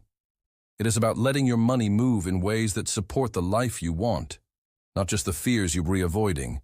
And sometimes that means spending, not recklessly, but intentionally, on the thing that brings you joy, the trip you've dreamed of, the class you want to take, the gift you want to give, the day off that lets you breathe again, the therapist who helps you heal, the dinner that turns into a memory you'll carry for decades. Saving is wealth when it builds options. It becomes fear when it blocks them. And here's something else. Every time you spend from intention, not impulse, you teach yourself that money can be trusted. You show your nervous system that safety isn't just in hoarding, it's in choosing. And that choice? That's power. Because the richest person in the room is not the one with the biggest savings account. It's the one who knows why they're saving, who knows what it's for, and who lets themselves live in alignment with that. So here's the invitation. Save. Save wisely. But don't forget to live. Don't forget that money is a tool, not a prison. Don't forget that joy now is not a betrayal of your future. It is a promise to your present. Don't forget that wealth isn't just what you protect. It's what you allow yourself to experience. Because when saving becomes fear, you're not building wealth. You're just holding your breath. And you deserve more than that. You deserve to exhale. You deserve to feel your wealth, not just count it. Chapter 35. True wealth is often quiet, while the illusion of wealth is loud. There's a man at the cafe, dressed in jeans that fit but don't scream for attention. His shoes are worn but clean. He reads a paperback while sipping his coffee slowly, no phone in sight. When he speaks to the barista, it's with eye contact. Kindness, no rush. You wouldn't know he owns 3 businesses. You wouldn't guess that he could buy the building he is sitting in, and maybe has already considered it. You wouldn't see wealth, because it isn't performing. Meanwhile, someone else rushes past in a car that roars louder than necessary. Their sunglasses are oversized. Their voice projects across the sidewalk. Everything about them, the watch, the bag, the posture, says, "Notice me." And you do. But the question is, why? This is the paradox. True wealth is often quiet, while the illusion of wealth is loud. Let's sit with that. Loud wealth is performative. It's curated. It needs to be seen to feel real. It thrives on perception. It feeds off reaction. It's not about what you have. It's about who sees you having it. Quiet wealth? It's internal. It's rooted. It doesn't need applause because it's not looking for validation. It's not trying to prove anything. It's already convinced. And that makes all the difference. Let's go back. In a world obsessed with appearances, wealth has become a language, a dialect of status and suggestion. The shoes you wear, the car you drive, the vacations you post, the subtle cues that say, "I've made it." And often those who feel most unsure about their worth are the ones who speak that language the loudest. It's not always deceit. Sometimes it's a survival strategy. Sometimes it's a story they're trying to rewrite. Sometimes it's a version of hope. If I can look rich, maybe I'll feel rich. Maybe I'll be rich. But here's the trap. Performative wealth is exhausting because it demands you keep up with the trends, with the neighbors, with the version of yourself you've projected. You can never just be. You must constantly signal. And that's not freedom. That's theater. That's debt, disguised as luxury. That's pressure, disguised as power. But quiet wealth, it's different. It doesn't dress to impress. It dresses to be. It doesn't post every milestone. It celebrates in private. It doesn't enter a room needing to be the loudest voice. It listens, observes, responds with calm. Because when you know what you're worth, truly, you don't need others to affirm it. Let's imagine two people. One leases the luxury car, lives in a high-rise apartment, always wears designer labels. They're charismatic, admired, envied, but their credit cards tell a different story. Their nights are filled with anxiety. Their life is polished, but precarious. The other drives a 5-year-old sedan, lives in a modest home they paid off early, shops without fanfare. They rarely talk about money because they don't need to. They know what they have, they know who they are, and they sleep well. Guess who's wealthier? Not just financially, emotionally, energetically, because quiet wealth doesn't need to prove. And what doesn't need to prove endures. It's not just about money either. This paradox lives everywhere. In relationships, where the loudest declarations often mask insecurity, and the quiet, consistent love is what truly holds things together. In leadership, where the showy boss demands attention while the wise one builds trust in silence. In social media, where the loudest lives are often the most curated, and the richest moments rarely get posted at all. Quiet wealth is humble. But don't mistake humble for small. Quiet wealth isn't about shrinking. It's about not needing to inflate. It's about choosing presence over performance, substance over spectacle, sufficiency over show. And here's the part that requires real courage. It takes strength to be quiet in a world that rewards volume. To not shout your wins. To not dress your success in fireworks. To not need to be the main character every day. To just live, well, deeply, truly, without explanation. That's power. Because the loudest one in the room, they're often the most afraid of being ignored. But the quiet one? They know who they are when the room empties. They're not chasing attention. They're cultivating meaning. And meaning doesn't need a spotlight. It needs integrity. Now, this isn't a criticism of celebration. There's nothing wrong with enjoying what you have. Nothing wrong with sharing your joy. But ask yourself, is this expression or exhibition? Is this for me or for them?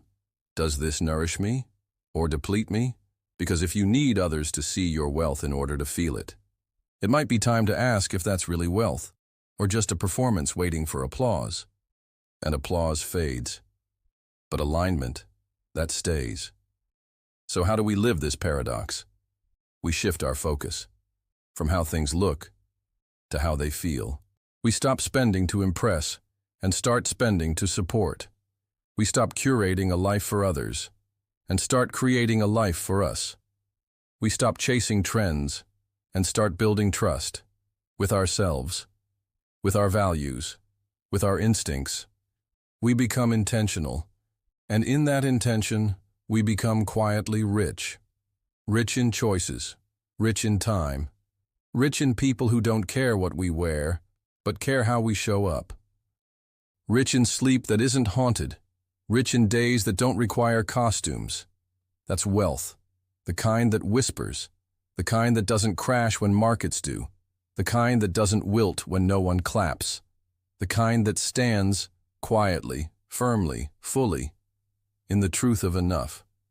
So next time you feel the urge to prove, pause. Ask, what am I trying to say? And is there another way to say it, without shouting? Because true wealth, it doesn't need to announce itself. It's felt, lived, trusted. And maybe, just maybe, the richest people you'll ever meet will be the ones you'd never suspect.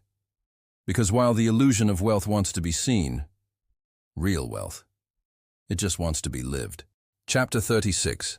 Some of the richest people feel the most insecure. He stands at the head of the table, tailored suit, wrist glinting with something rare.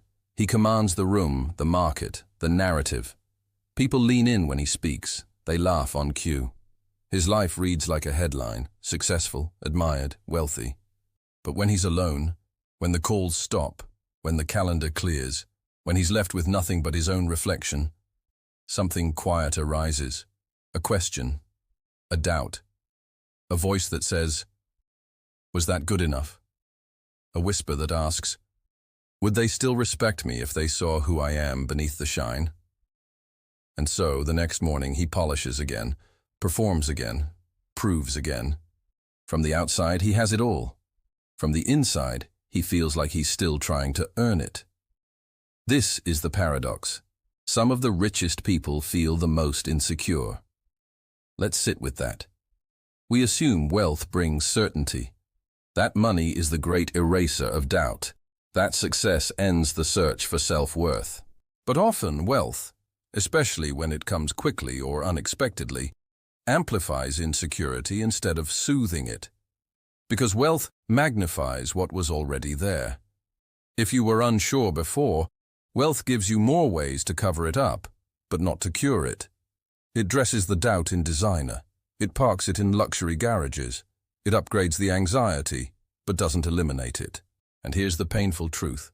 The world often rewards the mask, the polished version, the public face, the illusion of ease. So the rich learn to perform, to smile wide, to speak with conviction, to act like confidence. But behind the curtain, the insecurity festers, sometimes quietly, sometimes with teeth. Because the higher you rise, the more fragile the pedestal feels. What if I lose it? What if I'm exposed? What if I'm only loved for what I have? What if I never deserved this? These questions aren't answered by bank statements. They live deeper, and they aren't solved with more. They're softened with truth. But truth is risky in the world of the wealthy. Truth means vulnerability, and vulnerability threatens the story. The story that says, I'm fine. I'm in control. I've made it. But what if the story is a trap? What if the wealth that protects also isolates? Because when people assume you have it all, they stop asking if you're okay. They don't offer help. They don't expect you to struggle. And so when you do, as all humans do, it feels like failure. Not financial failure, but emotional failure. Like you're breaking the unspoken contract of success. And that leads to loneliness. The kind of loneliness you can't post about.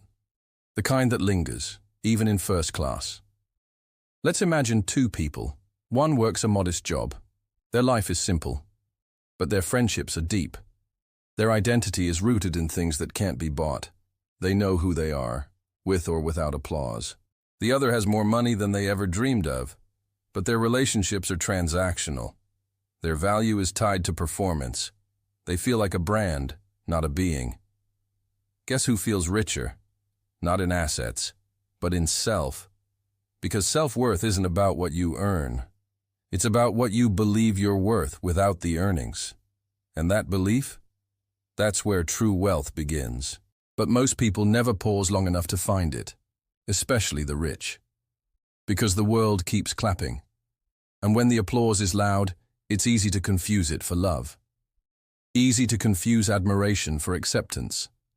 Easy to believe that if you just keep going, keep producing, keep impressing, the insecurity will eventually disappear.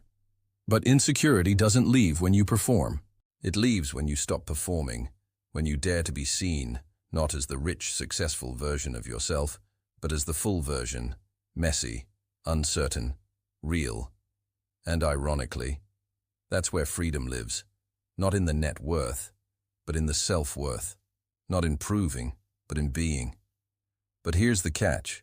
When you're rich, that's harder to do, because the world doesn't let you be ordinary anymore. You're expected to be extraordinary, to inspire, to set the standard, to lead the way, even when you're crumbling, even when you want to disappear, even when you just want to be human. So many of the richest people, the ones on stages, in boardrooms, on screens, are quietly suffering, not because they failed, but because their success became a cage, a beautifully furnished, silently suffocating cage. And the key isn't found in more. It's found in meaning. It's found in asking, who am I beneath the wealth? What do I value that can't be bought? What would I be proud of if no one knew my name? Who do I trust to love me when I have nothing left to offer? These aren't questions wealth prepares you to ask. They're questions life demands you answer if you want to feel whole. And when you do, when you shift your focus from proving to belonging, when you trade prestige for peace, when you measure your worth in presence, not performance, that's when insecurity begins to fade. Not all at once, but steadily.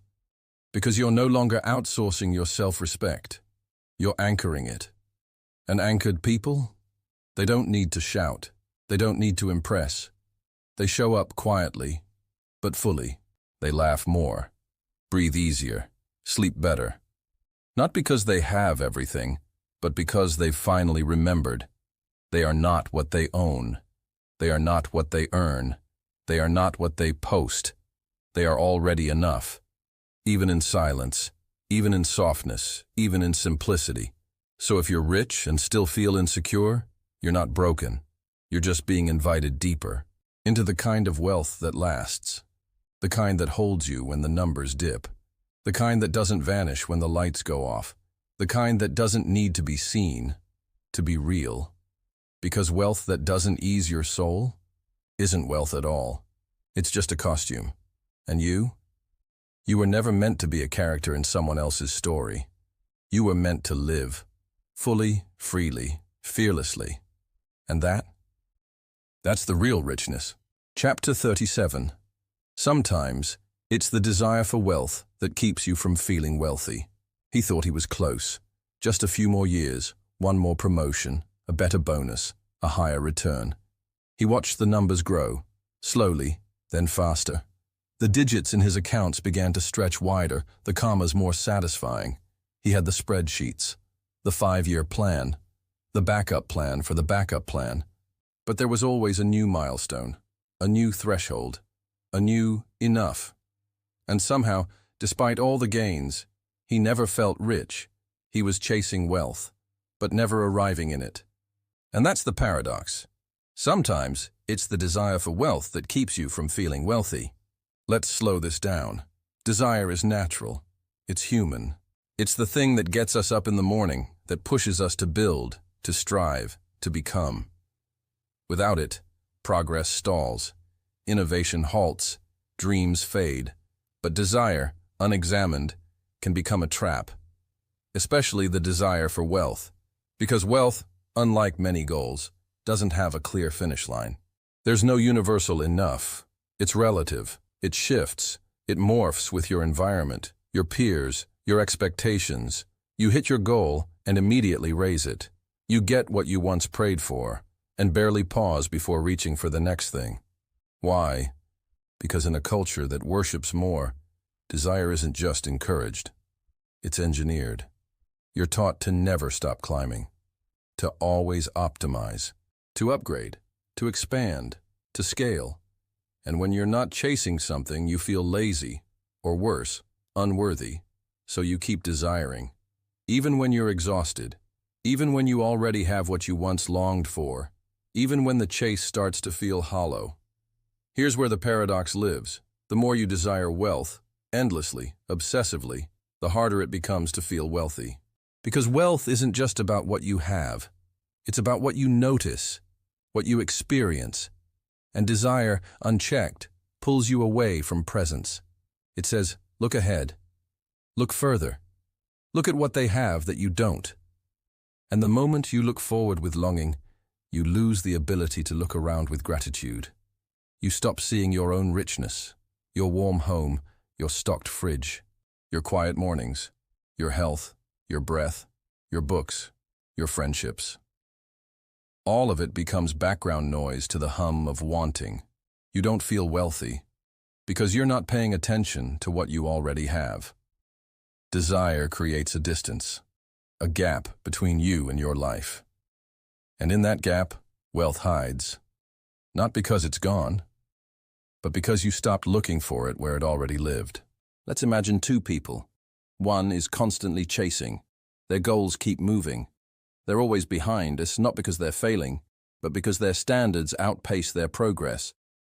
They measure themselves against billionaires, influencers, successful people they've never met. They're wealthy on paper, but it never feels like enough. The other lives simply, their income isn't jaw-dropping, but they've defined enough. They track their needs, their wants, their values. They celebrate what they already hold. They still grow, but not to escape where they are. They grow because they enjoy the process. They feel wealthy. Guess who sleeps better? Not the one who wants wealth, but the one who lives it. This doesn't mean you shouldn't strive. It doesn't mean desire is wrong, but it means desire must have boundaries. It must be tempered with presence, with sufficiency, with the sacred art of pausing. Because unchecked desire makes you a stranger to your own success. It robs you of the ability to feel what you've built, to breathe in the home you once dreamed of, to taste the food you used to wish you could afford, to savor the peace that used to feel impossible. And the irony, when you lose the ability to feel wealthy, you start desiring harder, spending more, working longer, trying to fill a feeling that was never missing, only ignored. You see this in the world of the ultra-rich, the yachts, the private jets, the luxury that becomes default. And yet, behind closed doors, many still feel a void. They don't call it poverty, but it is a kind of emptiness, a kind of spiritual hunger that no dollar amount can fix, because they mistook desire for direction, and direction for fulfillment. But fulfillment? That's internal. It's a decision, not a destination. It's a way of seeing, not a thing you earn. So how do we untangle ourselves from this paradox? We start by asking, what am I chasing and why? We ask, when did I last feel enough? We notice where desire is beautiful and where it's exhausting. We learn to sit with what we have, to name it, to honor it, to use it. Not as a trophy, but as a tool. We practice gratitude, not as a trendy habit, but as a grounding force. A way of saying, I already live in so much wealth. If only I'll let myself feel it. And yes, we still grow. We still build. But from wholeness, not from scarcity, from joy, not fear, from desire that expands, not desire that empties. You can still want more, but let that want be rooted in appreciation, not anxiety. Let it feel light, not heavy. Let it point toward meaning, not performance.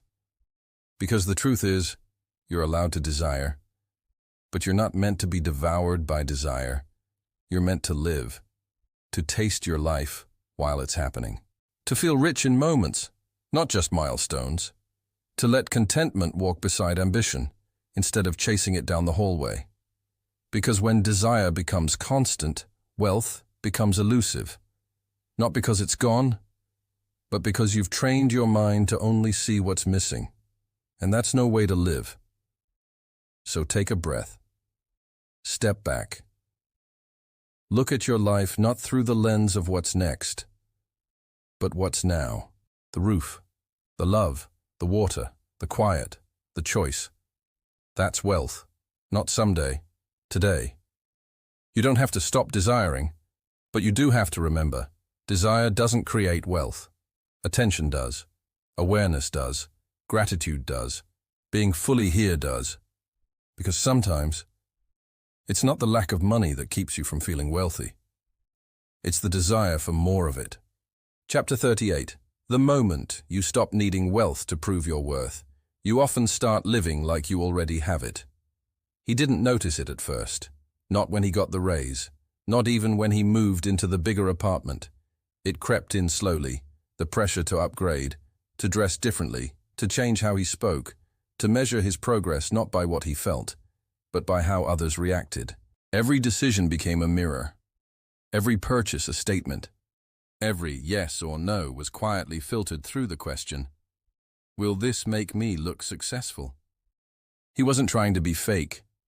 He was just trying to belong, trying to feel worthy, trying to be enough. So he chased the image of wealth, believing that if he just looked the part long enough, he'd start feeling it. But what actually happened was the opposite. The more he tried to prove his worth with wealth, the further away it felt. This is the paradox. The moment you stop needing wealth to prove your worth, you often start living like you already have it. Because wealth, the real kind, doesn't begin with what you earn. It begins with what you believe. Let's slow down here. We live in a world where proving is constant. Proving you're smart, you're capable, you're successful, that you made it. And one of the easiest ways to prove? Money. Money speaks. It signals power, access, intelligence, even morality. As if having more automatically means you're better, wiser, more disciplined, more evolved. So we learn, often very young, that having wealth, or appearing to, gives us a pass. A sense of safety, of approval, of being seen. And so we dress the part, talk the part, build entire lives around signaling worthiness. But here's the thing about trying to prove worth with wealth. It never ends, because proving is a hungry ghost. You feed it, and it only asks for more.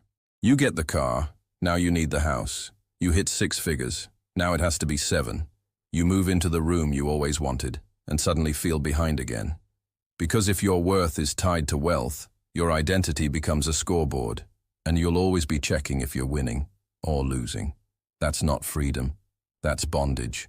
A golden kind, perhaps, but still a cage. But the moment you stop proving, something else happens. You start choosing. You stop spending to impress and start spending in alignment. You stop dressing to compete and start dressing for comfort, expression, authenticity. You stop contorting yourself into someone else's definition of success and define it for yourself. That shift? It's subtle, but it's seismic. Because now you are not building wealth to earn your worth, you're rebuilding from your worth. You already know who you are, already trust what matters, already understand that your value was never conditional. And from that place, wealth finds you, not always in staggering sums, but in freedom, in clarity, in joy that doesn't need an audience. Let's imagine 2 people. One is deeply successful on the outside.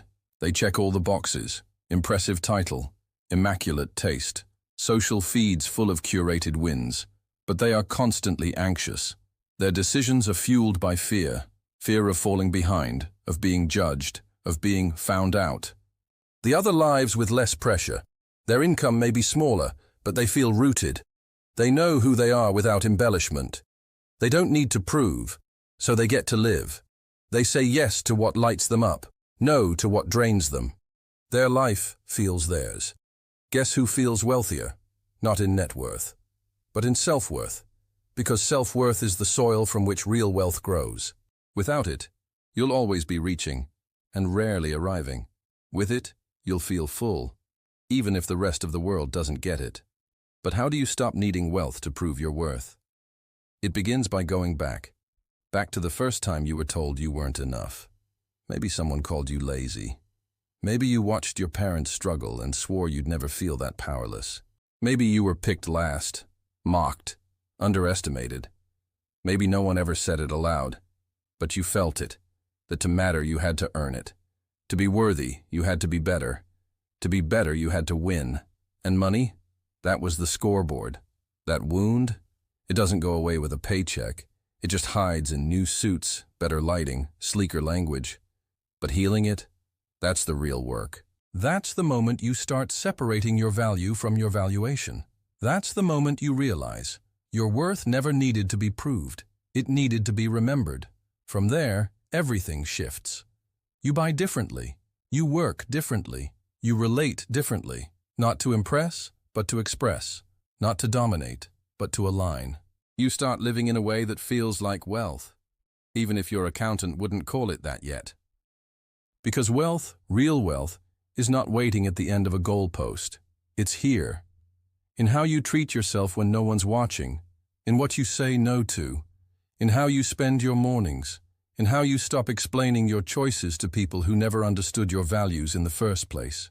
That's the power of dropping the need to prove. It makes room for the life that's actually yours, and the people who belong in it, and the peace that grows from authenticity. Because the richest feeling in the world isn't being admired, it's being known by yourself. It's walking into a room and not needing to impress anyone in it. It's looking at your life and thinking, this is enough, and so am I. From that place, you build better. Slower maybe, quieter maybe, but deeper. And that depth, that's what holds you. When the markets shift, when the applause fades, when the noise outside gets loud, your wealth, the internal kind, stays. It's not rented, it's yours. Because the moment you stop needing wealth to prove your worth, you become the kind of person who lives like they already have it. And in the most important ways, you do. Chapter 39. You can earn a fortune and still not know how to receive. He built everything from scratch. No handouts, no shortcuts. Just long days, short nights, sacrifice layered on sacrifice. He turned his effort into numbers, into clients, contracts, capital. His fortune grew steadily. His reputation became bulletproof. He was proud of that, rightfully so. But when someone complimented him, he deflected. When a friend offered help, he waved it away. When someone gave him a gift, something simple, thoughtful, he felt an urge to earn it, to pay it back, to prove he wasn't weak, dependent, vulnerable. He could close a deal in his sleep. But when someone simply said, "You deserve this," he couldn't breathe. This is the paradox. You can earn a fortune and still not know how to receive. Because receiving isn't about capacity. It's about willingness. And for many, that's the harder skill. Let's pause here. In a world that glorifies the grind, giving is often praised more than receiving. We reward those who hustle, who build, who give back, who sacrifice, who don't ask for too much. Especially if you come from a background of struggle, or if you carry generational echoes of scarcity, the narrative is clear. Work for what you want. Earn every inch. Don't get soft. Don't ask. Don't expect. Don't need. But here's the cost of that story. You may become excellent at producing and completely disconnected from accepting. You can create wealth, but not rest in it. You can give generously, but struggle to accept generosity. You can build a life that looks full, while still feeling like you have to prove your right to enjoy it. Because somewhere deep in your bones, you still believe that receiving is weakness, or that it's risky, that if you let it in, it will cost you, that you'll owe something back, that it's a trick, that it makes you less. But receiving, truly receiving, is not weakness, it's intimacy, it's trust, it's vulnerability, and in many ways, it's wealth. Because what is wealth for, if not to give us the safety to let good things in? What is the point of earning a fortune if your heart cannot open wide enough to experience it? Let's look closer. There's a difference between taking and receiving. Taking is forceful. It grasps. It consumes. It believes there's not enough, so it grabs while it can. Receiving is different. Receiving is open. Receiving says, I am worthy of this. I am safe enough to let this arrive without panic. I trust that generosity doesn't always come with strings. That's hard, for many, especially for those who've had to earn everything. Especially for those who've had their needs denied. Especially for those who've equated being self-sufficient with being lovable. You get so used to carrying everything that you forget how to be held. You build armor so well that you forget how to soften. You master giving, but forget that giving only completes itself when it's received, because receiving is a gift, too, to the giver, to the moment, to the bond between souls that says, you matter, I see you, you're allowed to have. But if you flinch every time someone offers something, love, praise, support, beauty, abundance, then you're not living in wealth. You're living in defense, and defense is exhausting, no matter how rich you are. Let's imagine two lives. One person is a self-made success. They donate. They mentor. They build communities. They're respected, but they never let anyone in. Their love life is brittle. Their friendships are surface level. Their joy is tightly managed. They never cry in front of anyone. They carry everything alone. The other makes less. But they know how to receive. They cry when given kindness. They allow themselves to be touched, held, helped. Their yes is soft. Their no is clear. They say thank you without shame. They let the world love them. Guess who feels wealthier? Not in income, but in connection. Because to receive, fully, unguardedly, is to belong, to let yourself be part of something shared. And shared life. That's where wealth gets real. So why do we struggle? Why do we feel guilty when good things come? Because somewhere along the way, we were taught that joy must be justified, that comfort must be earned, that gifts come with hooks, that love is conditional. And so we question every blessing. We brace ourselves when someone gives. We downplay the compliment. We deflect the praise. We shrink the joy. And that shrinking, it becomes a habit, a posture, a resistance.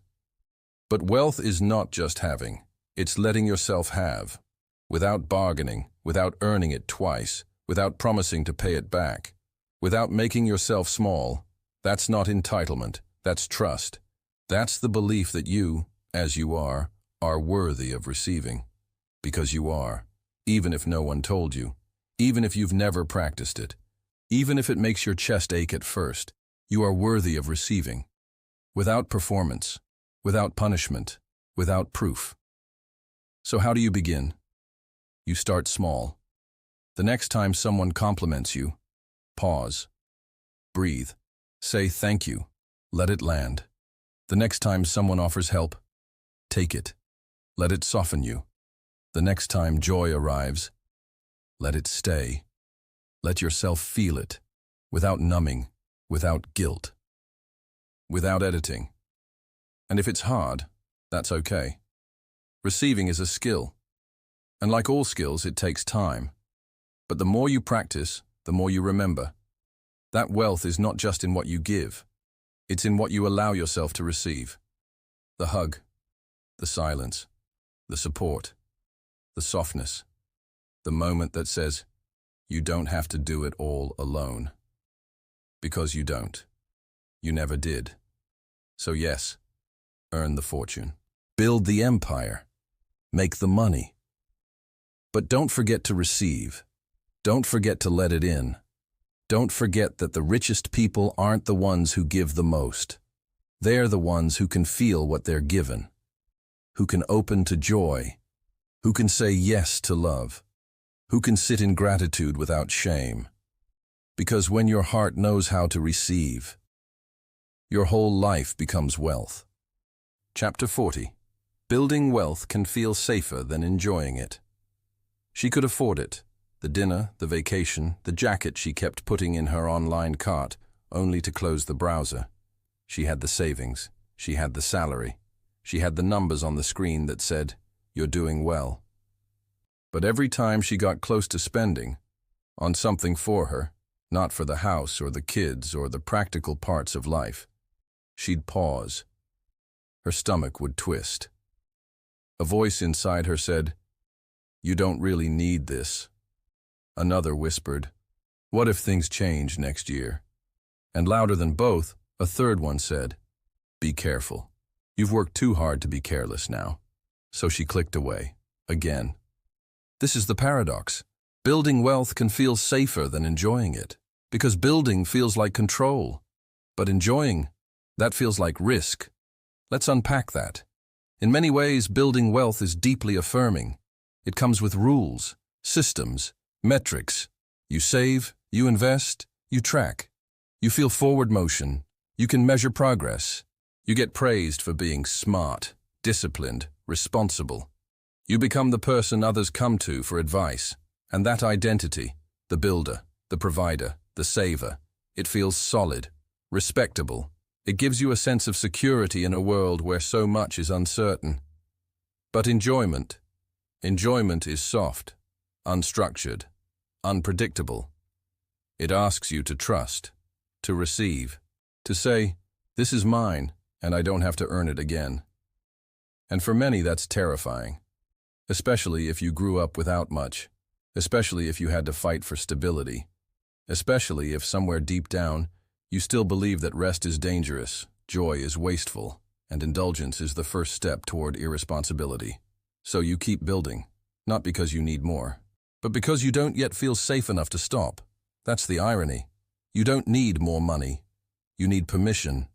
Permission to enjoy what you have, to let your wealth become something you feel, not just protect. But here's the cost of not allowing that. Eventually, wealth becomes work. Only work. It becomes a wall of numbers between you and the present moment. It becomes something you manage, not something you live. And what's the point of that? What's the point of working for a future you don't have to let yourself enjoy when it arrives? Because the future is slippery. It's always around the corner. If enjoyment is always postponed for later, later becomes a mirage. And soon, you've built a life that looks stable, but feels sterile. You know the tax code better than your own preferences. You have emergency funds but can't remember the last time you laughed without guilt. You feel rich in theory, poor in practice. Let's imagine two people. One builds endlessly. They earn well, save more. They know every investment account like a second language, but they never eat out, never take vacations. Their clothes are worn, their house quiet. They believe in safety, but confuse it with avoidance. When asked what they enjoy, they hesitate. The other earns moderately. They save too, but also spend. They know what they love. Jazz concerts, road trips, Sunday night dinners with friends. They use money not just to secure life, but to savor it. They aren't reckless, but they are present. Guess who feels wealthier? Not on paper, in person. Because wealth isn't just what you have, it's what you let yourself have. And letting yourself have joy, beauty, comfort, celebration, that's a skill. One many of us were never taught, especially if we learned that money was scarce, that spending was selfish, that rest was indulgent, that enjoyment meant weakness. Those beliefs don't disappear when your bank balance grows. They follow you. They whisper at the register. They tighten your chest at the restaurant. They keep your dreams locked behind phrases like, "Maybe next year." After I hit that next goal. When the kids are older. When work slows down. But real wealth? Real wealth asks a different question. If not now, when? It invites you to trust that you've built enough to breathe. That joy won't undo your discipline. That pleasure is not the opposite of progress. That life is not a spreadsheet. It's a sunrise, a glass of wine, a Sunday nap, a moment of laughter that costs nothing but gives everything. So how do we live this paradox well? How do we stop fearing enjoyment? Start with noticing. What makes you pause when joy arrives? What do you tell yourself when spending feels hard? Even when you can afford it. Whose voice is that? Is it yours, your parents, the culture? Then ask, what do I truly want? Not just financially, but experientially, emotionally. What does wealth feel like to me? Is it freedom? Then why am I not taking any? Is it peace? Then why is my life so loud? Is it security? Then, what would it look like to feel safe enough to rest? These questions matter more than your investment strategy, because they reveal the story underneath the numbers. And that story, that's what determines how you experience wealth. You can change it. You can rewrite it. You can begin to believe that enjoyment isn't sabotage, it's celebration. That spending isn't sinful. It's sacred when aligned with values. That you don't have to earn twice what you already earned once. That you can trust yourself. Because that's what's at the heart of this paradox. Trust. Not in the market. Not in your financial planner. In yourself. Trust that you'll keep building. That you're capable of course correcting if needed. That you won. That lose everything just because you allowed yourself to feel full for a little while. And if you do, you'll figure it out. Because wealth isn't just about having a plan. It's about knowing you can adapt. And knowing you can adapt, that's freedom. That's security. That's wealth. So yes, build, save, plan. But don't forget to enjoy. Don't forget to feel what you've built. Don't forget that sometimes the bravest thing you can do is sit down and sip the wine. Take the trip. Buy the thing. Not to impress anyone, not to fill a void, but to remind yourself, I'm allowed to feel good. Not later. Now. Because building wealth is wise, but enjoying it, that's what makes it real. That's what. Chapter 41. Some people chase wealth their whole lives, then realize what they actually wanted was time. He had the schedule most people dream about, meetings on the 50th floor, a team that moved when he spoke, flights to anywhere, dinners with names that filled headlines. He was respected, busy, essential. And still, on one rare, slow evening, he found himself sitting at his kitchen counter, stirring tea in a silent room, unsure what to do with himself. His phone blinked, but he didn't pick it up. For a moment, he listened to nothing. To the hum of appliances, the tap of the spoon, the emptiness of a life so full. He had wealth, he had power. But suddenly he realized he didn't have time. And maybe he never had. This is the paradox. Some people chase wealth their whole lives, only to realize what they actually wanted was time. Let's sit with that. From childhood, we're taught to equate money with freedom. Want to travel? Make more? Want to retire early? Save more? Want to breathe easier? Earn more. So we chase, we hustle, sacrifice weekends, stack goals on top of goals.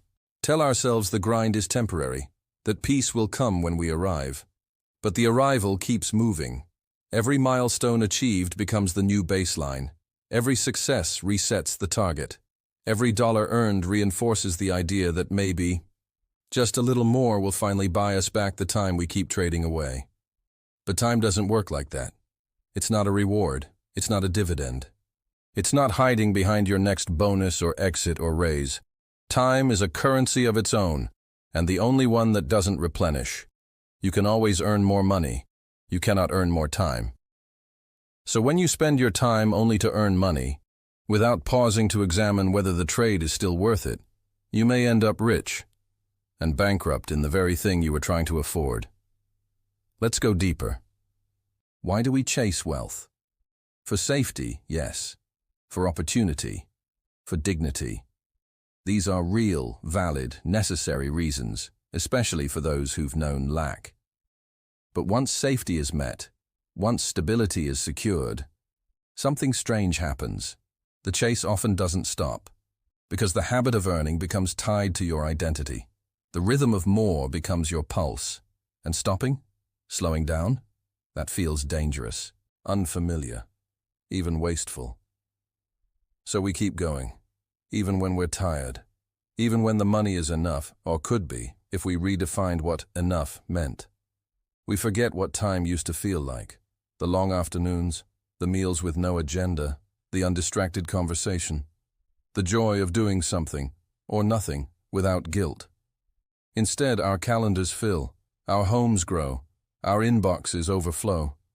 And somewhere, In all that expansion, time shrinks. Not visibly, not dramatically, just quietly. You stop lingering. You stop breathing deep. You forget the names of flowers and the way your child's voice changes when they're about to laugh. You forget what it's like to wake without rush, to rest without resentment, to exist without optimizing every minute. And then, one day, you look around. You've made it. You're successful. And yet the thing you craved most, the one thing wealth promised, still feels out of reach. You thought you were buying freedom, but you were leasing your life. Because the truth is, time doesn't care about your wealth. It doesn't wait for your IPO. It doesn't pause while you finish the deal. It keeps ticking, softly but relentlessly. And the people who love you, they live on time, not earnings. They want your presence, not your performance, your laughter, not your legacy. Let's imagine two people. One has built a massive fortune. They are admired, secure, and deeply unavailable. Their life is booked. Their family waits. Their body aches. They think, one day I'll slow down. The other earns moderately. They've made careful choices. Not always glamorous, but intentional. Their weekends are slow. They say no often. They don't have everything. But they have time. For themselves, for others, for the sacred quiet in between. Guess who feels richer? Not the one who chased longer, but the one who noticed sooner. Because wealth without time is just ornate stress. But time, held wisely, becomes its own kind of wealth. So how do we shift? How do we stop chasing money in the name of freedom, only to end up trapped by both? Start by asking, what is this money for? Not what it buys, what it creates. Is it meant to build space? Then why are you filling every inch? Is it meant to give your family more? Then why are you never home to enjoy them? Is it meant to give you choices? Then why do you feel like you have none? Let those questions lead you. Let them challenge your metrics. Because success measured only in income is incomplete. Try measuring in mornings, in meals eaten slowly, in hours without screens, in time with those who light you up, in laughter that isn't hurried. Try measuring in margin, the space between appointments, between goals, between the roles you perform, and ask, could I afford more time if I stopped chasing more money? Could I buy back my life by spending less of it? Because the answer is often yes. Not always, but more often than we admit. We say we can't slow down, but sometimes what we mean is, I don't know who I am without the chase. That's okay. It takes courage to stop running, to let time catch up, to let life arrive, unpolished, unoptimized, unearned, just lived. That's where wealth transforms, from something you count to something you feel. That's where you sit on the porch, sip something warm, and realize this moment is enough. Not because it's profitable, but because it's yours. That's where you stop calculating your value and start experiencing it. Because the richest people in the world aren't always the busiest. They're often the ones who understand time is the original currency, and presence is the rarest investment. So yes, build, earn, grow. But remember what you're growing toward. Remember that time is not the reward of wealth. It's the soil it grows in. And you are allowed to live now, not later, not after, now. Because what you want might not be more. It might just be time to enjoy what you already have. Chapter 42. True wealth is when you stop comparing what you have to what others do. She used to love her kitchen. The morning light came in soft through the blinds. The table was a little chipped at the corners, but that only made it feel more lived in. She'd brew coffee, lean on the counter, and just breathe. It felt warm, safe, hers. Until one day she scrolled through a friend's post, marble countertops, recessed lighting, a new espresso machine with chrome curves and glowing blue buttons. Suddenly her kitchen felt dull, dated, less. She hadn't changed anything in it, but something in her had shifted. It no longer felt like enough. Not because it wasn't, but because it didn't look like theirs. This is the paradox. True wealth is when you stop comparing what you have to what others do. Because comparison doesn't just blur your vision, it erodes your ability to feel wealthy in the life you've already built. Let's slow this down. We are wired for comparison. It's ancient, evolutionary. Once, it was how we survived. Are they stronger? Faster? Do they have more food? More fire? More protection? Today, comparison is no longer about survival. It's about status. And status is slippery, because you can never quite grasp it, only chase it. You can't hold it, only hope others see it on you. You can't own it, only maintain it. And maintaining it means constantly measuring. Do I have as much as they do? Not just in money, in beauty, in travel, in love, in time, in applause. We compare everything. But wealth, that's the one comparison that never ends. Because no matter how much you have, someone always has more.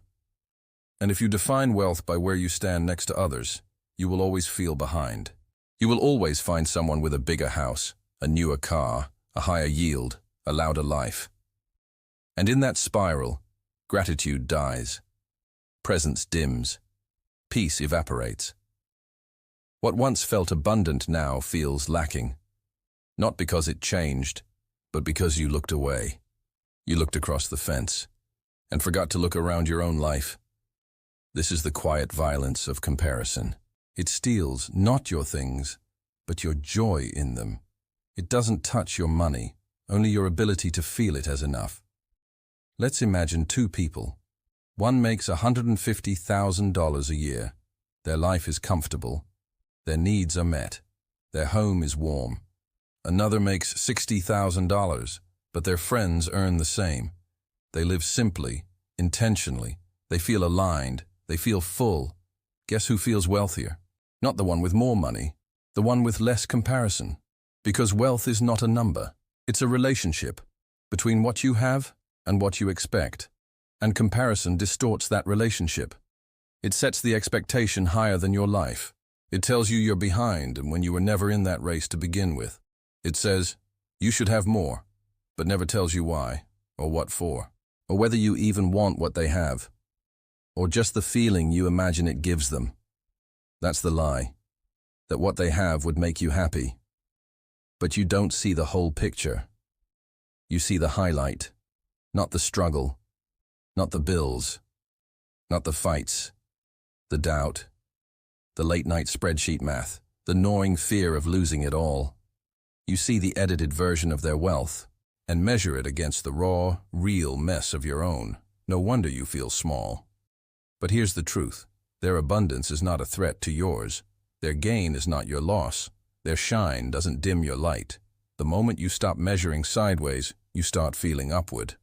Upward, toward satisfaction, toward gratitude, toward a kind of peace that isn't determined by being the best, but by being well. Because true wealth, it isn't loud. It isn't visible. It doesn't need likes or envy. It lives in the quiet yes of your body when your life fits you. When your home feels like a place you choose, not one you're trying to outgrow. When your bank account supports your values, not your vanity.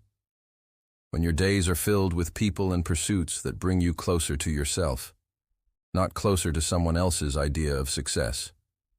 That's the shift. From chasing their life to inhabiting yours. From comparing to connecting to what you love, what you need, what you believe. And in that connection, you find that you already have more than you thought. So how do you live this paradox? How do you stop comparing in a world designed to make you feel less? You start by noticing. Every time you scroll, pause. Every time envy bubbles up, ask, what am I really craving? Is it their thing? Or what you think that thing gives them? Often, it's not the yacht. It's the freedom you imagine it represents. Not the designer bag, but the confidence. Not the mansion, but the safety. Guess what? You can cultivate those feelings without the thing. Freedom comes from alignment, confidence from self-acceptance, safety from boundaries and community. And once you see that, once you start building wealth from within, not from comparison, you stop needing to catch up. You start choosing what fits. You say no to upgrades that don't serve you. You say yes to simple joys. You clean your kitchen, light a candle, sip your coffee slowly, and feel rich. Not because someone else said so, but because you did. Because your definition of wealth no longer depends on their reality. It depends on your truth. That's power, that's peace, that's wealth. So yes, admire others. Let their joy inspire yours. Let their wins remind you what's possible. But don't use them as a yardstick. Use them as a mirror to reflect what you truly want, and then come back to your life, to your pace, to your path. Because comparison can't take what you don't offer it.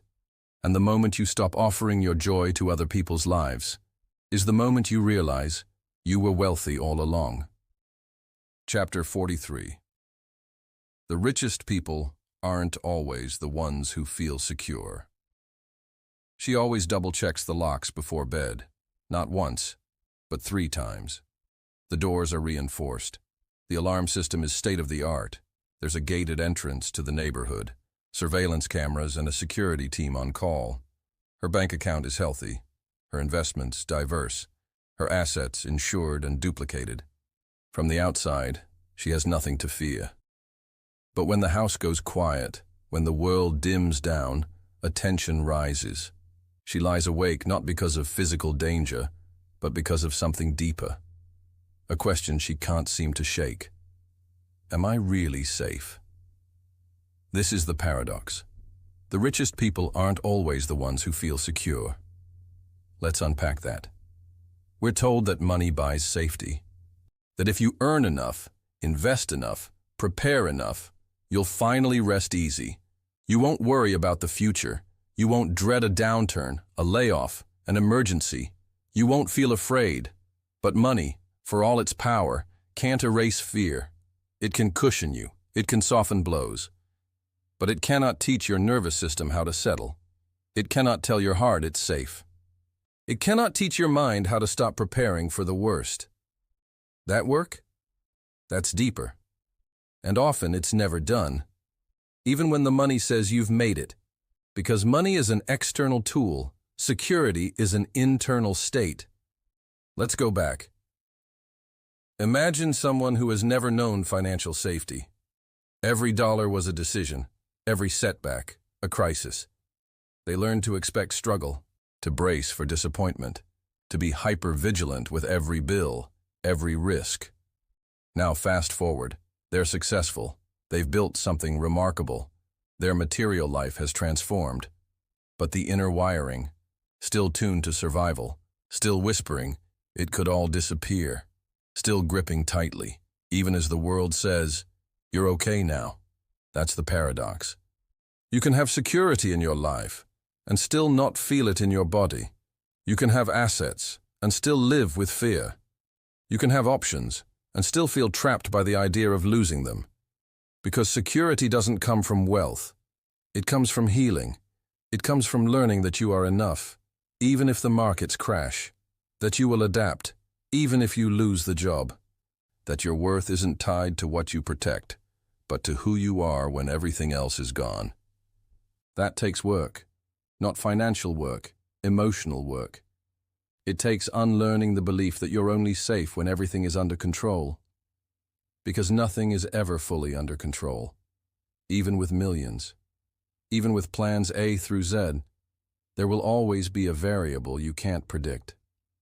A shift you didn't prepare for. A loss you couldn't prevent. And if your peace depends on avoiding those moments, you'll never feel secure, no matter how rich you are. Let's imagine 2 people. One has generational wealth. They've never worried about bills, but they obsess over the markets. They fear lawsuits, betrayal, decline. They research every decision until they're paralyzed. They control every aspect of their life, but never truly feel at ease. The other grew up working class. They've built modest savings. They rent. They've learned to live with uncertainty. They've lost jobs, found others. They've cried, adapted, learned, and now they don't have everything, but they sleep at night, guess who feels safer? Not the one with more protection, the one with more resilience. Because true security doesn't come from guarantees. It comes from the belief, even if things change, I'll be okay. That's the kind of wealth no one can deposit for you.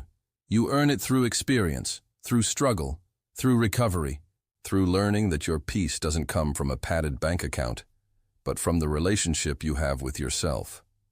That doesn't mean money isn't helpful. It is.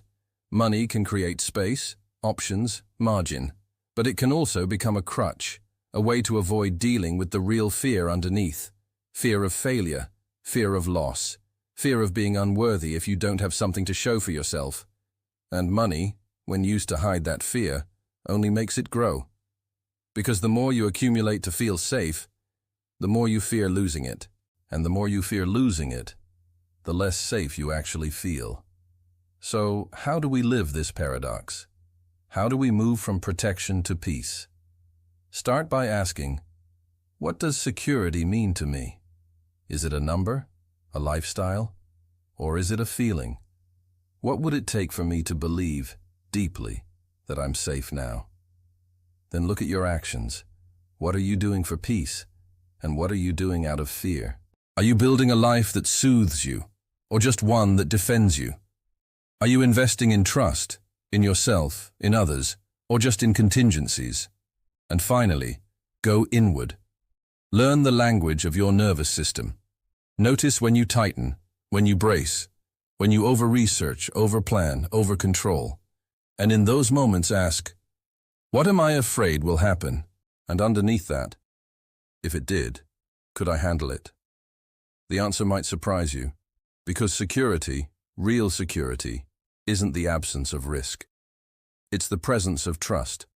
Trust that you are more than your wealth, that you are not just the protector of your life, but the participant in it, that you don't have to grip everything to feel whole. You can soften, you can rest, you can enjoy, not just guard.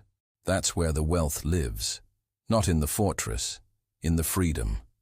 The freedom to live without constant vigilance, to stop managing worst-case scenarios in your mind, to stop rehearsing disaster in a room full of abundance.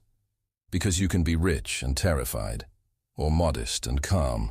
The difference, not income, not assets, but peace. So yes, build your safety net, but don't mistake it for a blanket. The blanket is already there. It's in your breath, in your body, in your knowing that you are safe, not because the world promises it, but because you've chosen it. From the inside out, that's security, that's peace, that's true wealth. Chapter 44. Wealth can make life easier, and sometimes less meaningful. He used to wake up before the sun.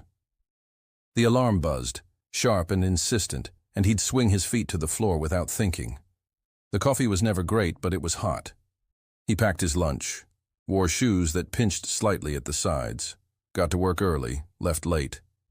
He didn't love the job, but he loved the sense of earning, of showing up, of mattering.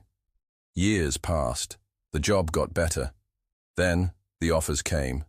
The promotions, the ownership, the income that once seemed unreachable arrived, and then grew. Now he wakes without an alarm. His bed is soft. The espresso machine whirs at a gentle touch. He doesn't pack lunch anymore. Someone else handles that. He doesn't rush. He doesn't run. And yet, some mornings, he lies there longer than he used to. Not because he's tired, but because he wonders, what am I actually getting up for? This is the paradox. Wealth can make life easier, and sometimes less meaningful. Let's sit with that. Easiness and meaning don't always live in the same house. Wealth smooths things out. It removes friction. It buys comfort. It buys help. It buys time. And that's beautiful. But meaning? Meaning often arrives through friction, through effort, through problem solving, through the struggle to rise and the satisfaction of having done so. When wealth removes all obstacles, it can also, quietly, subtly, remove the sense of purpose that once came from overcoming them. Let's go deeper. Ease is seductive. We dream of it. We imagine it as the antidote to stress. No more lines. No more cleaning. No more rushing to catch the bus or waiting for the paycheck to clear. And yes, when you've lived with chaos, ease is healing. But over time, ease can drift into emptiness. Because we're built for more than comfort. We're built to contribute. To strive, not always for more, but for meaningful movement. For effort that matters. For challenges that shape us. And when wealth removes too much friction, life can lose its texture. You no longer cook. The food just arrives. You no longer fix things. You replace them. You no longer navigate crowds. You skip the line. You begin to glide through the world without needing to engage deeply with it. And that glide, it can feel like freedom. Until it starts to feel like disconnection from others, from the small rituals of daily life, from the part of you that used to care deeply about making something happen. Because ease removes barriers, but it can also remove engagement. Let's imagine two lives. One is steeped in effort. The kids need care. The bills need watching. The days are full.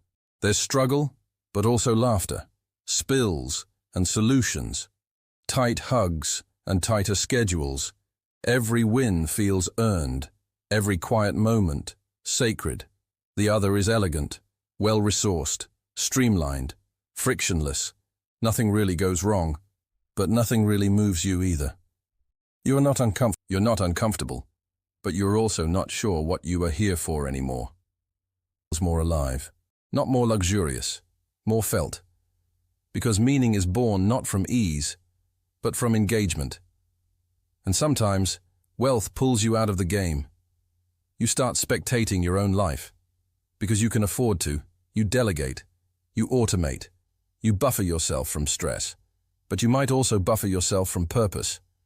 This doesn't mean wealth is bad. Wealth is a gift. It can be used to create extraordinary beauty, but it must be held consciously. Because when ease becomes the goal, rather than the foundation, something gets lost. What you build, what you love, what you fight for, that's what gives life color. And when wealth removes the need to fight for anything, the days blur, the winds feel flat, the nights grow quiet in a way that doesn't feel peaceful, just numb. So how do we navigate this? How do we enjoy the ease that wealth brings, without losing the meaning that effort used to give us? We start by shifting the question from, how can I remove as many problems as possible, to, what's still worth engaging with, even when I don't have to? Maybe it's making your own coffee, even if someone else could. Maybe it's fixing the broken thing, not because it's efficient, but because it matters. Maybe it's volunteering your time, not for optics, but for connection. Maybe it's saying yes to hard things, not for profit, but for growth. We remember that ease isn't the destination. It's a tool, a platform, a way to choose your struggle, not escape all of them. Because meaning doesn't vanish with wealth, but it does ask you to be deliberate, to choose effort, even when effort isn't required, to create challenge, not for the sake of suffering, but for the sake of evolving, to lean into something that moves you, a cause, a craft, a connection. To remember that meaning often lives in discomfort, in the spaces where you stretch, not coast. Let's return to our man in the soft bed, the one who now has time, resources, freedom. What would happen if he got up, not for work, but for something that stirred his soul? To write, to mentor, to build something not for profit, but for people. To get his hands in the dirt, to cook a meal from scratch, to teach his daughter how to tie her shoes. That's effort, that's meaning, that's a life engaged, not just eased. Because wealth can buy almost anything. But meaning? You have to live your way into that, one intention at a time. So if you've worked hard and earned ease, celebrate it. Let it hold you. But don't let it erase the parts of life that once made you feel. Let it support your purpose, not replace it. Let it give you energy, not remove the need to use it. Because ease is beautiful. But meaning? That's what makes life worth living. So build your wealth. Enjoy your ease, but stay awake. Stay engaged. Stay willing to choose something hard, something real. Because the richest life isn't the one with no struggle. It's the one where your struggle means something, and your joy. It's not just easy, it's earned. Chapter 45. People want wealth for freedom, then use it to trap themselves. He thought freedom would feel different. He remembered the early years, watching the account balances, counting the days until payday, saying no to invitations not because he wanted to, but because he had to. Back then, freedom lived in dreams, quitting the job, taking the trip, buying the house with sunlight in every corner. He promised himself, once I have money, I'll never be stuck again. Now, he has money. More than he ever thought he would. His apartment is what he used to imagine as success. His phone buzzes with new opportunities daily. He says yes a lot. And somehow, despite all the yeses, his days feel tighter than ever. He wakes with a calendar already full. He ends with a mind still spinning. And somewhere in the middle of it all, he wonders, how did I trade one kind of cage for another? This is the paradox. People want wealth for freedom, and then use it to trap themselves. Let's sit with that. Freedom is one of the most common reasons people chase wealth. Not for gold, not for yachts, not even for stuff. For choice. The freedom to say no. The freedom to rest. The freedom to walk away from what doesn't feel right. The freedom to be who you are without justifying it. And money, undeniably, creates more options, more buffer, more room to move. But money doesn't guarantee freedom, because freedom is a practice, not a purchase. And many people, once they reach a level of wealth that could support freedom, immediately begin building lives that eliminate it. They take on more responsibility, more obligations, more visibility. They scale everything: the house, the schedule, the staff, the pressure. They lock themselves into bigger systems, shinier contracts, higher costs of existing. They trade time for optics, privacy for influence, ease for ambition. Not because they have to, but because they don't know how to stop. Because they haven't practiced what freedom feels like, only what it looks like. And so when the money arrives, they do what they've always done. They fill every inch. Because empty space, free time, quiet mornings, unstructured hours, feels foreign, unproductive, even unsafe. But freedom isn't just absence. It's presence. It's being in your life, not performing it. It's choosing based on alignment, not obligation. And that's the part that wealth alone can't teach. Let's imagine two people. One earns more than they ever imagined. They've achieved the level of wealth that could allow them to pause, recalibrate, reclaim their time. But they don't. They've built a machine that needs constant tending, and they are now the operator, not the owner. They say yes out of habit. They rest with guilt. They live in motion. The other earns modestly. They've structured their life to be light. They say no often. They protect their time. They earn less, but need less. And so they're free. They walk more. They sleep better. They're not waiting for some future when. They are living their freedom now. Guess who feels wealthier? Not the one with more, the one with less weight. Because real freedom isn't about what you can do. It's about what you choose not to. It's about the space between your responsibilities, the margin where your soul gets to breathe. But here's the truth. Wealth can be addictive. Not because of greed, because of fear. Fear of losing it. Fear of falling behind. Fear of being ordinary. Fear of wasting potential. So instead of buying freedom, people buy more hustle. They say, just one more project. One more year of this pace. One more level of security. And the goalpost moves. Every time. Because if your worth is tied to what you produce, you'll always be producing. If your identity is tied to being the one who does, you'll always be doing. And what you wanted wealth to give you, time, rest, ease, joy, stays on the shelf, wrapped in conditions. Freedom becomes the most postponed part of your life. Even though it was the reason you started. Even though you could have it now. So how do we untangle this? How do we let wealth give us freedom instead of building cages out of it? We start with intention. We ask, what did I actually want when I started chasing money? Not what the world told me. What I wanted. Was it mornings with my kids? Was it the ability to say no? Was it to write, paint, travel, rest? Was it to leave something meaningful behind? Then we look at our life, now, and ask, does my current schedule reflect that dream? If not, we've built the wrong thing, and we can change that. We can strip away. We can say no. We can remember that just because something pays well doesn't mean it's worth the cost. That freedom doesn't scream. It whispers. It lives in the spaces we stop filling, the hours we leave untouched, the mornings without meetings, the weekends without guilt, the work done not for applause but for joy, because freedom is fragile, not because it's weak, but because it can be covered so quickly by noise, by busy, by the momentum of more. And if we don't protect it, we'll wake up one day rich in everything, except the thing we started chasing in the first place. So here's the invitation. Use your wealth to unbuild what's not serving you.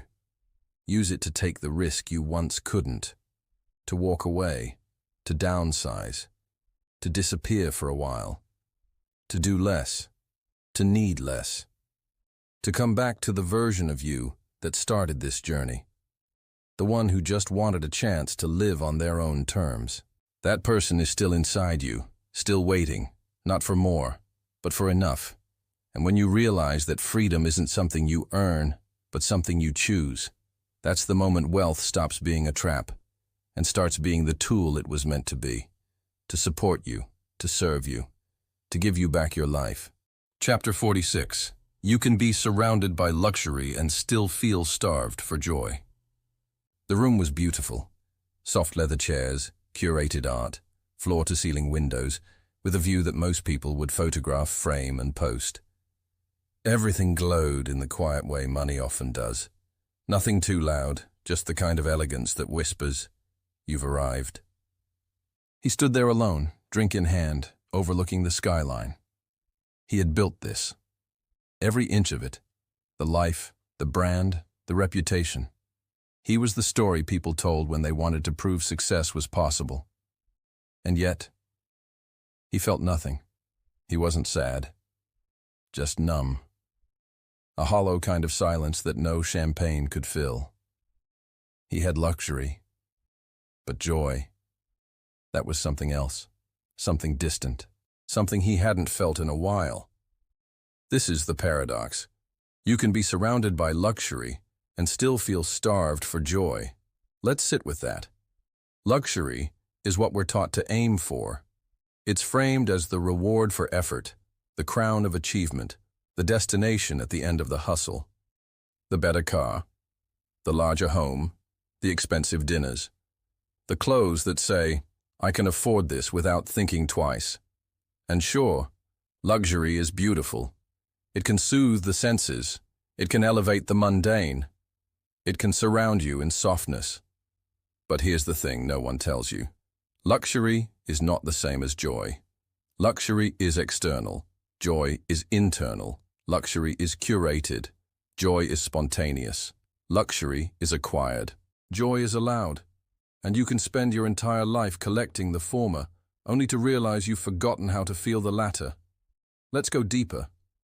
We often use luxury to fill something, to feel worthy, to feel seen, to feel like we've done enough. But luxury, if not grounded in something deeper, can become performance. A shell. You build the life that looks like it should make you happy. But happiness doesn't show up on cue. Because joy doesn't care about square footage. It doesn't sparkle on countertops. It doesn't arrive in the box with your new watch. Joy is trickier. It asks more of you. It doesn't respond to price. It responds to presence. It doesn't live in perfection. It lives in permission. The permission to be silly, to rest, to connect, to slow down, to feel. And often, luxury environments aren't designed for feeling, they're designed for status, control, order, which means they can sometimes become the quietest kind of prisons, where everything looks right and nothing feels real. Let's imagine two people. One walks through a five-star resort. They nod at the staff, appreciate the details, sip the wine, but inside they're thinking about the meeting tomorrow, the next deal, their inbox, the thing they forgot to do. They feel pressure to enjoy it all, and guilt that they're not. The other is sitting on a beach with a homemade sandwich. The towel is old, the soda is warm, but they're laughing with someone they love. Their toes are in the sand. The sky is pink. They breathe deep and say, "This is perfect." Guess who feels richer? Not the one with luxury, the one with joy. Because joy is about aliveness, about being in the moment, not just standing next to it. And aliveness can't be bought. It must be remembered, reclaimed, reawakened. And that's hard for people who've built their lives on performance. Because luxury, for all its beauty, can become a distraction from your deeper needs. It tells you, you've done well, even if you feel disconnected, even if you're lonely, even if the laughter in your home has grown thin, because it's hard to question comfort. It's hard to say, this isn't working, when the sheets are 800 thread count and the floors are heated. It's hard to say, I'm not happy, when you have everything others dream about. So you stay quiet, you keep building, you upgrade, you hope the next luxury will finally open the door joy once used. But joy doesn't walk through doors built on fear. It needs space, silliness, soul. So how do we find it again? How do we live this paradox with honesty? Start by asking, what brings me joy that I didn't pay for? Is it music, a walk, your child's laugh, a handwritten note, something messy, uncurated, ordinary? Then ask, when did I last feel that? Not see it, feel it, not perform it, be in it. Then ask yourself honestly, does my pursuit of luxury make room for that joy, or push it away? Am I building a life I can feel, or just one I can show? These questions aren't designed to shame you. They're designed to free you, to remind you that luxury is lovely, but joy is vital, and joy often asks you to unpolish your life a little, to let the moment be imperfect, to spill something, to laugh loudly, to sit on the floor instead of the fancy chair, to dance barefoot in the kitchen with someone you love.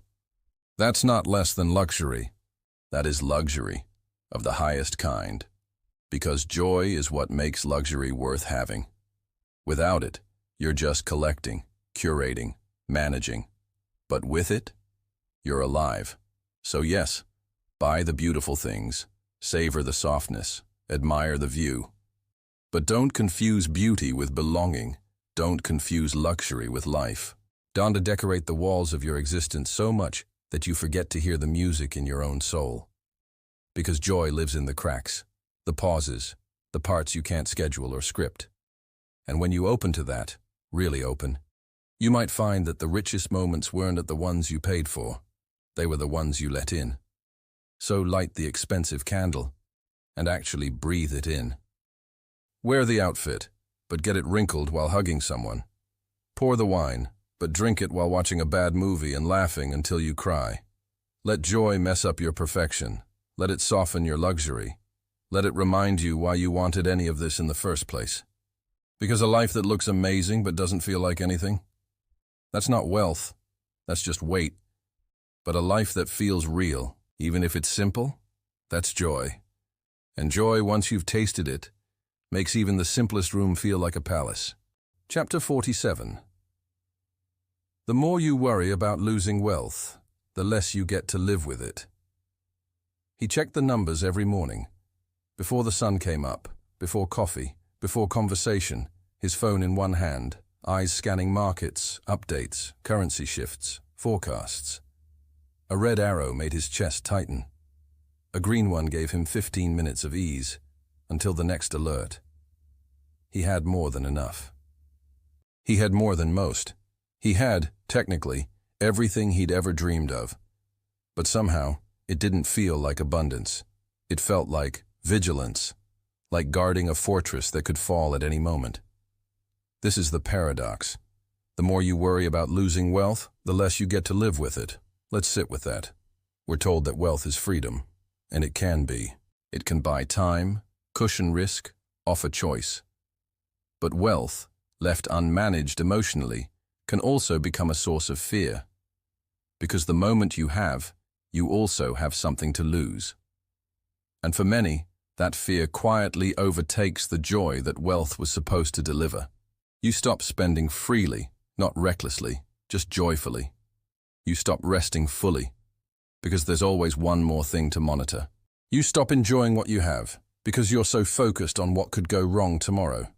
You start managing your money like a threat, not a tool. And in that mode, the very thing you worked so hard for becomes the very thing you suffer under. Let's take this deeper. Worry is normal, especially if you've known what it's like to live without. Especially if your wealth is self-made. Especially if no one taught you how to trust it, only how to chase it. But when worry becomes a constant, when it becomes the background hum of your life, it does something dangerous. It replaces presence. It robs you of the now. It whispers worst-case scenarios into every decision. It tells you to wait, to withhold, to defer living until it's safer. But safe keeps moving. And you keep postponing peace in the name of protecting your peace. You say things like, I'll enjoy it after the next raise. I'll travel once the market is more stable. I'll slow down after I buy the next property. But here's the question. How many next before you allow yourself to arrive? How many layers of protection before you realize you've built a life you are too afraid to live in? Let's imagine two people. One has millions. Every move is calculated. They research for weeks before making a purchase. They avoid generosity. They call it prudence. But inside, it's fear. Their life is buffered but not lived. The other has less, but they trust themselves. They save wisely, but they spend consciously. They say yes to dinner, yes to beauty, yes to supporting others. They feel free. Not because they have so much, but because they aren't ruled by what they have. Guess who feels wealthier? Not the one with the higher balance sheet. The one who uses their wealth. Because money is a tool, not a cage, not a scoreboard, not a source of constant surveillance. A tool, to be used, to build a life that feels aligned, fulfilling, real. But if you don't trust it, you won't use it. You'll guard it, monitor it, obsess over it, until you've spent more energy managing your fear of losing wealth than you ever did earning it. And that fear, it shrinks you. It keeps you small, even when your life is big.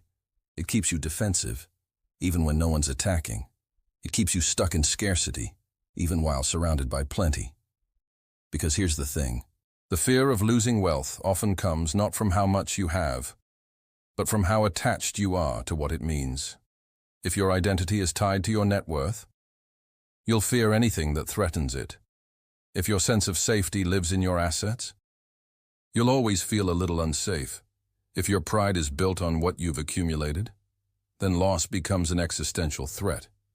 But you are more than your money. You are more than your investments. You are more than your empire. And you were worthy before any of it existed. When you remember that, you loosen your grip. You relax the worry. You begin to live. So how do we get there? How do we stop worrying so much about losing wealth and start actually living with it? We begin by asking, what am I trying to protect? Not just physically, emotionally, psychologically. What would it mean to lose some of what I've built? Would it make me feel like I failed? Would I be ashamed? Would I feel like less? Then we ask, where did I learn that? Who told me I had to hold it all so tightly? Who modeled a version of wealth that never relaxed? Who taught me to fear rest, to avoid generosity, to brace for collapse, even in times of ease? Those voices are old. But they aren't your truth. They're echoes, and you get to turn the volume down. Then start practicing presence. Spend on something that brings joy, not just return. Give without calculating. Rest without guilt. Remind your nervous system, I am safe now. Not someday. Now. This doesn't mean being reckless. It means being real, acknowledging that wealth is only meaningful when it's felt, when it moves through your life, not just sits in your accounts, when it serves you, not controls you. Because you can't control the future, not completely. You can't outplan uncertainty. You can't outsave mortality. But you can live now. You can enjoy now. You can feel the blessing you already have, instead of fixating on how to prevent its loss. Because here's the real loss: the mornings you rushed past, the celebrations you downplayed, the opportunities to connect, laugh, love, skipped in the name of caution. That's what worry costs you. Not just hypotheticals, real time, real memories. So yes, be wise, be thoughtful. But don't worship the worry. Don't let fear manage your fortune. Let joy lead. Let trust lead. Let your life be not just financially secure, but emotionally free. Because the day you stop worrying about losing wealth is often the first day you actually start living with it. Chapter 48. You can appear wealthy to the world and still feel broke inside. The restaurant was elegant. Low lighting, soft music, crystal glasses set perfectly atop a white tablecloth. He was seated at the best table, not by accident. He always was. His suit was custom, his smile practiced. He leaned back in his chair like he'd been doing this all his life. The bill wouldn't be a problem. Neither would tomorrow's. And yet, when he went home that night, walked into his high-rise apartment and set down his keys on the spotless counter, something hollow echoed in the silence. Not from the walls, from within. He had everything he once thought would mean he'd made it. But he didn't feel rich. He felt broke. This is the paradox. You can appear wealthy to the world and still feel broke inside. Let's slow this down. Our culture is obsessed with appearance. We reward the projection of success even more than the substance of it. We celebrate what we can see: the house, the car, the brand, the lifestyle. But what happens when your external life outpaces your internal one? When you've built the image of wealth, but not the experience of it? What happens when everyone believes you're thriving, but deep down, you feel hollow, disconnected, afraid? That's not a glitch. That's a system working as designed. Because we were taught to equate wealth with worth, to perform abundance even when we don't feel it, to dress up insecurity in designer, to mask emptiness with elegance. And eventually, if we do it long enough, we forget how to feel anything real. Let's go deeper. You can be wealthy in all the ways that matter to others, but still feel broke in the ways that matter to you. Broke in time, broke in rest, broke in connection, broke in joy. You can have the funds to retire and not sleep at night. You can have the means to travel the world and no one to call when you land. You can have closets full of clothes and not know who you are when you look in the mirror. Because wealth is not a costume. It's not something you put on to convince people you've arrived. It's something you cultivate, from the inside out. It's not just about what you own. It's about what owns you. And if the life you've built owns your identity, your self-worth, your sense of safety, then it doesn't matter how much you have. You'll still feel poor, not in money, in meaning. Let's imagine two people. One lives in a mansion. Their life is full of parties, headlines, invitations, but they dread being alone. They don't trust the people around them. They feel like a character in a story they no longer enjoy performing. The other lives in a smaller space. Their life is quieter, but it's theirs. They speak freely. They laugh easily. They are surrounded by people who know their fears, not just their accolades. They have less, but they feel full. Guess who feels wealthier? Not the one with the applause, the one with alignment. Because real wealth, it's invisible. It's not in your watch. It's in how slowly you breathe when no one needs anything from you. It's not in your resume. It's in your relationships, the ones that hold you, not use you. It's not in your square footage. It's in the space inside your day, space to pause, to play, to be. And if you don't have those, it doesn't matter what your bank account says. You're not living in wealth. You're surviving under the pressure of appearing to. So how does this happen? How do people build a life that looks rich while feeling broke? It starts subtly. We chase validation because we're human. We want to be seen, admired, respected, and we live in a world that signals those things through wealth. So we play the game. We polish, we ascend, we curate, we win. But somewhere along the way, we start building for them, not us. We stop asking, what brings me alive? And start asking, what will make me look successful? We stop spending for meaning and start spending for optics. And we win, externally. But we lose touch with ourselves. And that loss, that's the poverty that no one posts about. The poverty of being out of alignment with your truth. The poverty of chasing numbers instead of nurturing your needs. The poverty of loneliness behind a well-decorated door. And the saddest part? No one sees it. Because to the world, you're thriving. Which makes it harder to admit the truth, even to yourself. That you miss your own life. That you don't feel safe inside your success. That you're tired of pretending wealth feels like anything at all. But here's the good news. You can come back. You can start living again, not just performing. It begins with honesty. Ask yourself, what am I really building? A life that feeds me, or a life that photographs well? What parts of my life look rich, but feel empty? Where have I abandoned myself for the sake of admiration? Then, begin to reclaim. Reclaim your time. Reclaim your relationships. Reclaim your voice, the one that doesn't speak in currency, but in clarity. Let go of the things that impress others but exhaust you. Let go of the story that says you must always be more. Let go of the pressure to be a brand. And remember how to be a being, a human, soft, messy, enough. Start doing things that don't scale. Take a walk. Cook your own food. Call someone just to say you miss them. Buy something not because it's expensive, but because it delights you. Let joy back in. Let stillness speak again. Let the truth of your life rise, even if it is quieter than the lie you were living. Because appearing wealthy might win you the crowd. But feeling wealthy? That gives you yourself back. And you? You are worth more than the image you've crafted. You are worth more than the mask that keeps getting heavier. You are allowed to live a life that feels good, even if it looks less polished. You are allowed to be rich in the things that don't show up on a balance sheet. Peace, presence, purpose.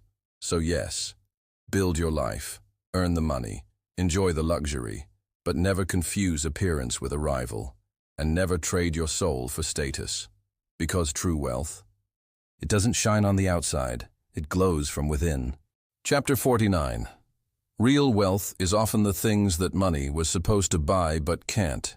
He stood at the balcony, coffee in hand, watching the city wake up. Below him, taxis streamed through intersections. Office lights blinked on, one by one. Somewhere, in a cafe he used to frequent before his life became appointments. And calendars. People were reading newspapers over mugs, or laughing too loudly at something small and beautiful. His morning was perfectly designed. The view, the temperature, the quiet hum of automation and control. He didn't need to check his bank account. The numbers were more than fine. And yet, something felt missing. Not because he lacked anything, but because he hadn't felt much of anything in a while. He had what money could buy, but what he craved were the things it couldn't. This is the paradox. Real wealth is often the things that money was supposed to buy, but can't. Let's pause with that. We are told, again and again, that money gives us access to freedom, to power, to pleasure, to beauty, to ease. And it does. It can buy comfort, safety, quality, time. But too often, we conflate tools with outcomes. We confuse the purchase with the promise, and we end up chasing the wrong things, not because we're greedy, but because we're human. Because we believe that behind the object, the luxury, the number, we'll finally find the feeling we're missing. Peace, love, belonging, rest, joy. But those don't live in the bank. They live in presence. And presence can't be bought. Let's take it deeper. We think wealth buys us time. And in some ways, it does. We can outsource, delegate, escape the grind. But if you don't know how to slow down, no amount of free time will feel restful. You'll just fill the hours with more goals, more pressure, more performance. You'll be busy being free and miss your own life in the process. We think wealth buys us connection through access, experiences, status. But connection doesn't live in the front row of a gala. It lives in the quiet vulnerability of being seen, fully, honestly, without performance. And no amount of money can buy you someone who truly knows your heart. We think wealth buys us happiness, but happiness is not a thing to be bought. It's something you remember, often in the simplest of moments. The walk with your dog at dusk, the way your child looks at you when they feel safe, the silence between two people who no longer need to explain themselves. None of that requires wealth, but all of it feels like richness, and that's where the paradox lives. You chase money, hoping to finally feel the life you've been waiting for. But when the money comes, you may find that the feelings still haven't arrived, because they were never for sale. They were always asking something else from you. Not your hustle, but your honesty. Not your earning, but your engagement. Not your performance, but your presence. Let's imagine two lives. One is successful by every standard. The homes, the cars, the accolades. Their schedule is full. Their image is impeccable. But when they pause, in the rare moment they allow themselves to, they feel a hollowness they can quite name. The other has fewer resources. They live with limits. But their laughter is loud. Their table is full. Their memories are vivid. They're not always comfortable, but they're alive. Guess who feels wealthier? Not the one with more tools, the one who knows what to do with the tools they already have. Because money can give you options, but only you can give yourself meaning. Only you can sit in a room and decide to actually be there. Only you can choose love over loneliness by being brave enough to receive it. Only you can stop, look around, and say, this is enough. But that kind of wealth, internal, relational, emotional, takes courage. Because it means redefining success. It means asking, what was I really chasing? And if the answer is things like love, safety, rest, joy, presence, then the next question is even more important. Am I building a life that gives me those things? Not later. Now.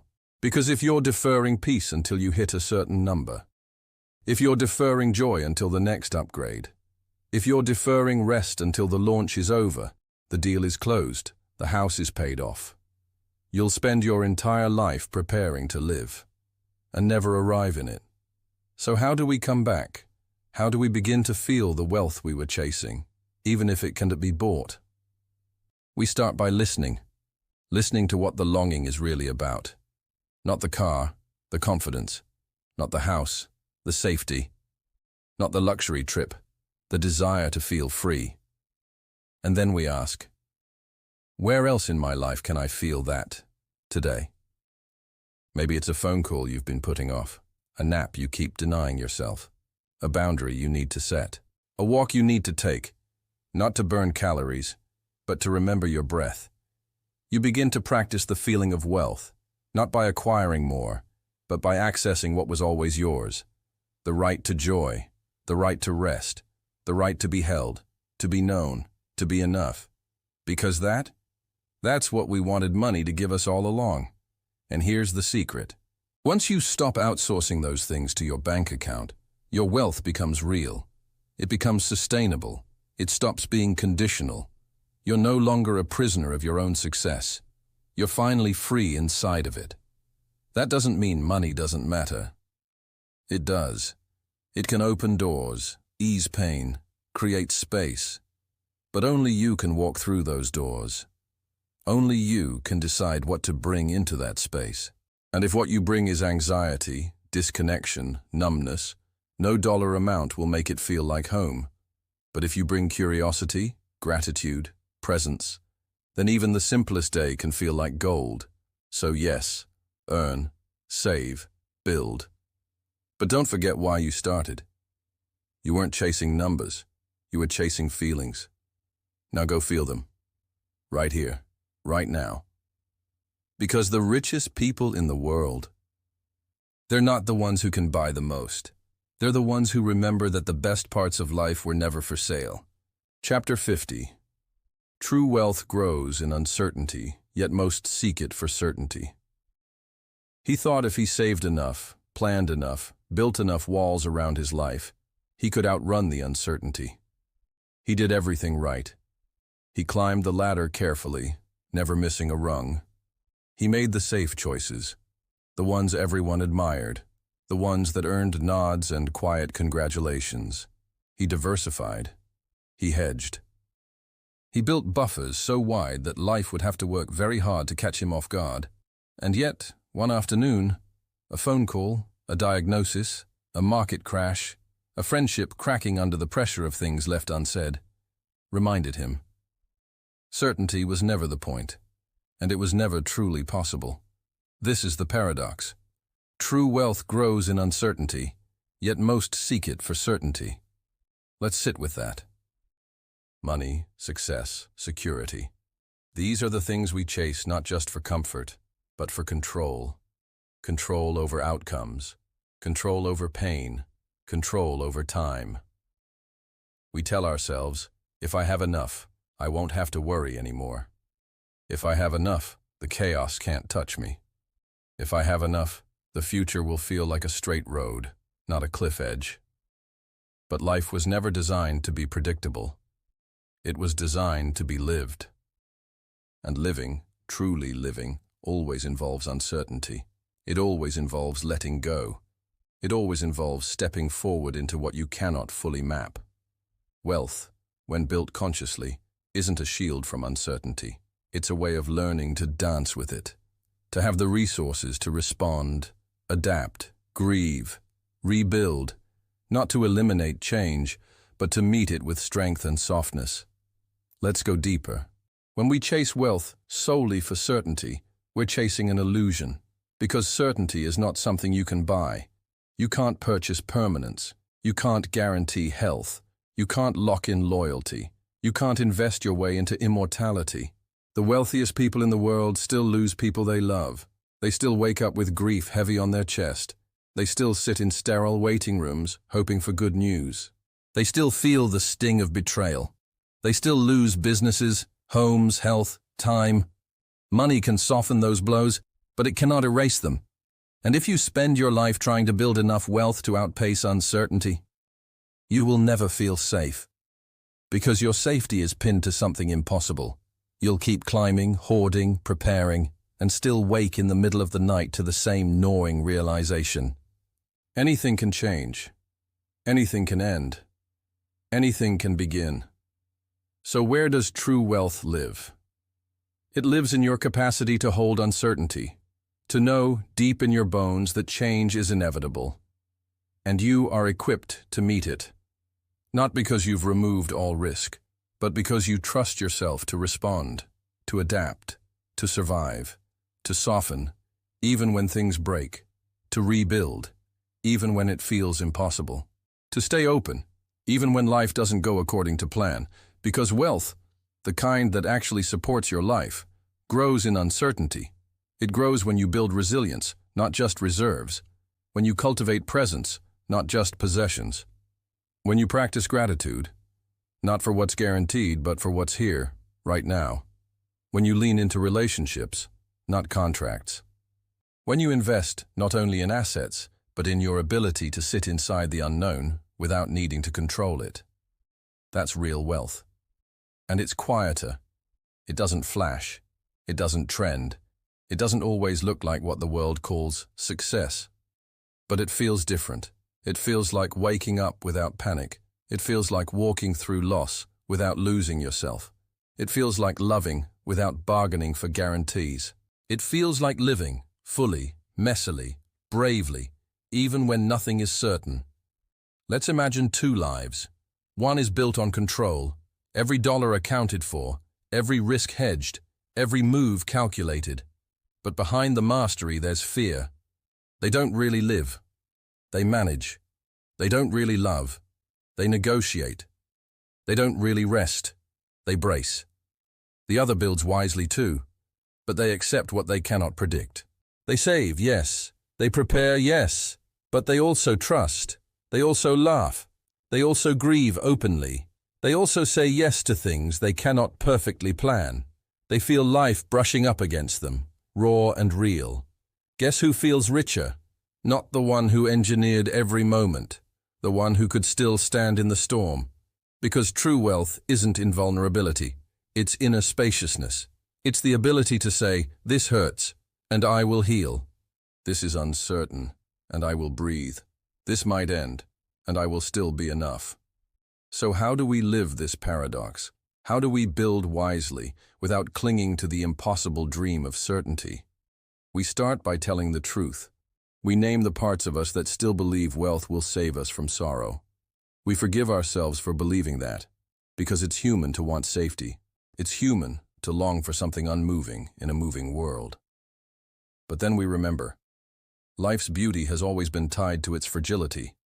Its brilliance has always lived alongside its impermanence, and the goal was never to remove uncertainty. It was to live fully inside it, to dance while the ground shifts, to sing while the seasons change, to love knowing it might hurt, to build knowing it might break, and to choose all of it anyway. So yes, save, invest, prepare, build, be wise, but also be wild. Be willing to let go, be willing to be surprised, be willing to start over, be willing to feel the full spectrum of being human, not just the curated parts. Because true wealth doesn't numb you to uncertainty. It nourishes you inside it. It gives you roots deep enough to hold when the winds come. It gives you wings wide enough to catch the thermals of change.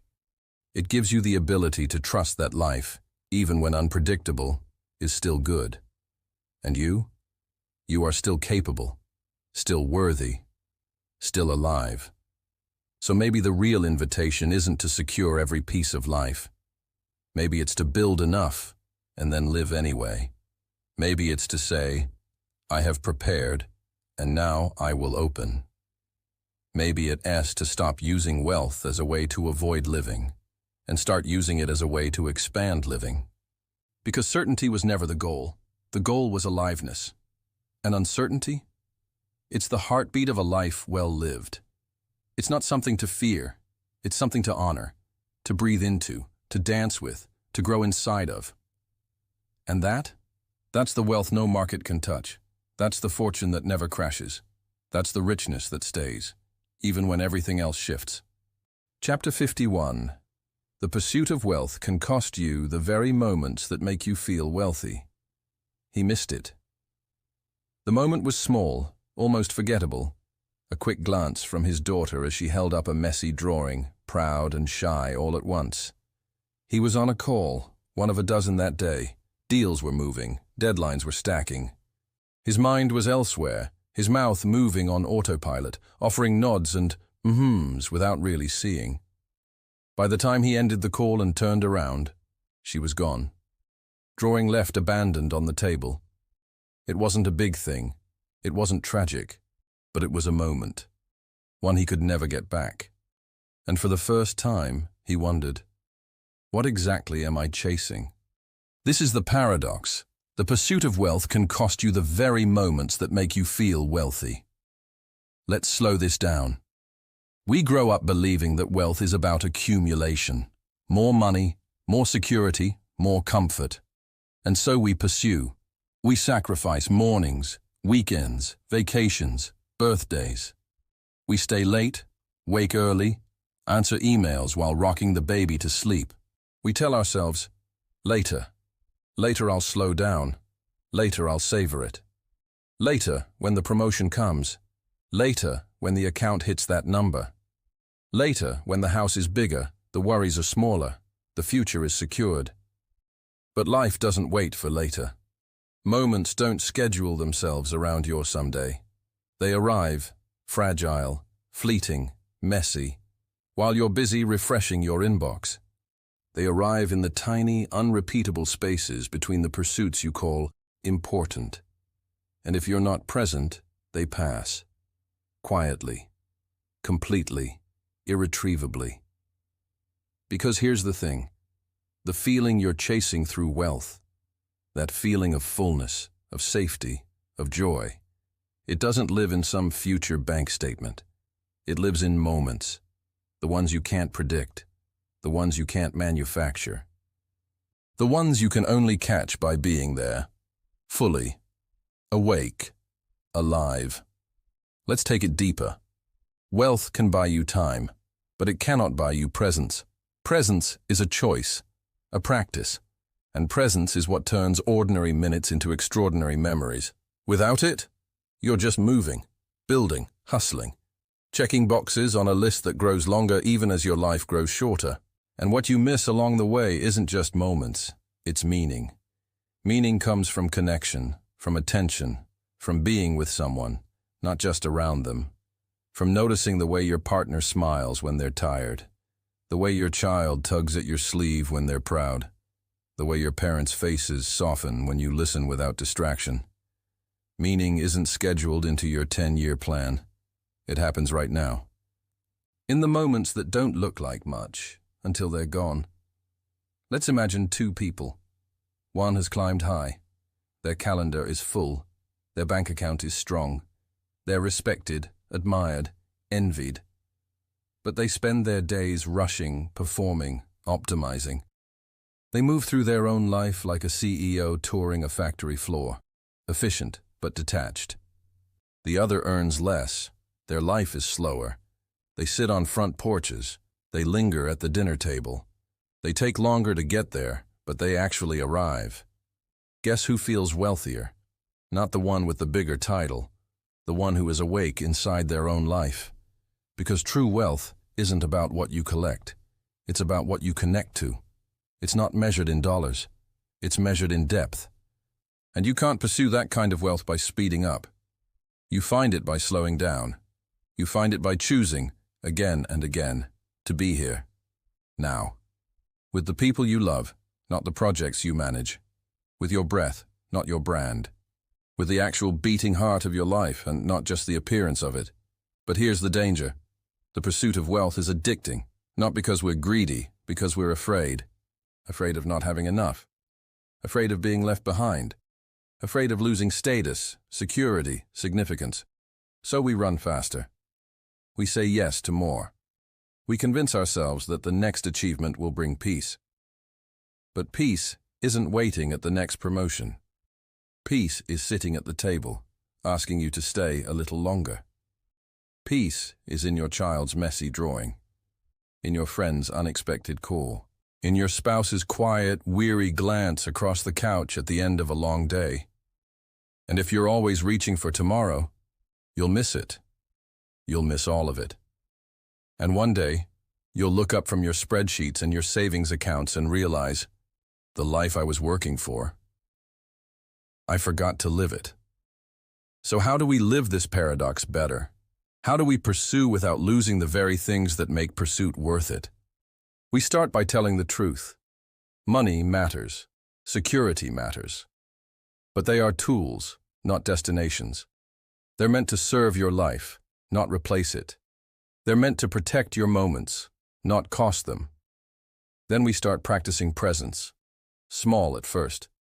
One deep breath before answering the next email. One full look at your child when they call your name. One dinner without your phone buzzing on the table. One morning where you sit with your coffee, not your to-do list. Presence isn't complicated. It's available, always. It just asks you to choose it, to choose being overperforming, to choose connection over collection, to choose noticing over numbing. And yes, you'll still build, still work, still dream. But you'll do it differently. You'll remember that wealth is not just about accumulation. It's about appreciation. And appreciation requires attention, requires being willing to say, this moment matters more than that meeting. This laugh matters more than that LinkedIn update. This conversation matters more than chasing another title. Because the people who love you, they won't remember how busy you were. They'll remember how seen they felt when you were around. And your soul? It won't remember how many hours you worked. It will remember how many hours you were there. Fully, without rushing through your own life like it was a task to be conquered. So yes, pursue, build, provide, dream. But don't sacrifice your life on the altar of someday. Don't trade the things that make you feel wealthy for the things that only make you look wealthy. Remember what you wanted wealth for, and let yourself live in it now. Not after. Now. Because the small moments, the ones you're rushing past, they are the treasure, they are the richness, they are the real wealth, and they are waiting, right here, right now. Chapter 52. You spend the first half of life trying to build wealth, and the second half, learning to let it go. Even in the early days, when the numbers barely lined up, he tracked everything, every bill paid on time, every extra dollar funneled into the future. He remembered what it felt like to go without, and he made a silent vow. Never again. He built with precision, with purpose. He skipped vacations, said no to extravagance, and smiled when friends called him disciplined. By the time he reached his 50s, he'd done it. The house was paid, the accounts healthy. His kids would never know the fear he'd once lived in. And yet, as he stood in his living room one evening, quiet, surrounded by everything he'd once dreamed of, a question arrived uninvited. What now? This is the paradox. You spend the first half of life trying to build wealth, and the second half learning to let it go. Let's sit with that. The first half is about more income, more assets, more achievement, more control, and often more pressure. Because when you're in that season of building, it feels like there's always something else to chase, something urgent, something unfinished. The world rewards your climb, people applaud your progress, and the fear of slipping keeps your hands tightly on the rope. You build not just wealth, but identity around that building.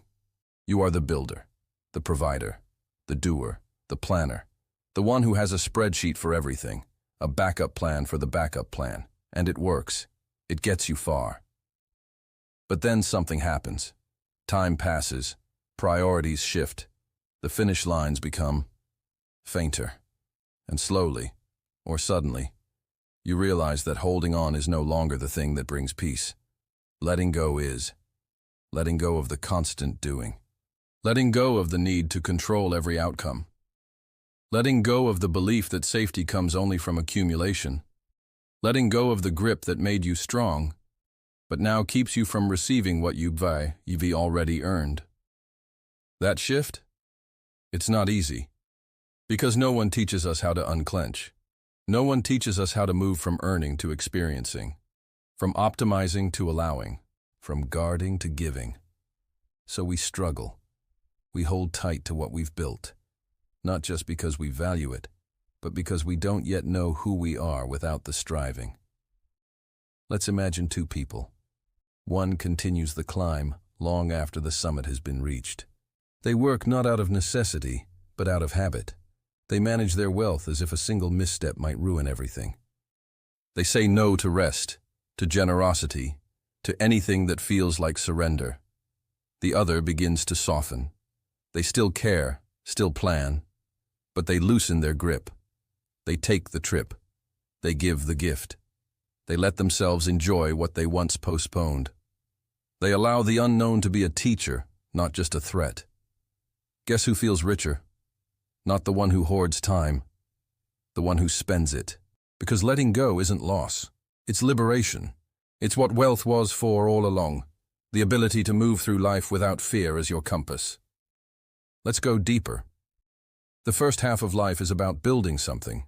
The second half, it's about becoming someone who knows that the most valuable parts of life aren't stored in vaults.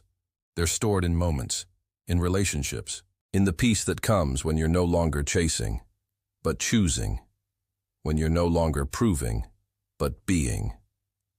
But that transformation, it takes courage, because we've been taught to equate value with productivity, to equate purpose with profit, to believe that letting go is the same as giving up. It's not. Letting go is the art of trusting what you've built. It's the wisdom to know when you've done enough, It's the grace to shift from builder to beneficiary, not just financially, but emotionally, spiritually. It's saying, I have gathered, now I will give. I have worked, now I will rest.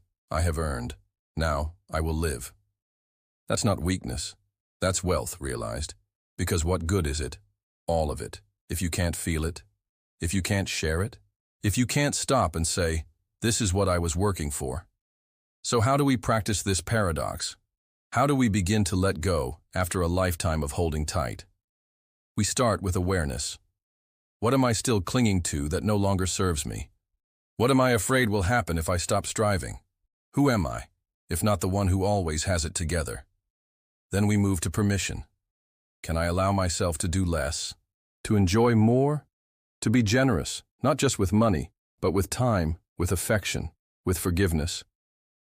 We lean into legacy, not just in what we leave behind, but in what we live right now. The meals with loved ones, the wisdom passed over tea, not just through a trust fund, the stories, the laughter, the intentional ordinary moments that no inheritance can replace. We begin to trust, not just the markets or the plan, but ourselves, that we will know when to pivot, that we can face uncertainty without collapsing, that life, even in its fragility, is still abundant. And finally, we remember joy. Joy, the thing we kept postponing in the name of prudence. Joy, the thing we tried to buy later, when it only ever asked to be noticed now. Because the real purpose of wealth isn't accumulation, it's activation. It's making your life feel the way you dreamed it would when you were building it. And if it doesn't, it's not too late to shift, to soften, to let go, not of responsibility, but of rigidity, not of care, but of control, not of wealth, but of worry. Because there comes a time when holding on too tightly becomes its own kind of poverty.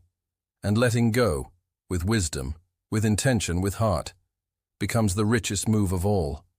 So yes, build in the first half, be bold, be brave.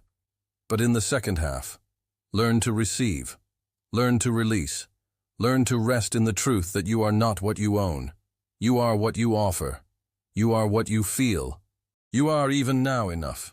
And that is real wealth.